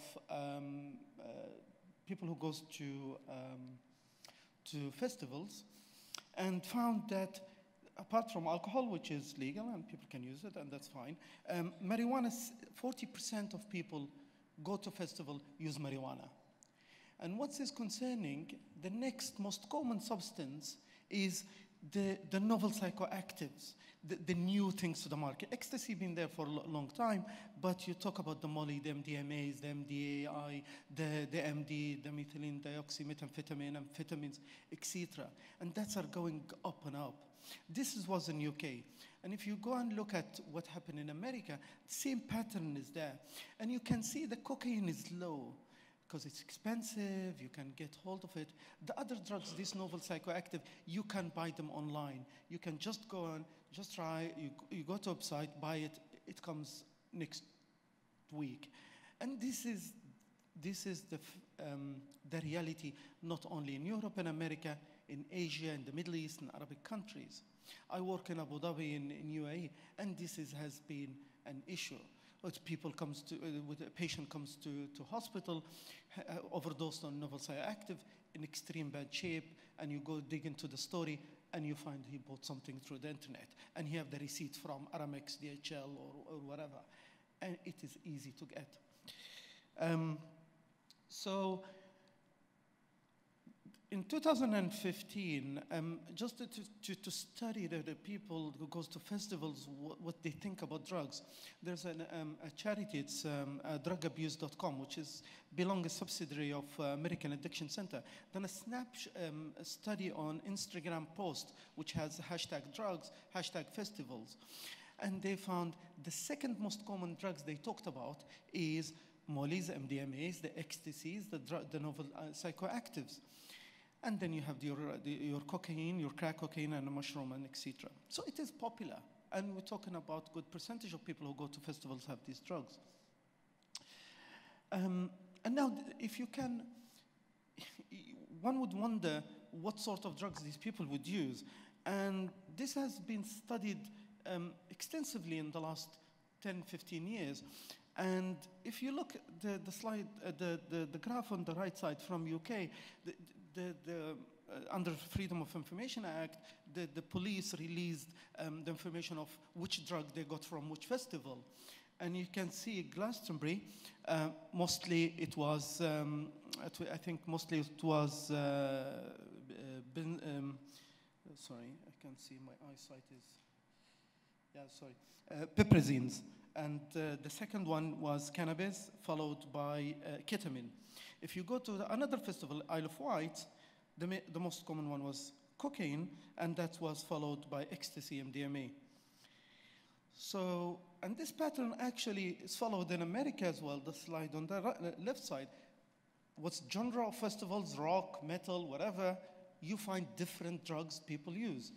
And probably that makes sense. I'm not a festival person and I don't use drug, but probably makes sense which drug you want to use for which festivals. It's just pick and choose. This has scientifically been proven, actually, in several studies has been conducted in several countries, including US, that they've collected wastewater, urine from areas, wastewater pools that collect from the festivals, and they would analyze them, and you would find, and you would find that some festivals like metals has more cannabis, methamphetamine, Bob Rock has, the Rock has MDMA and ecstasy, etc. And this study has been done in Czech Republic and Slovakia and 6 festivals. And as I said, this has been emulated in several countries around the world. Now, if we want to talk about Turkey, so your prevalence of drug abuse is you're still with the traditional market. Turkey is a traditional people, and they still stuck to their marijuana, stuck to their traditions. But it is coming. The drugs are coming. So if you look at the right side of the slide, the 5th most popular amphetamine, and that was 2017 study. And I'm pretty sure if the next data, which is coming from European Monitoring Center of Drug and Addiction, Drugs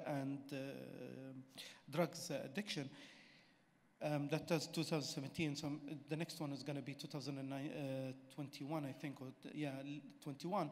It will be going up, amphetamine and new and novel drugs of abuse.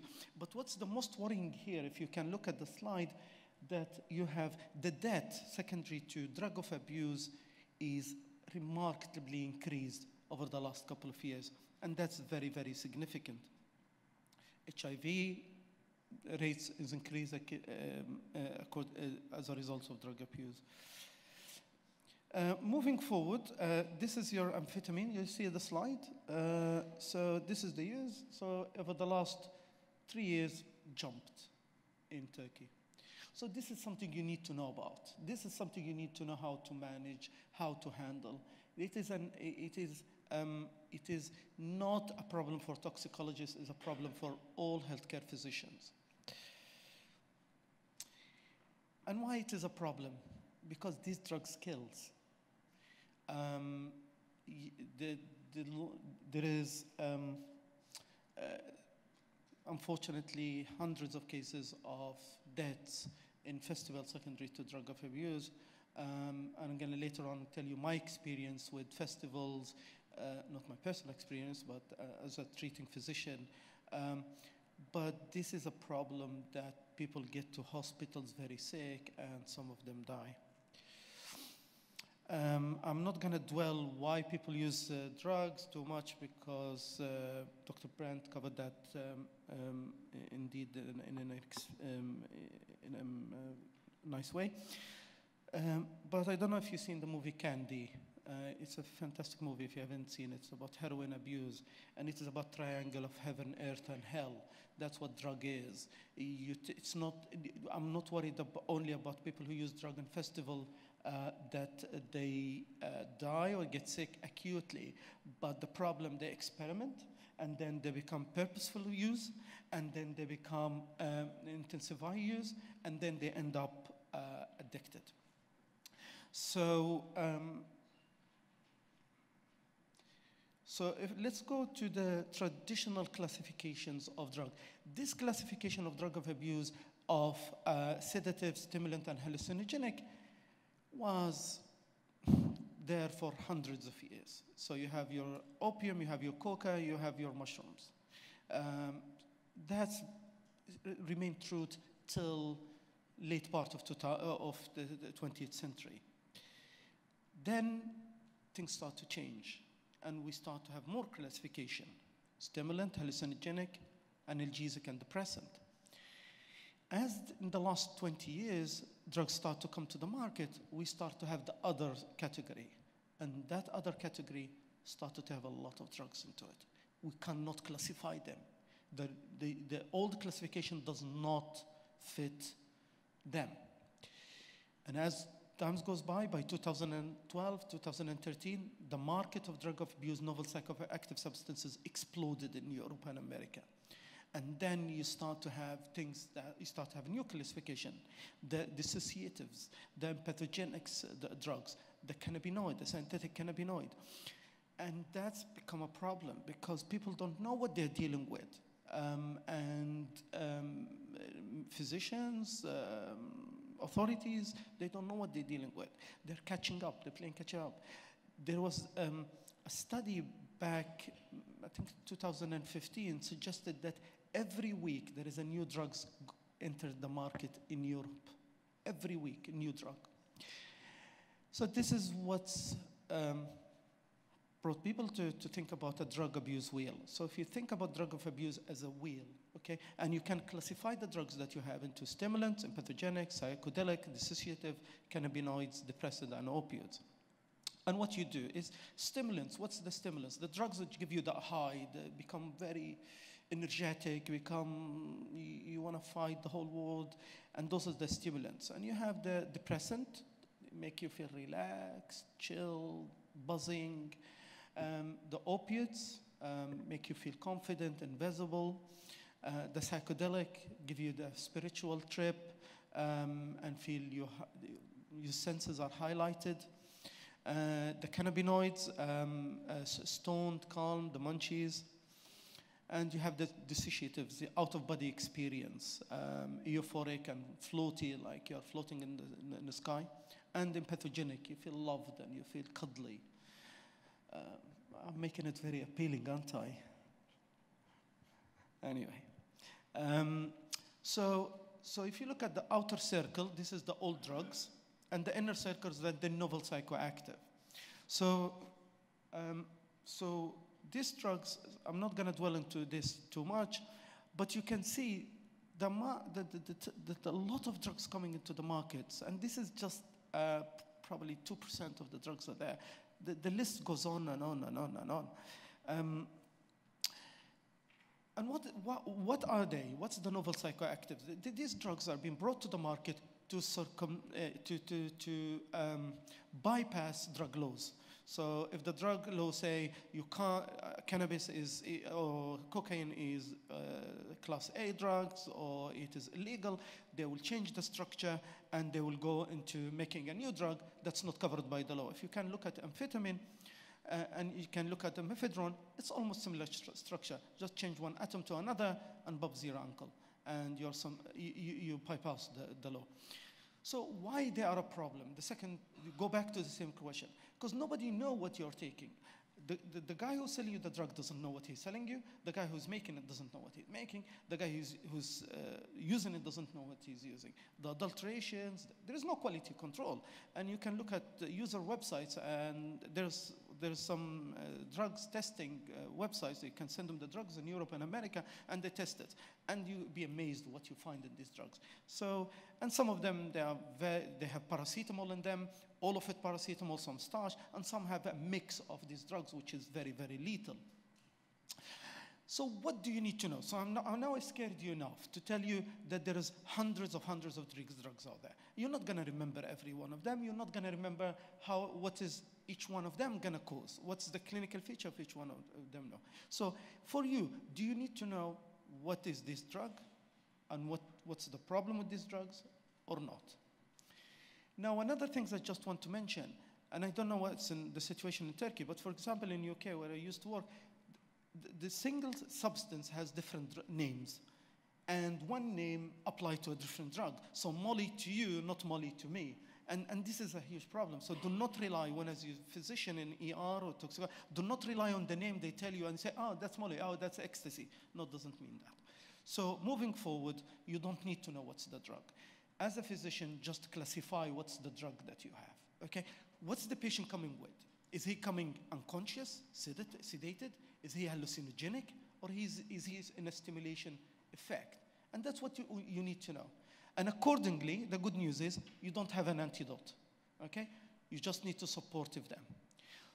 So as a stimulants, what they're gonna be? Tachycardic, hypertensive, agitated, ECG effects, metabolic acidosis, and that's the nutshell. You have something is super stimulant, okay? The depressants, they're gonna be sedated, unconscious, comatose, ataxic, etc. The hallucinogenic, the traditional hallucinogenic give you the panic attacks. They feel that they are hallucinating, and usually the problem with them, the traditional hallucinogenic, is the self-harm. Okay, self-mutilation. They think they can fly, and he end up jumping and killing himself. But the new ones are associated with some stimulants effect. So be worried about that. There was a reason why I put these three circles intertwined, because a stimulant can give you a depressant effect. Depressant effect can give you a hallucinogenic effect. So you need to be careful with that. So generally what I do, as a physician, I've treated loads of these patients. I just keep it to ABCD. I just support the care of the patient. Any patient comes to me, I look at them as, this is what I'm gonna do. I'm gonna protect your airway, breathing, circulation, disability, etc. Automatically, I look if they had a fit or they're fitting, I support that. Fever, whatever they come with, I keep an eye on temperature, and I tell my nurse, keep an eye on the temperature. I will tell you why in a minute. CK, always do your CK because of rhabdomyolysis, and clonus. This is my tradition. I just go there and do these things and documented them, and I keep reassessing this. And so far I've been okay. So far, and my patients are being okay. So. Management, we said supportive. I'm not gonna go dwell on these slides too much, but a couple of things I want to illustrate. For agitation, confusion, your benzodiazepine is your friend and the patient friend. Give them loads of it. I'm not very big fan of antipsychotics, and from my experience, I would not recommend it. You don't know what they've taken. You don't know what the tablets they've taken contain, and you ended up giving them antipsychotics. You're ending up with interaction. Probably don't want to do that. QT prolongation, yesterday they talked about this stuff. So I always keep to benzodiazepine. Maybe if you want to use ketamine, and if it is severe enough, you can consider sedation and intubation.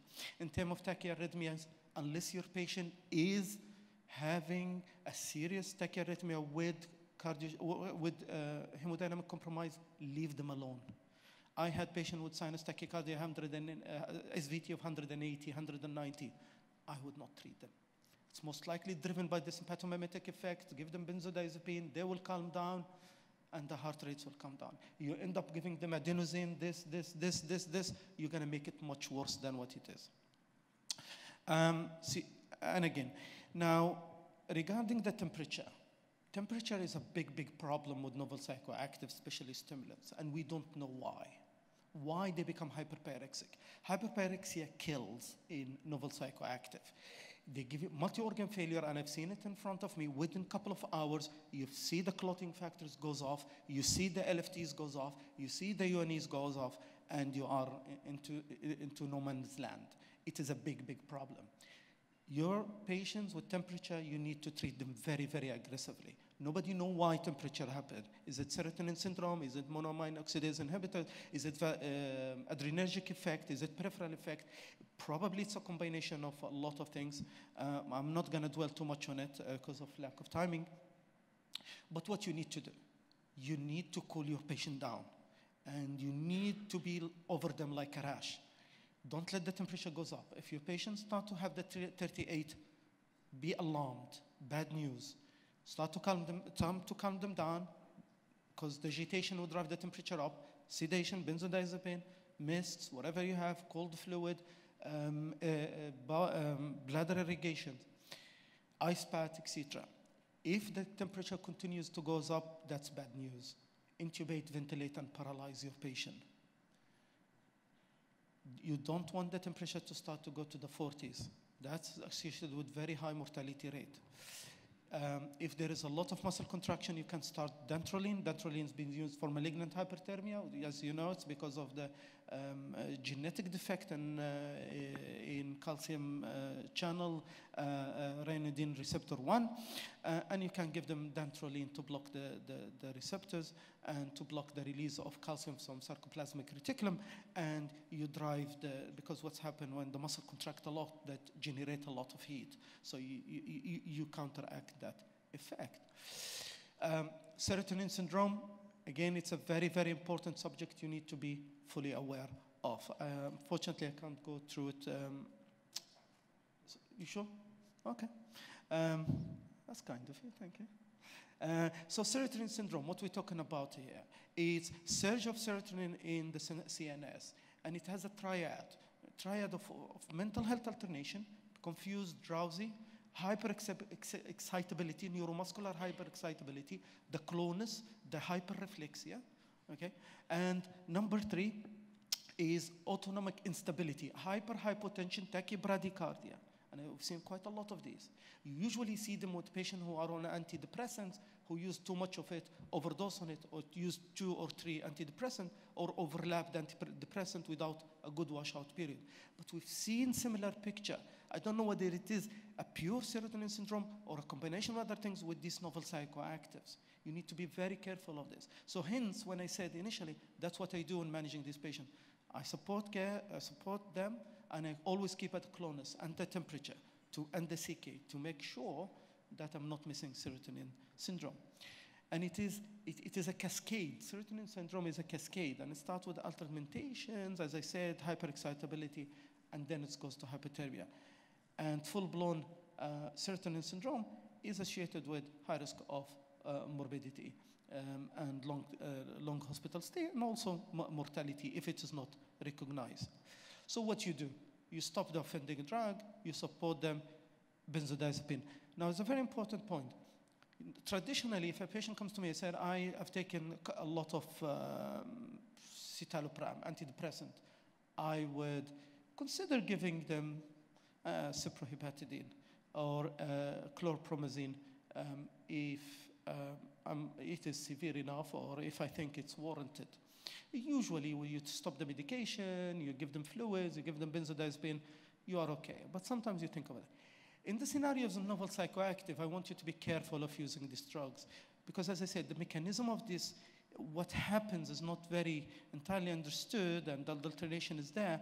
Adding active agents who work on receptors in the brain and dopamine and dopaminergic receptors and stuff, you might add injury to the, you might add to the problem.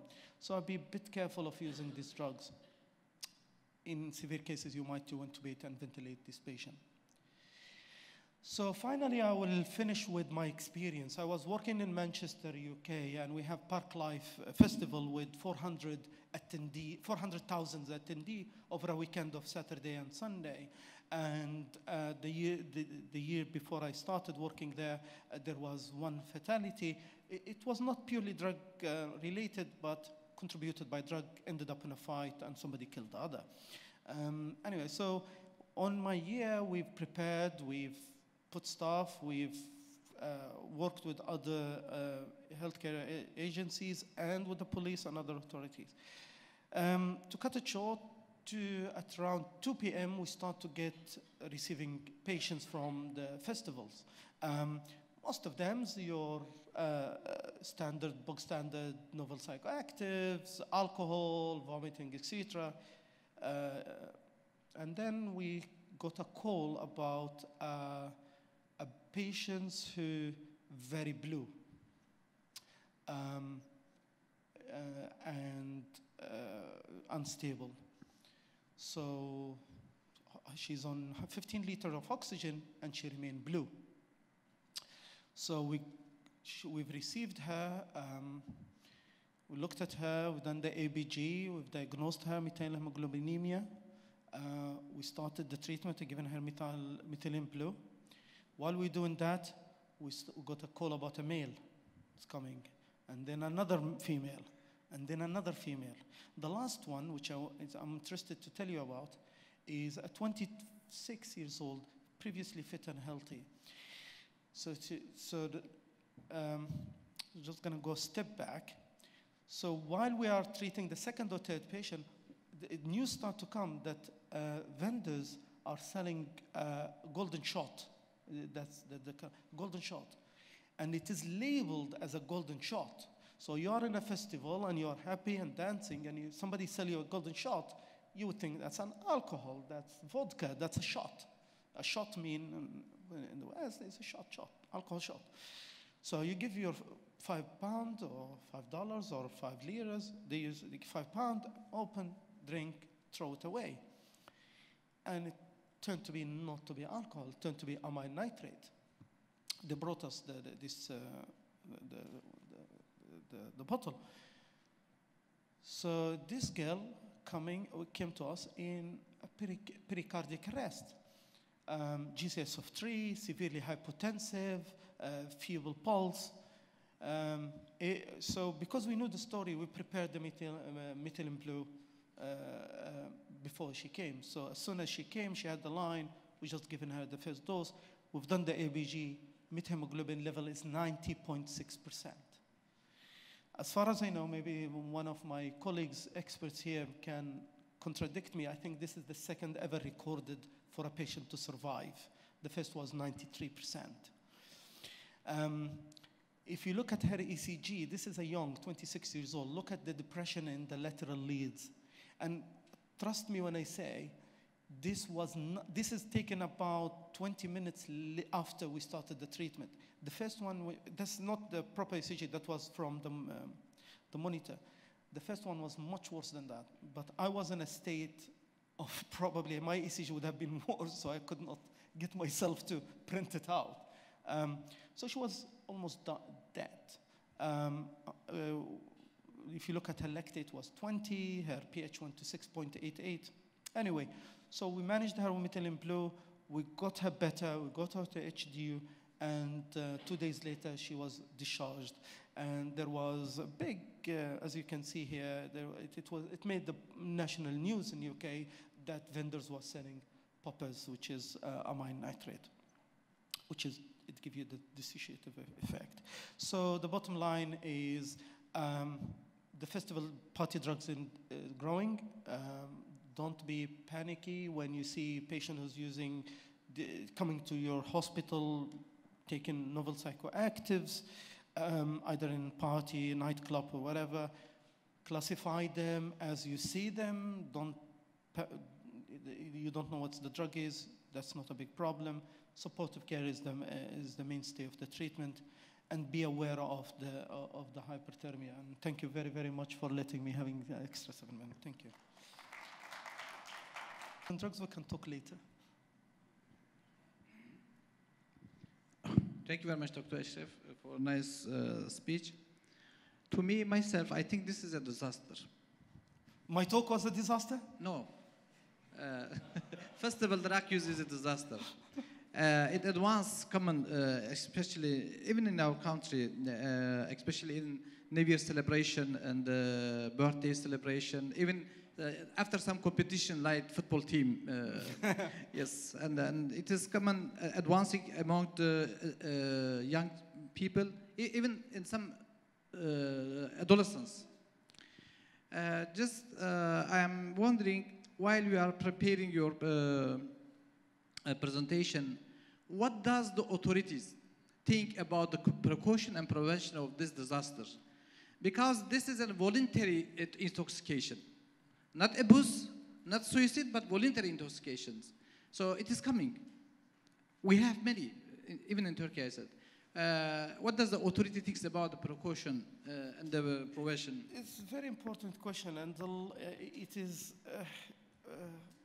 a difficult question. And different countries have different rules based on cultural, traditionals, and religious beliefs and religious rule. For example, in the Middle East, you have anything, in Arab countries, you have anything with drugs, alcohol is banned, so this is one shop stop, banned. You can't use any of this. And when you're talking about Europe and you're talking about America, the debate is big. And there is points for every side of the debate. Some people said legalize drugs, legalize cannabinoids, and you can see the point at some time, at some levels. And some people say, well, you ban everything and you criminalize everything, and you make it all class A or class B, depending on the effect. There's a lot for us to learn. As Dr. Brent said before, it's a growing, the addiction and drug of abuse is a growing field. In Europe, for example, there is a lot of collective responses, there is monitoring, there is, the European Union has had the last probably 6 to 10 years, a proactive approach to this. But we're still nowhere near where we are, and the debate will continue for probably as long as I'm going to practice medicine. It's not an easy debate. Do you legalize and what you don't legalize? If you can look at it, I'm going to throw this fact to you: the deaths that we're getting from novel psychoactive, the deaths we got from cocaine before or the other, is nowhere near the deaths we're getting now. So does that mean that you legalize cocaine? I don't know. Thank you for excellent presentation, sir. I have one question about methylhemoglobin case. What was the real reason for this methylhemoglobinemia? I cannot catch the real reason. Okay, I'm really sorry. Probably I skipped one. Can you get the slide back up? It's amine nitrate. Amine nitrate. It is, it's a drug of abuse. Last slide, please. It's a drug of abuse. It has a dissociative effect. It is used a lot in the homosexual community, but it's also used a lot in the gay club scene, but it's also used in festivals. Now, the people who run the festival was having stalls. We're having stalls. They sell this shot as. Can you give me the one before the last? So, and they use it as alcohol, as a shot. So people who drank it, they think it's alcohol, but it was amine nitrate. The alcohol that was, you thought that it's the labeled alcohol or off-labeled? It was not alcohol. Okay. It was mistake. It's a bad marketing. You market something. Sorry, the one before. So you see, liquid gold, and it is shot. And the other side says shot. So people drank, thought it's alcohol. Okay, I understand. But it's not alcohol. It was, I don't know, deliberate or otherwise. that they did it this way. And people drank it and they thought it's alcohol and ended up in hospital. Thank you. Thank you very much. Thank you again for that wonderful talk. Thank you.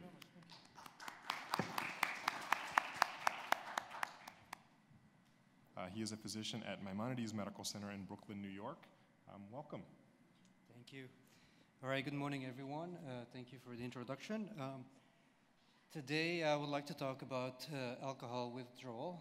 I have no conflict of interest. The goals of this talk is to talk about the pathophysiology and the presentation of alcohol withdrawal syndrome, and I would like to talk about the treatment modalities and the goals of treatment. Just a little bit of historical perspective.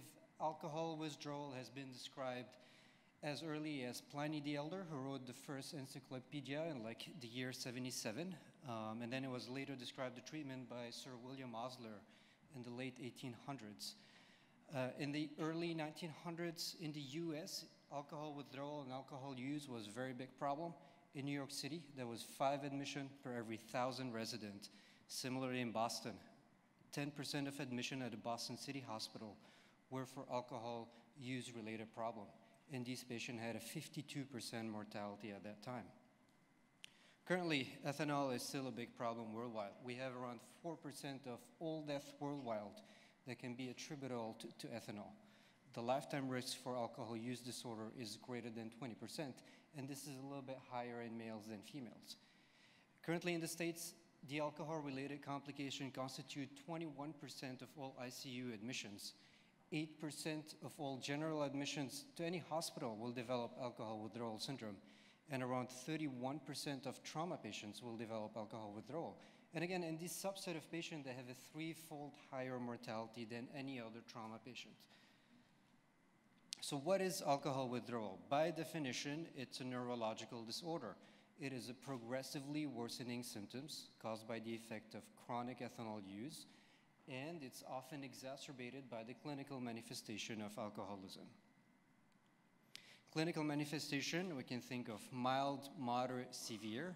Mild, we have anorexia, anxiety, emotional liability, insomnia, irritability, and then the symptoms would be diaphoresis, hypertension, headaches, tachycardia, a little bit of fine tremor.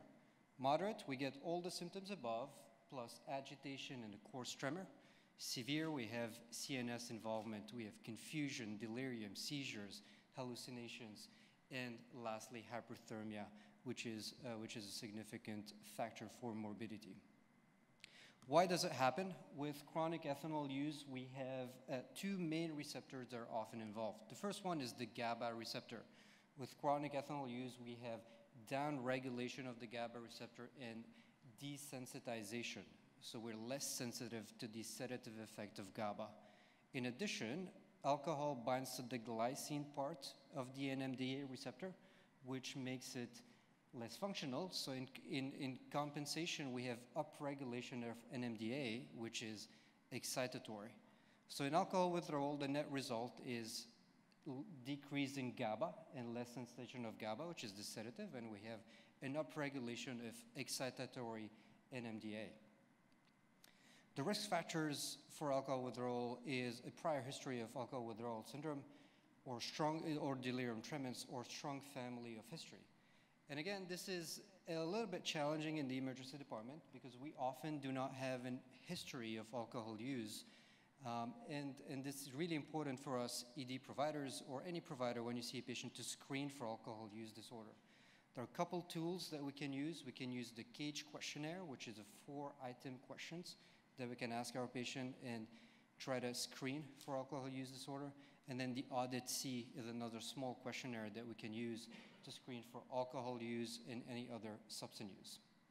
In addition, if you identify the patient and you're admitting your patient for any different reason besides alcohol, and they happen to have an alcohol use disorder, there's a tool, prediction of alcohol withdrawal severity scale, that can predict with a good accuracy whether our patient is at risk for developing complicated withdrawal and whether they need a higher level of care, such as an ICU. So what is the timeline? Usually, historically, we can think of alcohol withdrawal as lasting between around like 3 to 5 days. When we think about it, and we'll talk more about it in future slides, We can think of either early versus late, and we can think of complicated versus uncomplicated alcohol withdrawal. So let's start with the early uncomplicated withdrawal. It's called alcohol tremulousness. This happens around 6 hours after the last drink. Patients often have an autonomic hyperactivity. They complain of tachycardia, a little bit of hypertension, psychomotor agitation, maybe some fine tremor. This is often treated as an outpatient by the patient themselves. They just have, you might have heard the term medicinal beer. They just have a beer, and then the symptoms can resolve. And we often do not see, these patients do not present to the emergency department. The second syndrome to look for is the alcohol hallucinosis. This happens in around 25% of patients with alcohol withdrawal. The main thing is patients have transient hallucinations. These can last a day, a couple days, and it can be reported up to 2 weeks. The hallmark is tactile hallucinations. Patients describe formications, which is the sensation of ants crawling under the skin. And then the other hallucination is the visual hallucination. You might have heard the term pink elephant. This is patient just describe abnormal hallucination. And it's really interesting in the literature how the pink elephant became the dominant animal in the visual hallucinations. Like back in the 1800s, there were the green elephant, the feathery hippopotamus, and then sea snakes in boots. But then somehow in the early 1900s, just the pink elephant became the dominant elephant of hallucination. The hallmark of alcohol hallucinosis is a normal a clear sensorium and a normal vital signs plus hallucinations. Interestingly, there is no association with the development of delirium tremens, or maybe just the data is still lacking. The next syndrome to recognize is alcohol withdrawal seizure. This is often just a single seizure. In around 3% of patients, patients will go on to develop multiple seizures. It can be the first presenting sign of alcohol withdrawal. And interestingly, a third of these patients will go on to develop delirium tremens. And again, anytime you have a seizure with an elevated ethanol level, this is often a concerning sign or could predict a worse withdrawal. And the last thing to recognize is delirium tremens. This is the most dreaded complication and has the highest morbidity and mortality. It tends to happen 2 to 3 days after cessation of drinking. And the hallmark is autonomic instability, hypertension, tachycardia, and all this hyperreflexia, agitation, plus we have an altered mental status, we have change in cognition, and then we have development of perceptual disturbances that we cannot account for by trauma, infection, or any other organic disease. So how do we monitor? How do we risk stratify these patients beside the history? There are 2 tools that we can use. The CIWA, Clinical Institute Withdrawal Assessment for Alcohol. This is a tool that is a little bit subjective. It depends on patient interaction. Patient has to tell us what they're feeling, how they're feeling. They're nauseous, they're anxious. It takes a little bit more time than the second one, and it depends on patient interaction. So one of the challenges is we cannot use it if the patient is acutely agitated or very sedated. It just needs patient interaction with it. The next one is the Richmond Agitation Sedation Scale. This is a tool often used in the ICU for sedation of patient and can be used for alcohol. It's a little bit faster and does not require a cooperative patient and may be helpful in patients who are not really cooperative with our questioning or exam. So let's talk a little bit about management. How do we manage these patients? I think the most importantly is just treat the medical condition. It seems that a big subset of our patients stop drinking because they have another concurring medical problem. They have pancreatitis, they have sepsis, pneumonia, any other trauma, right? People just seems to stop because of a medical problem. And it's really important to recognize this problem and treat it appropriately, as alcohol withdrawal could be the secondary aspect of this primary medical problem. And I always look for trauma, CNS trauma, falls. Patients may not be able to provide history of trauma, as they can have blackouts or they can just pass out, and just always screen for that and look for the primary cause why your patient is in the hospital. So early stages, we talked about it, alcoholic tremulousness. This happens early, it's often uncomplicated. Patients often treat themselves at home. They drink a beer, they have another serving of liquor. When they present to the emergency department, not all these patients needs to be admitted. if your patient has a CUA scale less than 8, which constitutes a mild to moderate withdrawal, and they have no history of complicated withdrawals, such as no history of seizures, DTs, and they have no medical comorbidities, no psychiatric morbidities, it may be safe to treat these patients as an outpatient and then link them to healthcare as an outpatient. How do we manage seizure? We mentioned that it's often a single seizure and it's often limited. And again, only 3% will go on to develop multiple seizures. Lorazepam 2 milligram IM have been studied in a series, and it looks like it reduced the risk of recurrent seizure and need for hospital admission. And interestingly, the effect on the progression for alcohol withdrawal is still unknown. There is no roles for anti-epileptic in alcohol withdrawal seizure unless your patient has a primary seizure disorder from a resulting trauma or any other causes.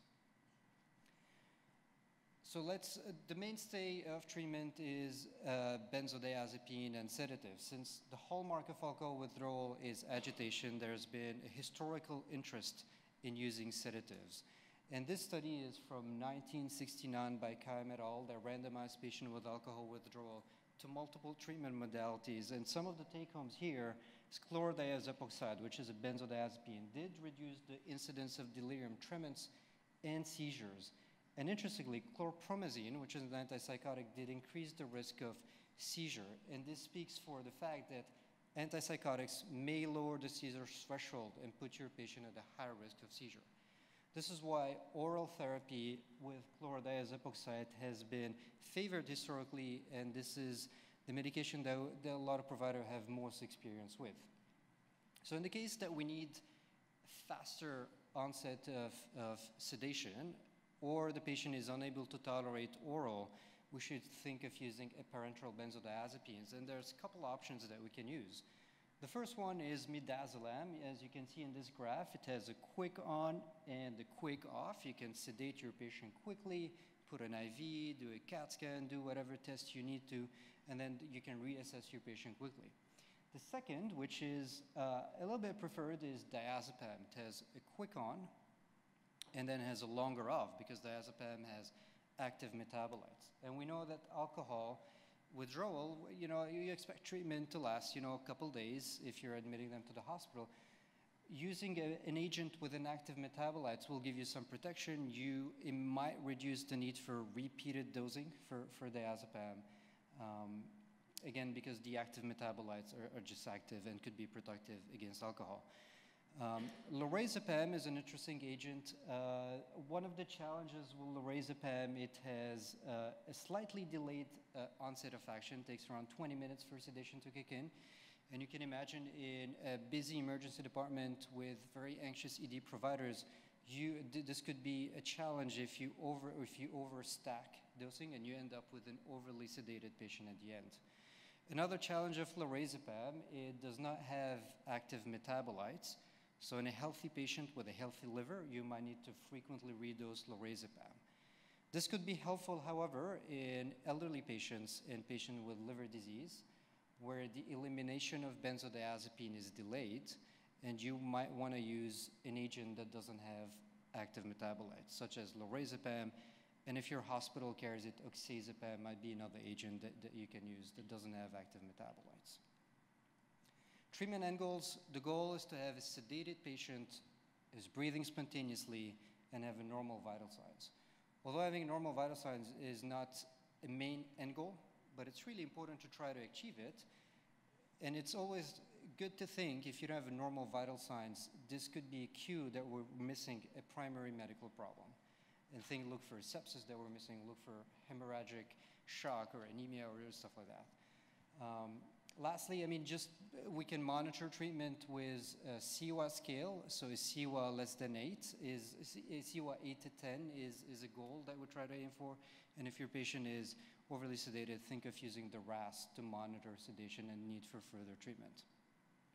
So how do we give benzodiazepines? There's two types. There's the fixed treatment. You give benzo around the clock, or you can do symptom trigger therapy. Symptom trigger therapy seems to decrease the amount of benzodiazepine, seems to decrease the amount of time the patient stays in the hospital. And interestingly, it has no increase in withdrawal seizures or adverse events. In a few subset of patients, we have benzodiazepine with resistant withdrawal. These patients take a huge amount of diazepam, probably 200, 400 milligrams without any clinical improvement. There's two other things we can use. Phenobarbital. Phenobarbs opens the GABA channels regardless whether we have GABA or not, and it could be helpful. Phenobarb, it take around 20 to 40 minutes for the clinical onset of action, so just be patient and avoid dose stacking because you might end up with an overly sedated patient. Second agent is propofol, and one of the benefits of propofol, it works on the NMDA receptor as well, so you get the added benefit of the NMDA. One of the challenges is it has a narrow therapeutic index, can lead to metabolic disorders if given for a long time, and your patient might need to be intubated and upgraded to a critical care setting. Some of the adjuncts, and again, the data for these agents is convincing for some and not for others. Baclofen have been studied, and again, rigorous studies are still pending. Carbamazepine in animal studies did increase GABA level in animals, but then again, translation to clinical medicine in acute withdrawal is still pending. Similarly, valproic acid has limited efficacy, but then some good signals. Gabapentin have been studied in high doses and low doses, and it could be used as an adjunct. Again, good studies are needed. And the last category is sympatholytics, such as clonidine, dexmedetomidine. These agents tend to normalize the vital signs. You can reach your end goals as far as sedation, tachycardia, hypertension. However, one of the challenges is they don't work on GABA or NMDA channels, so you may not be treating the underlying pathophysiology of withdrawal, and this puts you at a risk of under-administering benzodiazepines. And interestingly, in the series that we know, it did not change the duration of treatment. Think of nutritional support. A lot of chronic users, alcohol users, are often deficient in multiple vitamins. They have unhealthy diets. Thiamine is a water-soluble. It's B1 vitamin that is often deficient. It could be very consequential, as it can lead to Wernicke, Korsakoff, and beriberi. One caveat, chronic users of ethanol and patients acutely intoxicated have decreased oral absorption, so you might want to replete parenterally. Give IM or IV when feasible. Magnesium has no effect on the duration of withdrawal. However, a lot of our patients are hypomagnesiemic, and it's good to replace if needed. Similarly, think of other vitamins, folic acid, B6, all the other B vitamins. Patients with chronic alcohol use are often volume repleted, so just volume deficient, so just give fluid back, and similar as dextrose. And a nice new case series, patients with alcohol use have been noted to have vitamin C deficiency. And the title is really nice, Add an Orange to the Banana Bag, if you guys use a banana bag. Last and most importantly, this is always a good opportunity to catch our patient and link them to healthcare. Think of linking to detox centers, using rehabilitation, and think of using social worker as if your hospital emergency department has the resources for that. Thank you very much. Thank you for that very comprehensive overview of alcohol withdrawal. Any questions from the audience? Thanks for your nice presentation. We usually give benzos for the elderly patients, like half dose of benzos. How about for the alcohol withdrawal? Is there any exact amount of benzos for the alcohol withdrawal, like half dose, like elderly patient?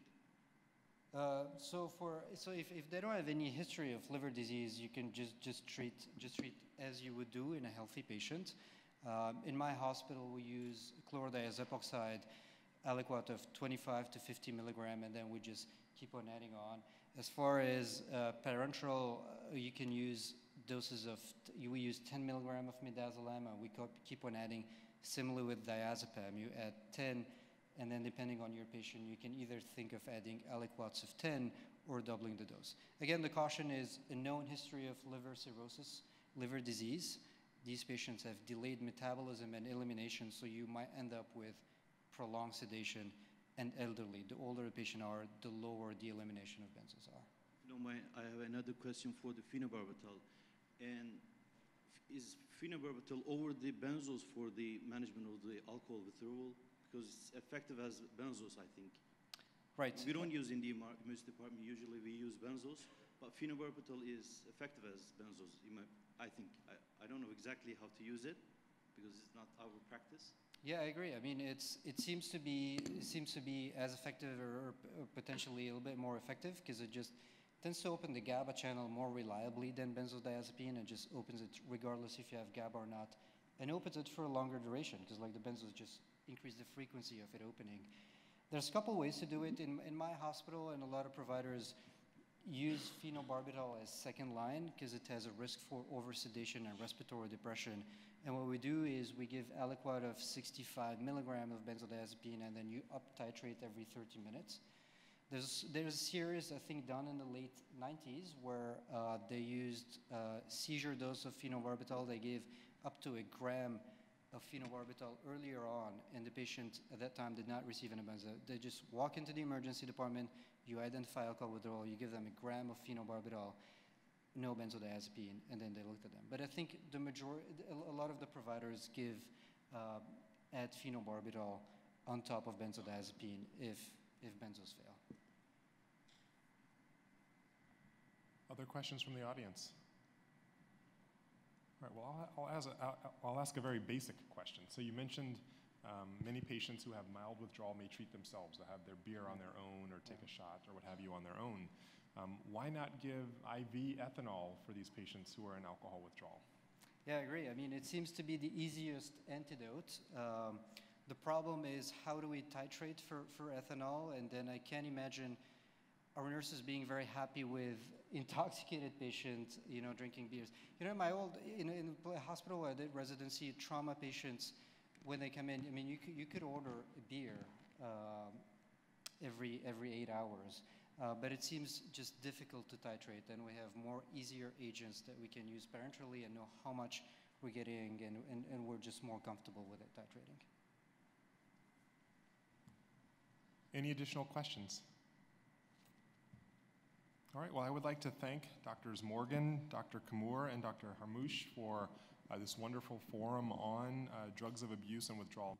We're going to present, we're going to begin our oral research presentations. And there's a slight change to the program. So our first presenter is going to present remotely. So this is Rita Farah, and the presentation is coming from Beirut? Yes. Okay. So Rita Farah is in the Ministry of Health in Lebanon. And she couldn't come here, but since I'm an author as well, we're able to just do it by Zoom. So Rita, if you can hear us, you can begin. Sound? Hi, hello everybody. I can start, right? Yes. Hello everybody. I'm going to present the chemical exposure surveillance data for the year 2019.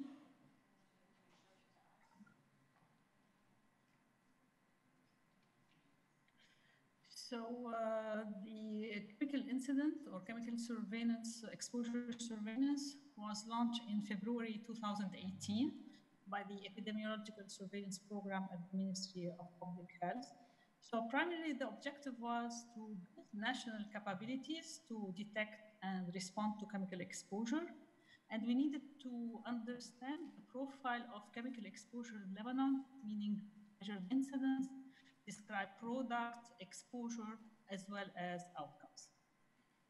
So in 2019, we had 338 cases reported by 30 hospitals, mainly by the emergency department, of which we had 11 clusters, 2 cases of deaths, one from carbon monoxide accident, and one was intentional, a suicide using pesticides. The mean age of chemical exposure incidents was 26 years, plus minus 6 years. The most frequent chemical agent types were, number one, were pharmaceutical products. 35% of chemical incidents, pharmaceutical products were involved. The top class was benzodiazepine, followed by antidepressant and antipsychotics.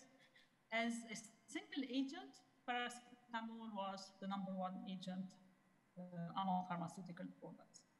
Ranking second, we had the non-pharmaceutical agent types, meaning the cleaning household products were involved with 32% and 9% with pesticides. When we come to the reason, 43% were intentional, and half of these intentional accidents were suicide or suicide attempts, and 39% were unintentional, and the rest remained unspecified. As we come to the place, 46%, the majority of the cases occurred at home, 20% at school, and 9% were occupational exposure.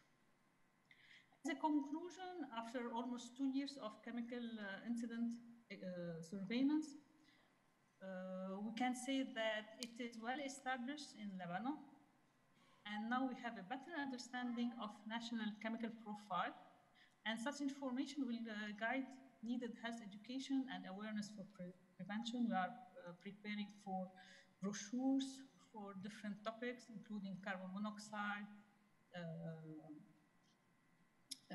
snake bites, and toxic plants. Thank you so much. Thank you, Dr. Afra. Thank you very much. Do we have any questions? We have 1 minute for questions from the audience. We have one question.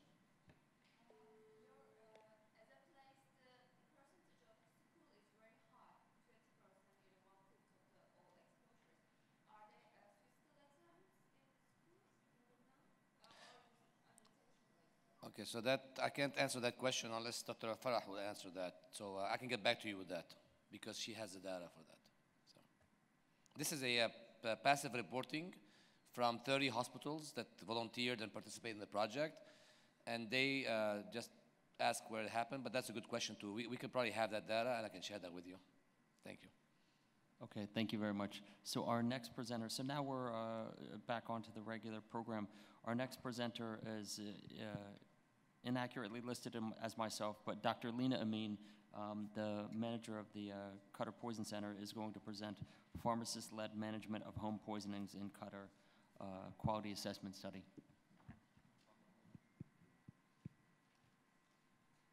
Good afternoon, everyone. All right, good afternoon, everyone. So the first study that I'll be sharing with you is pharmacist-led management of home poisonings in Qatar, a quality assessment study. I have nothing to disclose. So as all of you know, poisonings can obviously lead to significant morbidity and mortality, but actually the majority of poison exposures that we encounter don't even require management in a healthcare setting. At the Qatar Poison Center, we manage the nationwide helpline for poison management, where we provide consults through the phone to both the public and to healthcare providers. And the aim of this study was to specifically look at the cases that we independently manage as SPIs, or specialists in poison information, or pharmacists, that we manage at home without referral to a healthcare facility. So we looked at data collected, or case exposures collected, from December 2018 to March 2019. We specifically looked at human exposures that came from non-healthcare facilities. So this would be residences, schools, public areas, essentially calls from the public directly made to the Poison Center. And then we collected descriptive data for these cases, and also looked at the assessment of the toxicity that was made by the specialist in poison information and the medical outcome, both at the time of the call and then on follow-up. So 33% of the cases were 33% of the cases that we looked at were made from non-healthcare facilities. The Poison Center recommended home management for 73%, so the majority of those cases, and only 27% were referred to a healthcare facility. All of the, or most of the cases that were managed at home, or 89%, were assessed as either non-toxic or subtoxic exposures based on triage amounts, symptoms, based on guidelines and protocols that we have at the Poison Center, and 11% were assessed as potentially toxic. all of the cases that were managed at home, so 100% of the cases that we kept at home, that we recommended the patient that they don't need to go to the hospital, all of those had either no or very minimal effects on follow-up. So in conclusion, the QPC pharmacist or the specialist in poison information can safely prevent unnecessary visits to the emergency department by managing those patients at home. The patients who were managed at home had no adverse outcomes, and none of those patients actually required further referral to a healthcare facility after the initial management. And this demonstrates that this service, the Poison Center existence or purpose in Qatar, can actually lessen the burden on emergency departments by preventing unnecessary visits to the hospital. Okay, thank you. Any questions? Toxins were reported in these cases of patients that were successfully managed at home? Yeah. Most of our home exposures are related to household detergents and cleaners. And then that's our that's our number one category, followed by medications, and then followed by other substances. Thank you. Sure. Else? No? Okay. Hello again. The surgical one. This is surgical. Yes, great. Okay. So the second study that I'll share with you is titled Frequency of Poison Center Cases Involving Surgical Issues, 1-Year Retrospective Study. I have nothing to disclose. That has not changed. Okay, so in my work as a SPY, as a pharmacist at the Poison Center, it's very, very infrequent that we involve or that I have to involve or consult the surgical service. However, there are a few exposures that do benefit or that may benefit from consult of our colleague surgeons. And this study specifically looked at the frequency with which this occurs. So how often do we come across cases at the Poison Center that we would need to consult surgical subspecialties? So this again was a retrospective study. We looked at cases from actually the first year of study or the first year of operation in the Poison Center. So sorry, the first bullet point's incorrect. And we looked at the SPY and the medical toxicologist went through all the cases that we received during our first year of operation and looked at which of those could have benefited or we did consult the surgery team. So those cases involved foreign body ingestions, caustic exposures, animal bites and stings, and all cases that involved or could have involved compartment syndrome. So the results that we found were that most of the cases, the majority of the cases, 54.5% were related to caustic exposures or ingestions, followed by foreign body ingestions, animal bites, and finally burns. For foreign body ingestions, the majority of those were related to button batteries, followed by high-powered magnets, and then we had water beads and some other ingestions that were involved. In conclusion, we identified 198 cases that were managed by a Poison Center that would have required or involved issues with surgical relevance. Poison Centers don't usually consult the surgery team, and however, regular consultation with surgeons in certain relevant cases would improve patient management, would decrease the time needed to emergent surgical intervention, and would be both informational to the surgical team and would help establish kind of a pathway of communication between the Poison Center and the surgery team for all future cases. Any questions? Thank you. Any questions? Thank you. No. Okay. Our next presenter is Dr. Bruno Bergarben, and he will be.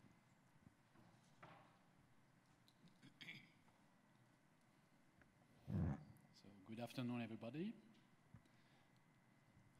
As you know, acetaminophen is the most prescribed drug worldwide, but there are dangers related to repeated supratherapeutic ingestion, and this is still an issue because it is poorly known by the general population.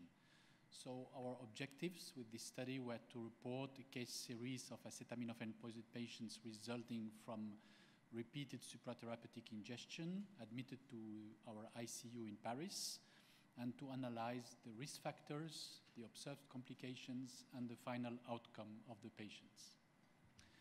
We conducted a retrospective single-center observational study on about 10 years, including all acetaminophen poisoned patients from repeated supratherapeutic ingestions admitted to the ICU. We defined this situation by the ingestion of a supratherapeutic dosage. That means more than 1 gram 4 times per day, with a minimum of 6-hour intervals between 2 successive oral intakes. Of course, in the absence of self-harm or suicidal attempt as assessed by a psychiatry consultation. So we were able to identify 22 patients, mainly women, median age 35 years. The presumed ingested dose was 15 grams during 24 hours. Patients were admitted to the hospital with a median delay of 48 hours after the first ingested dose, and generally they were admitted due to abdominal pain and vomiting. On admission, the usual biological parameters were in the normal ranges, except transaminases, which were elevated, and with a slight decrease in prothrombin index to 61%. Of course, as expected, serum acetaminophen concentration was almost normal, at least very low.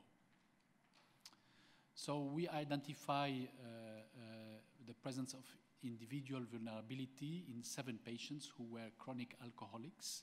None of our patients received cytochrome inducer drugs or were anorexic.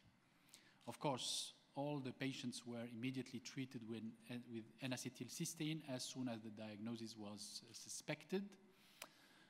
Unfortunately, despite the treatment, severe complications occurred. Acute liver injury, 88%, metabolic acidosis, 27%, liver failure, 23%, acute renal failure, 23%, and deaths in 3 patients. These 3 patients were not transplanted because they arrived with a delay to the hospital and in the presence of multi-organ failure, requiring mechanical ventilation and high-dose norepinephrine infusion, and these were contraindications for liver transplantation.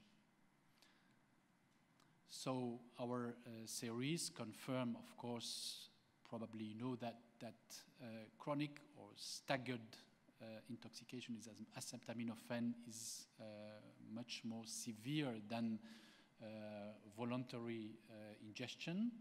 You see here this historical series comparing both situations. You see that in voluntary intoxications, if the patients ingested a median dose of 20 grams, so in 1 ingestion, and the death rate was 2%. While in accidental situations, they ingested 12 grams, so almost half of the dose, but the mortality rate was 19%. So accidental acetaminophen ingestion is much more severe, as confirmed in our series with 3 deaths among 22 patients. So acetaminophen repeated accidental or supratherapeutic ingestion may result in severe liver toxicity, life-threatening presentations, and high-rate fatality. And this is relatively easily evitable by public information to limit misuses. And recently in France, about 2 months ago, the health authorities decided to stop the possibility of the pharmacist to deliver acetaminophen without a prescription. So now acetaminophen prescription is mandatory in France. Thank you. Experience with therapeutic excess of paracetamol do you think, or otherwise, that the morbidity and mortality associated with it is more than that of acute because of ongoing consumption of glutathione, or that just a theoretical proposal has no reality in it? That's a good question. I don't know exactly the mechanism. I'm not sure even if there is any knowledge about the exact reason why this supratherapeutic overdose with acetaminophen is more severe than self-harm ingestion of a huge amount. Probably the fact that you ingest repeatedly acetaminophen will consume all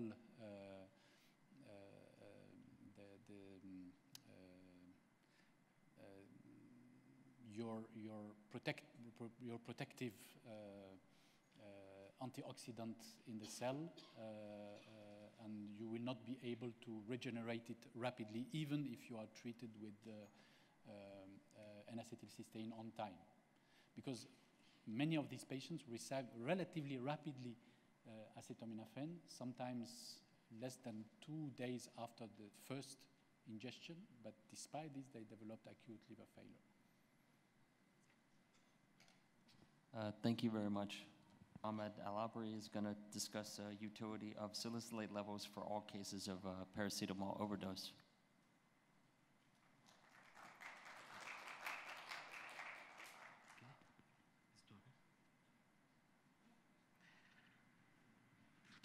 Hello. Yeah. Hello, everybody. Thank you for your introduction, Dr. Ajay. Welcome, everybody, to my presentation. I'm actually going to present my research, which is about the utility of sending aspirin in all cases who are coming with paracetamol overdose. So there is a common practice among emergency physicians. They are sending salicylate for any cases who's coming with paracetamol overdose. Although there were a lot of study came later, it showed that the routine testing for salicylate may not be required for fully conscious patient who is denying any history of aspirin intake and who showed no clinical features of salicylate toxicity. Now, what about Oman? That's why, because there were no much study in Oman, so we create our own question. What is the utility of sending salicylate level for all cases with paracetamol overdose who present to Royal Hospital, which is a tertiary care hospital in Oman from 2007 to 2017? So we did a retrospective chart review study during this period from 2007 to 2017, and this is the data collection sheet. We found that total of 338 patients presented with paracetamol overdose. The emergency physician, they were divided among those cases. So in 189, actually, the emergency physician, they sent the salicylate for them, while in 149, salicylate level was not sent. Among those 189, salicylate was positive in 6 cases. Let's go through them one by one. So in 4 cases, there were very clear indication for salicylate to be sent. Actually, because 2 of them, they gave history of aspirin ingestion with the paracetamol. And one of them, he showed that a clinical picture, he was altered mental status, which is also, you need to screen for other toxicity, not only paracetamol in this case. And one patient, she showed that she's having a metabolic acidosis and respiratory alkalosis, which is also, again, one of the clinical features of the salicylate ingestion. The 5th case gave only abdominal pain. Now, this patient presented only a few hours after the paracetamol ingestion, and it was not clear that only paracetamol was ingested. So the emergency physician, that's why he go ahead and send the salicylate for this patient, and actually it came positive. The only patient where there were no clear indication to send anything other than paracetamol was the last one, because he denied any history of intake other than paracetamol. He was fully conscious, no clinical picture, and the salicylate came positive for this patient. Among those 6 patients, only supportive management was given for them, i.e. there was no dialysis, no sodium bicarb was needed for them. Now let's go back to those cases where salicylate was not sent to them. 149 cases, salicylate was not sent. So in those cases, none of them came back to ER later if they got discharged with a salicylate-related toxicity. And also, if they got admitted, if salicylate was sent, none of them also salicylate came to be high for those cases. What about the last case, the 6th case? 1 patient was missed. Now, this case was discussed with a toxicologist and discussed with a statistician. And from their point of view, it's insignificant to miss 1 case out of 338 cases. So, in general, our research looks like it's going in favor of the latest research that there is no need to send salicylate routinely for all cases who are coming with paracetamol overdose. Thank you. Thank you very much. Any questions? Yes.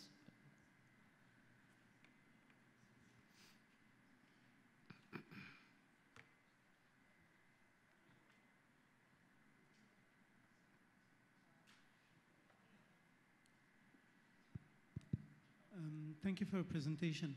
On a hindsight, why do you think that there's something else in the presentation of that case that it was the last one? Yeah, that would have triggered you to test for salicylate at the time presentation? Because despite this, as you said, the statisticians and the toxicologists said it's not significant, but the life worth saving is important. I agree with the notion that you don't need to test salicylate unless you have a clinical history or whatever suggests otherwise.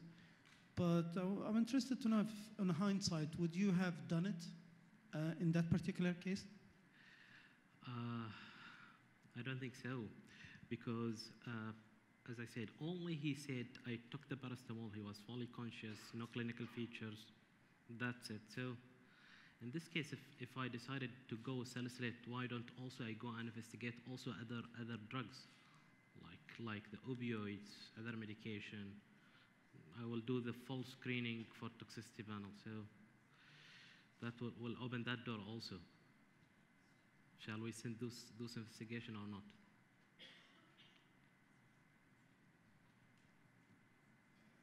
Okay, thank you very much. Welcome. Next presentation is going to be evaluation of patients with iron toxicity in the emergency department. Dr. Amin Emektar. Good afternoon. I'm Dr. Emine. I'm from Ankara Keçiören Training and Research Hospital. The study title of, I am so exciting, by the way, evaluation of patients with iron toxicity in the emergency department. There is no conflict of interest. Acute iron poisoning is common in our country, in Turkey. In this study, we investigated demographic, clinic, and laboratory featured treatment modalities and complication of patients present to our emergency department with iron toxicity. This is a retrospective study. We enrolled the patient aged 18 years and older, admitted to our emergency department last 5 years who had been diagnosed with iron toxicity. Patients with missing medical data were excluded. We recorded the demographic information, vital signs, amount of iron intake, additional drugs, blood iron levels, hospital outcome, admission and during hospital stay. We divided the patients 2 groups by the amount of iron intake. Doses below 20 milligram kilogram were considered as non-toxic. About 21 milligram kilogram were considered toxic. 61 patients were included in the study. 45 patients were female, and median age of the study population was 32. About half of the patients had taken additional medication. Most common group were analgesic. The mean amount of elementary iron taken by the patients was 1,000 milligram, and 4th-hour iron level was 246 milligram. None of the patients died. Evaluate the blood iron level and amount of iron. There was weak, statistically significant positive correlation between the amount of iron intake and blood iron level. Comparison of blood parameters at admission and during the follow-up, 4 hours, showed the significant decrease in hemoglobin, BBC, platelet, and creatine levels, and significant increase in the INR level during the follow-up compared to admission. No significant difference was the other blood parameters. Also, no significant difference was found between the toxic and non-toxic group, all blood parameters. In this study, we reached 2 findings. Firstly, although about half of our patients had taken toxic dose iron, there was a weak correlation between the amount of iron intake and blood iron level. About half of our patients had taken toxic dose of iron. Toxicity was mild, majority of patients. Secondly, we detected decreased some laboratory parameters, but we don't consider as clinically meaningful. Also, we didn't find any difference in renal and hepatic function test follow-up in the toxic or non-toxic group. We also found increase the INR level. We believe may indicate tissue affection at cellular level without any clinical affection. Thank you. Wondering if it has to do with the fact that you said the most common co-ingestion was analgesics? Yes. Maybe INR increase related to analgesic. Maybe. Because I'm just I'm sorry. I was just wondering if maybe that would have been, you know, an NSAID or something. NSAID. All of the analgesics, were they non-steroidals? No paracetamol.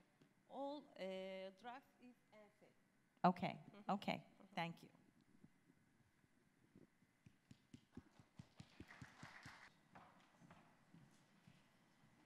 Good afternoon, everyone. So the third study and the last study that I'll be sharing with you is looking at the incidence of fipronil-related exposures that we've had reported to the Qatar Poison Center. So again, I have nothing to disclose. So fipronil is actually an insecticide that is commonly used in Qatar.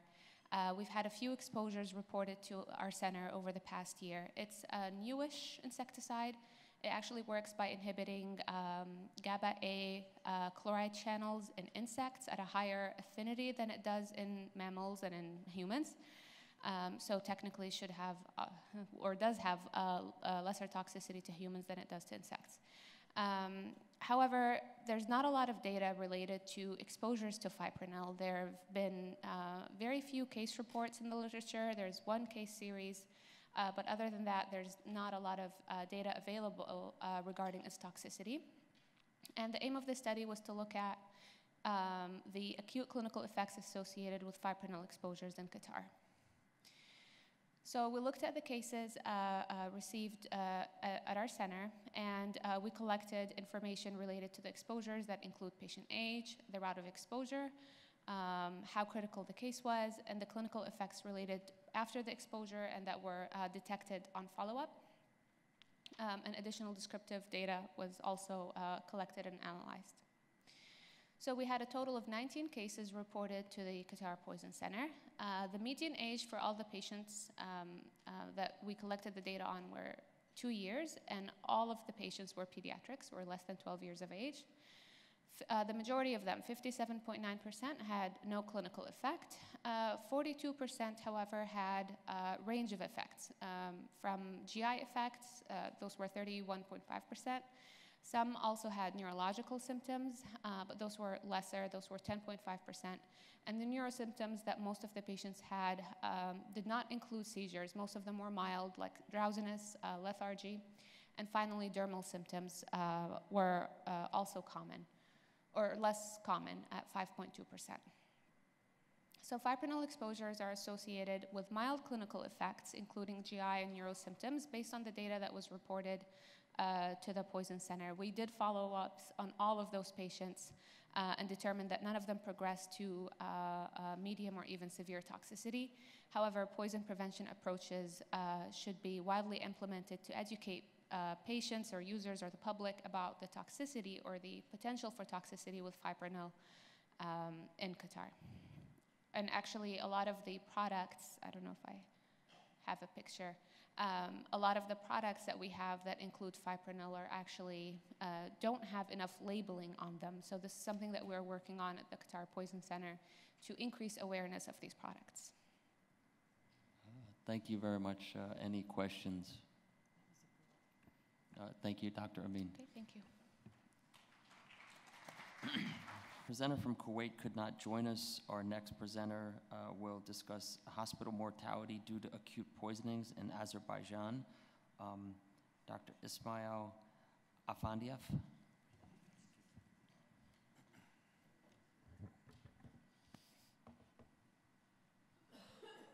Thank you, dear colleagues. Thank you for the invitation, opportunity to speak. I represent the Poison Center of Ministry of Health. It's only medical institution in Azerbaijan that is responsible for treatment and prevention of all kinds of poisoning, both in adult and children. There are several departments: ICU, pediatric, dialysis, efferent therapy, hyperbaric oxygenation, laboratory, diagnostic, and poison information unit. The epidemiological data on fatal poisoning in Azerbaijan is very limited, so the aim of the study was to evaluate and analyze the characteristic of hospital mortality due to acute poisoning in Azerbaijan. Investigation was performed on data of poisoned patients admitted to Poison Center in Baku from the 1st January 2009 to 31 January 2019.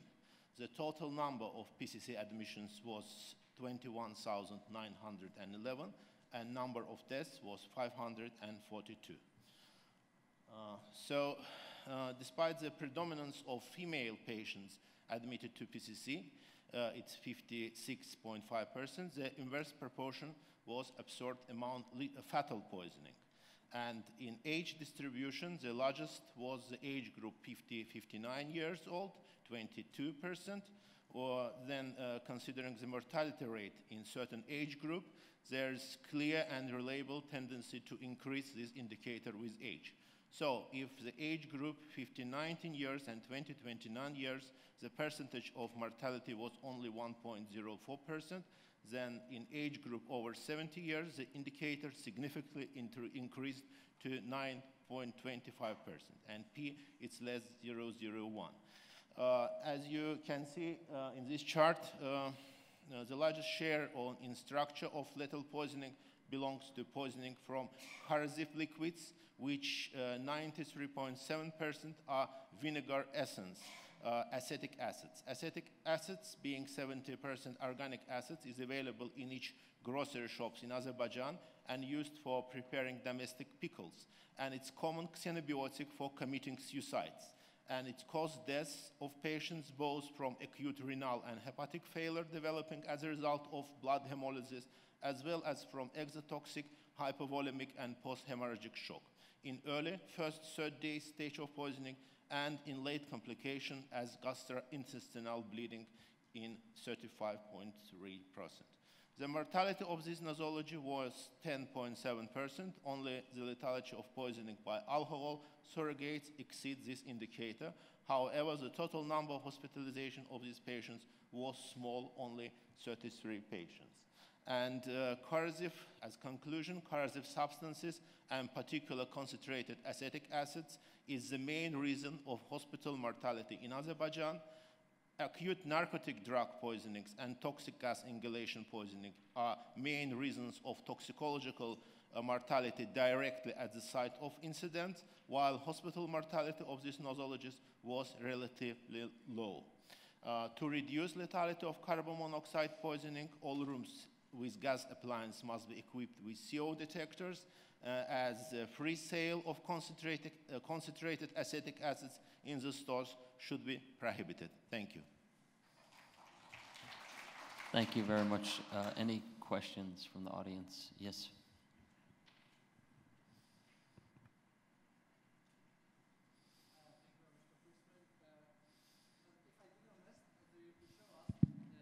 Majority mortality is coming among the patients who get corrosive and corrosive substance. Yeah. But your age, the exposure, the age was between 15 and 59. This is the highest one. As we know, the person who get corrosive, they are almost young. But in your studies, they are about 16. What do you think about this? Do you think is it suicidal? Yes, exactly. It's suicidal for last years in our country due to a drop of oil prices, what big bank crisis, and many, especially men who had credits in banks, they cannot pay money for banks, and they committed suicide using acetic acids. So it was the rise of this age group. And I just have one question to understand. So one of your slides indicated you have 21,911 admissions or deaths. So that means cases or hospital admissions and deaths are 21,000? Yeah. 21,000 patients with severe poisoning that admitted to ICU department in this period of time. And of this, it's 524, it was death. We not include in this investigation our outpatients. Okay, thank you. Thank you. Any other questions? Thank you very much. Thank you.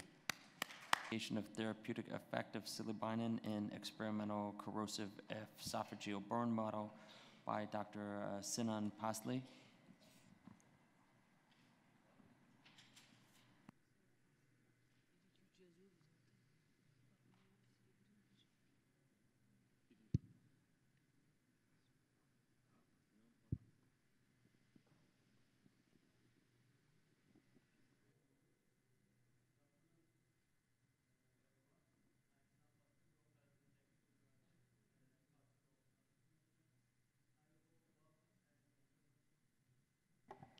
Good afternoon, everyone. I am Sinan Paslı from Karadeniz Technical University, Department of Emergency Medicine. I will talk about an experimental study we have made on rats. This study was conducted to investigate the effects of silibinin on corrosive esophageal burn caused by sodium hydroxide. To remember, silibinin is an active substance contained in the seeds of Silybum marianum plant. Due to its high antioxidant and anti-inflammatory effects, it's currently used as an antidotal treatment, as we know, for fungal poisoning containing cyclopeptides and also liver and gallbladder diseases. Its main mechanism is antioxidant effects, preventing lipid peroxidation and protecting the body against glutathione reduction. When we look at our study, we have 4 groups, each consists of 7 rats. The first group and the second group received no burn, and the third and fourth group received 0.2 milliliter, 12.5% sodium hydroxide.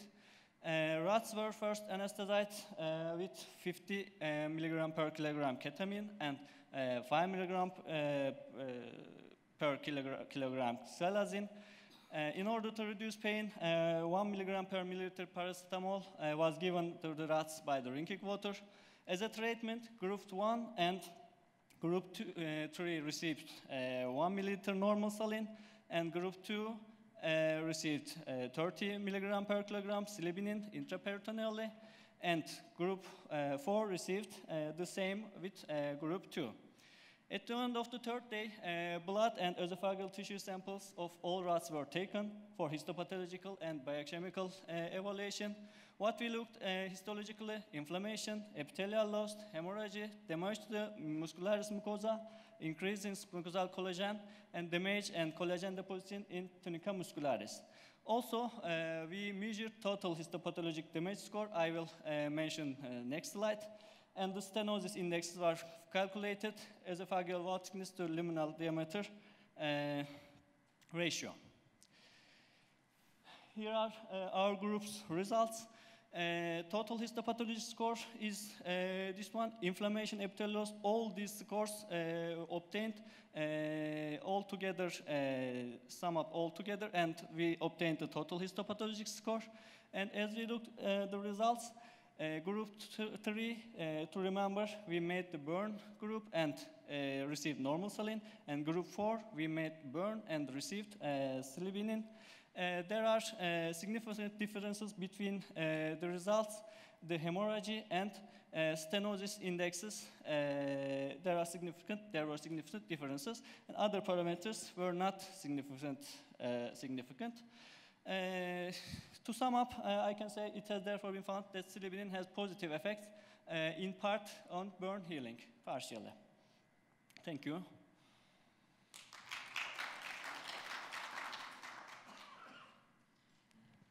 Okay, thank you very much. Do we have any questions from the audience?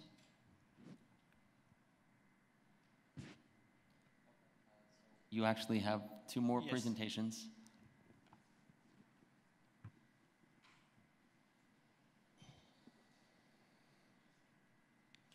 And again, an experimental study, very similar to previous one I mentioned. And in this study, we performed in order to examine the effect of N-acetylcysteine and ethyl pyruvat, both known with antioxidant and antioxidant effects. And we used again sodium hydroxide to make corrosive burn. In this study, we have 5 groups. Again, each consists of 7 rats. Group 1 received no burn, and group 2, 3, 4, and 5 received 0.2 milliliter, 25% sodium hydroxide. Again, rats were first anesthetized with 50 milligram per kilogram ketamine and 5 milligram per kilogram xylazine. In order to reduce pain, we gave them 1 milligram per milliliter paracetamol. And again, inflammation, epithelial loss, hemorrhage, damage to muscularis mucosa, increase in mucosal collagen, damage and collagen deposition in tunica muscularis were evaluated. Again, total histopathologic damage score was measured. As a treatment, group 1 and 2 received no treatment. Group 3, 4, and 5 received treatment. Group 3, 30 milligram per kilogram N-acetylcysteine intraperitoneally. Group 4 received 50 milligram per kilogram ethyl pyruvat, and group 5 received both of them together. Here are 2 tables, but I will talk about the second table mainly. The first table, all the parameters we have looked on the rats, and the second table, the total histopathologic score and stenosis index. I will talk about total score.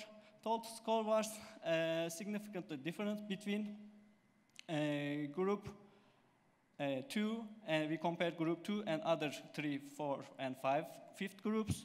There were significant differences between group 2 and 3. As to remember, group 3 was taken N-acetylcysteine, and group 5 received N-acetylcysteine and ethyl pyruvat. There were no significant differences between group 4 and 2, and the stenosis index score was similar to total histopathologic scores. Again, to sum up, we found that N-acetylcysteine use alone or N-acetylcysteine use together with ethyl pyruvat has may be useful in healing esophageal burns associated with sodium hydroxide.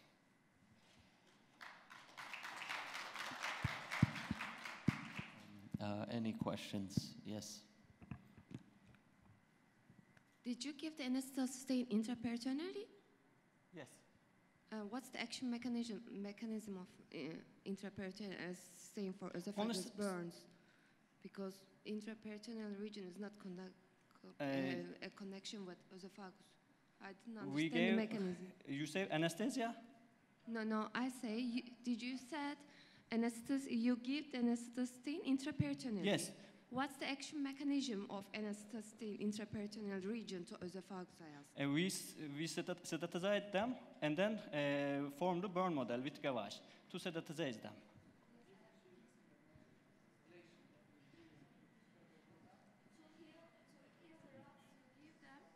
You give the drug to intraperitoneal region to heal the esophagus burn.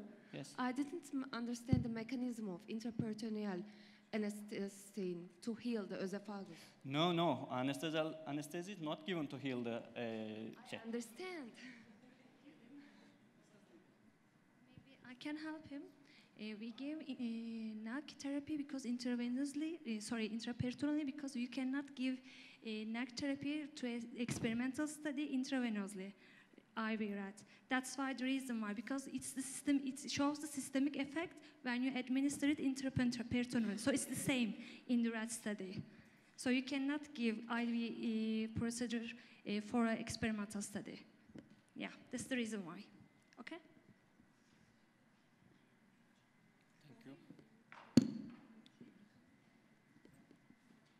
An experimental study and the effect of resveratrol on ischemic tissue injury in experimental carbon monoxide poisoning. The aim of this study was to investigate the protective effect of resveratrol on the ischemia, inflammation, and oxidative injury on brain and heart tissue, experimentally induced carbon monoxide intoxication. To remember, resveratrol is a natural polyphenolic molecule with known anti-inflammatory, antioxidant, anti-apoptotic, and anti-aging effects. We have 6 groups in this study. Each contains, again, 7 rats. Group 1, 2, and 3 received inhaled room air for 60 minutes, and group 4, 5, and 6 received 4 liters per minute, 5,000 ppm carbon monoxide inhaled. And as a treatment, group 1 and 4 received 1 milliliter normal saline, group 2, 16 milligram per milliliter dimethyl sulfoxide, and group 5 received the same. Dimethyl sulfoxide is the solvent of resveratrol, and group 3 and 4 received 25 milligram per kilogram resveratrol intraperitoneally. Carbon monoxide level, we measured it from the tail vein with 1 milliliter blood. At the end of the 48 hours, rats were sacrificed by decapitation method. Blood, brain, and heart tissue samples were taken.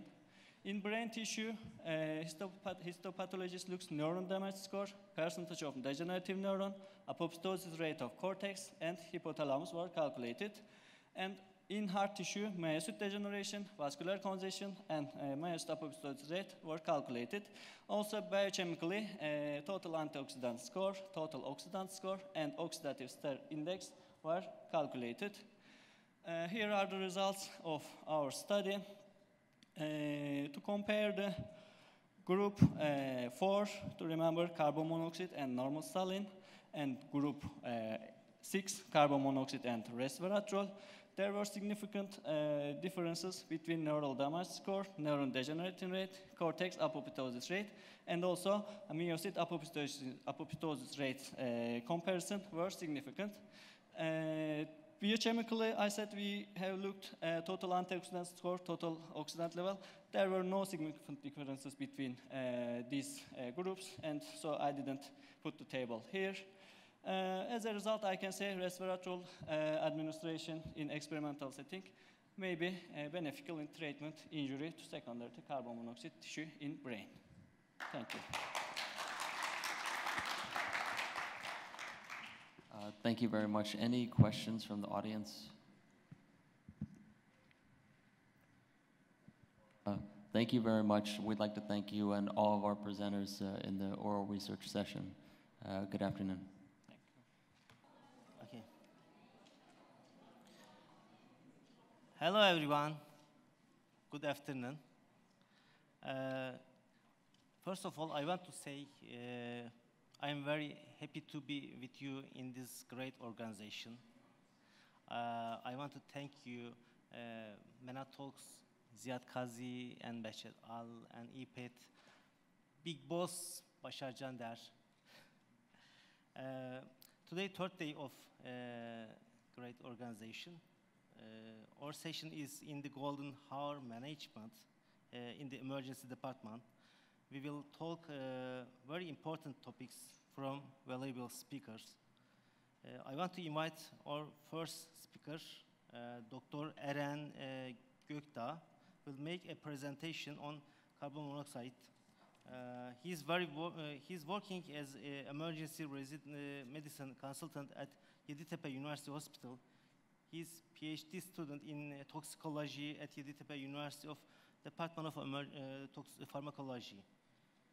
Yes, please.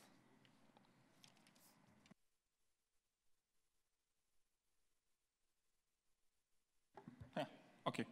Hello, this session is about golden hour management in the emergency department, but because of the nature of majority of carbon monoxide poisonings, it's not that possible to start the treatment within the first hours. I think everyone knows what carbon monoxide is. It's well-known toxicant. It's colorless, odorless, and tasteless gas. The carboxyhemoglobin levels for non-smokers can be up to 5%, and for smokers it can be up to 10%. Carbon monoxide poisonings is a leading cause of accidental poisonings, but we are bad at data management in our country, so I don't have national data. But according to Global Health Data Exchange 2017 report, the worldwide cumulative incidence and mortality of carbon monoxide poisons were estimated at 137 cases per million and 4.6 deaths per million, respectively. And it also published in Lancet 2018. Clinical manifestations are vary, and these manifestations and severity of clinic doesn't correlate with carboxyhemoglobin levels.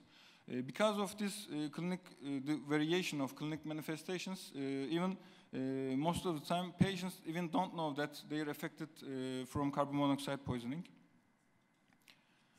Treatment is simple. We give oxygen, 100% oxygen as soon as possible. If there is a cardiovascular compromise, we can give IV fluids, inotropes, and if there is a life-threatening dysrhythmia, we initiate the standard advanced cardiac life support protocols. And also we give supportive treatment for seizures, to benzodiazepines for seizures. Half-life of carbon monoxide changes with method of oxygen delivery. We know that it's in room air, half-life is 4 to 5 hours. But with 100% oxygen, it decreased to 80 minutes, and with hyperbaric oxygen therapy, it will reduce to 20 minutes. Pardon. We have very oxygen delivery methods. These are the high flow nasal cannula is a new method, and non-rebreather mask is our traditional way. CPAP is also one of the newer methods, and hyperbaric oxygen therapy is the most effective weapon against carbon monoxide poisoning, but it has some challenges in itself. These are the newest studies about high flow nasal cannula. Oxygen via high flow nasal cannula is a newer method, like I said, but they found useful in some cases. This is one case, a young male patient, and they found that high flow nasal cannula can be useful for carbon monoxide poisoning, and it is more comfortable than traditional methods. And this one is also another study. But they compare with it conventional face mask in this study, not non-rebreather mask, but it also has lower half-life than room air. And this one is also a new study. But their sample size is low, so they say that this is promising alternative, but we need further studies to earn its place for the treatment. And this is, I think this is the only study that I can found for CPAP. They compare the CPAP with non-rebreather mask, and the half-life is significantly reduced by CPAP.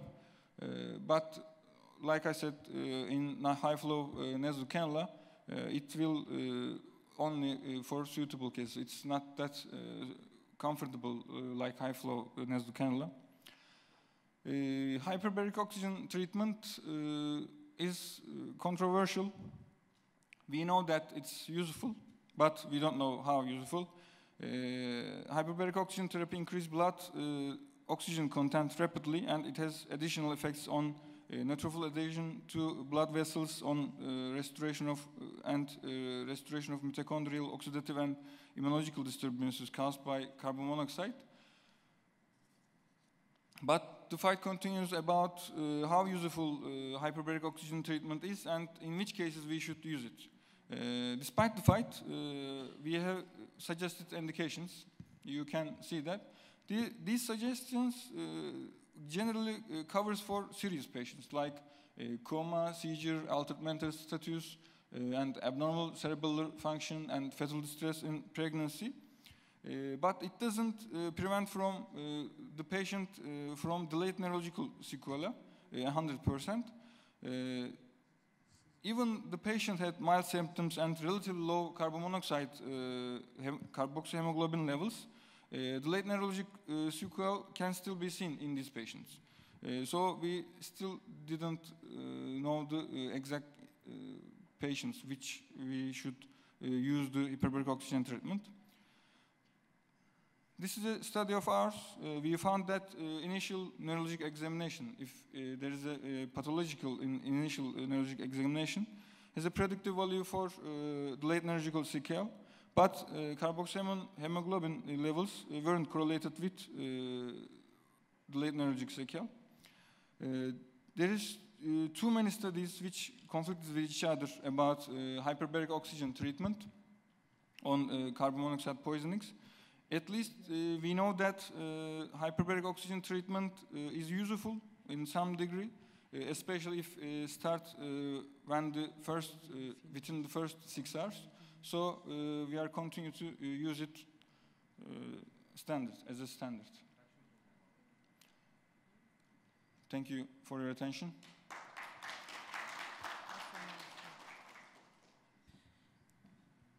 Thank you, Dr. Eren Gökten, for this very well presentation. Do you have any question or adding? I think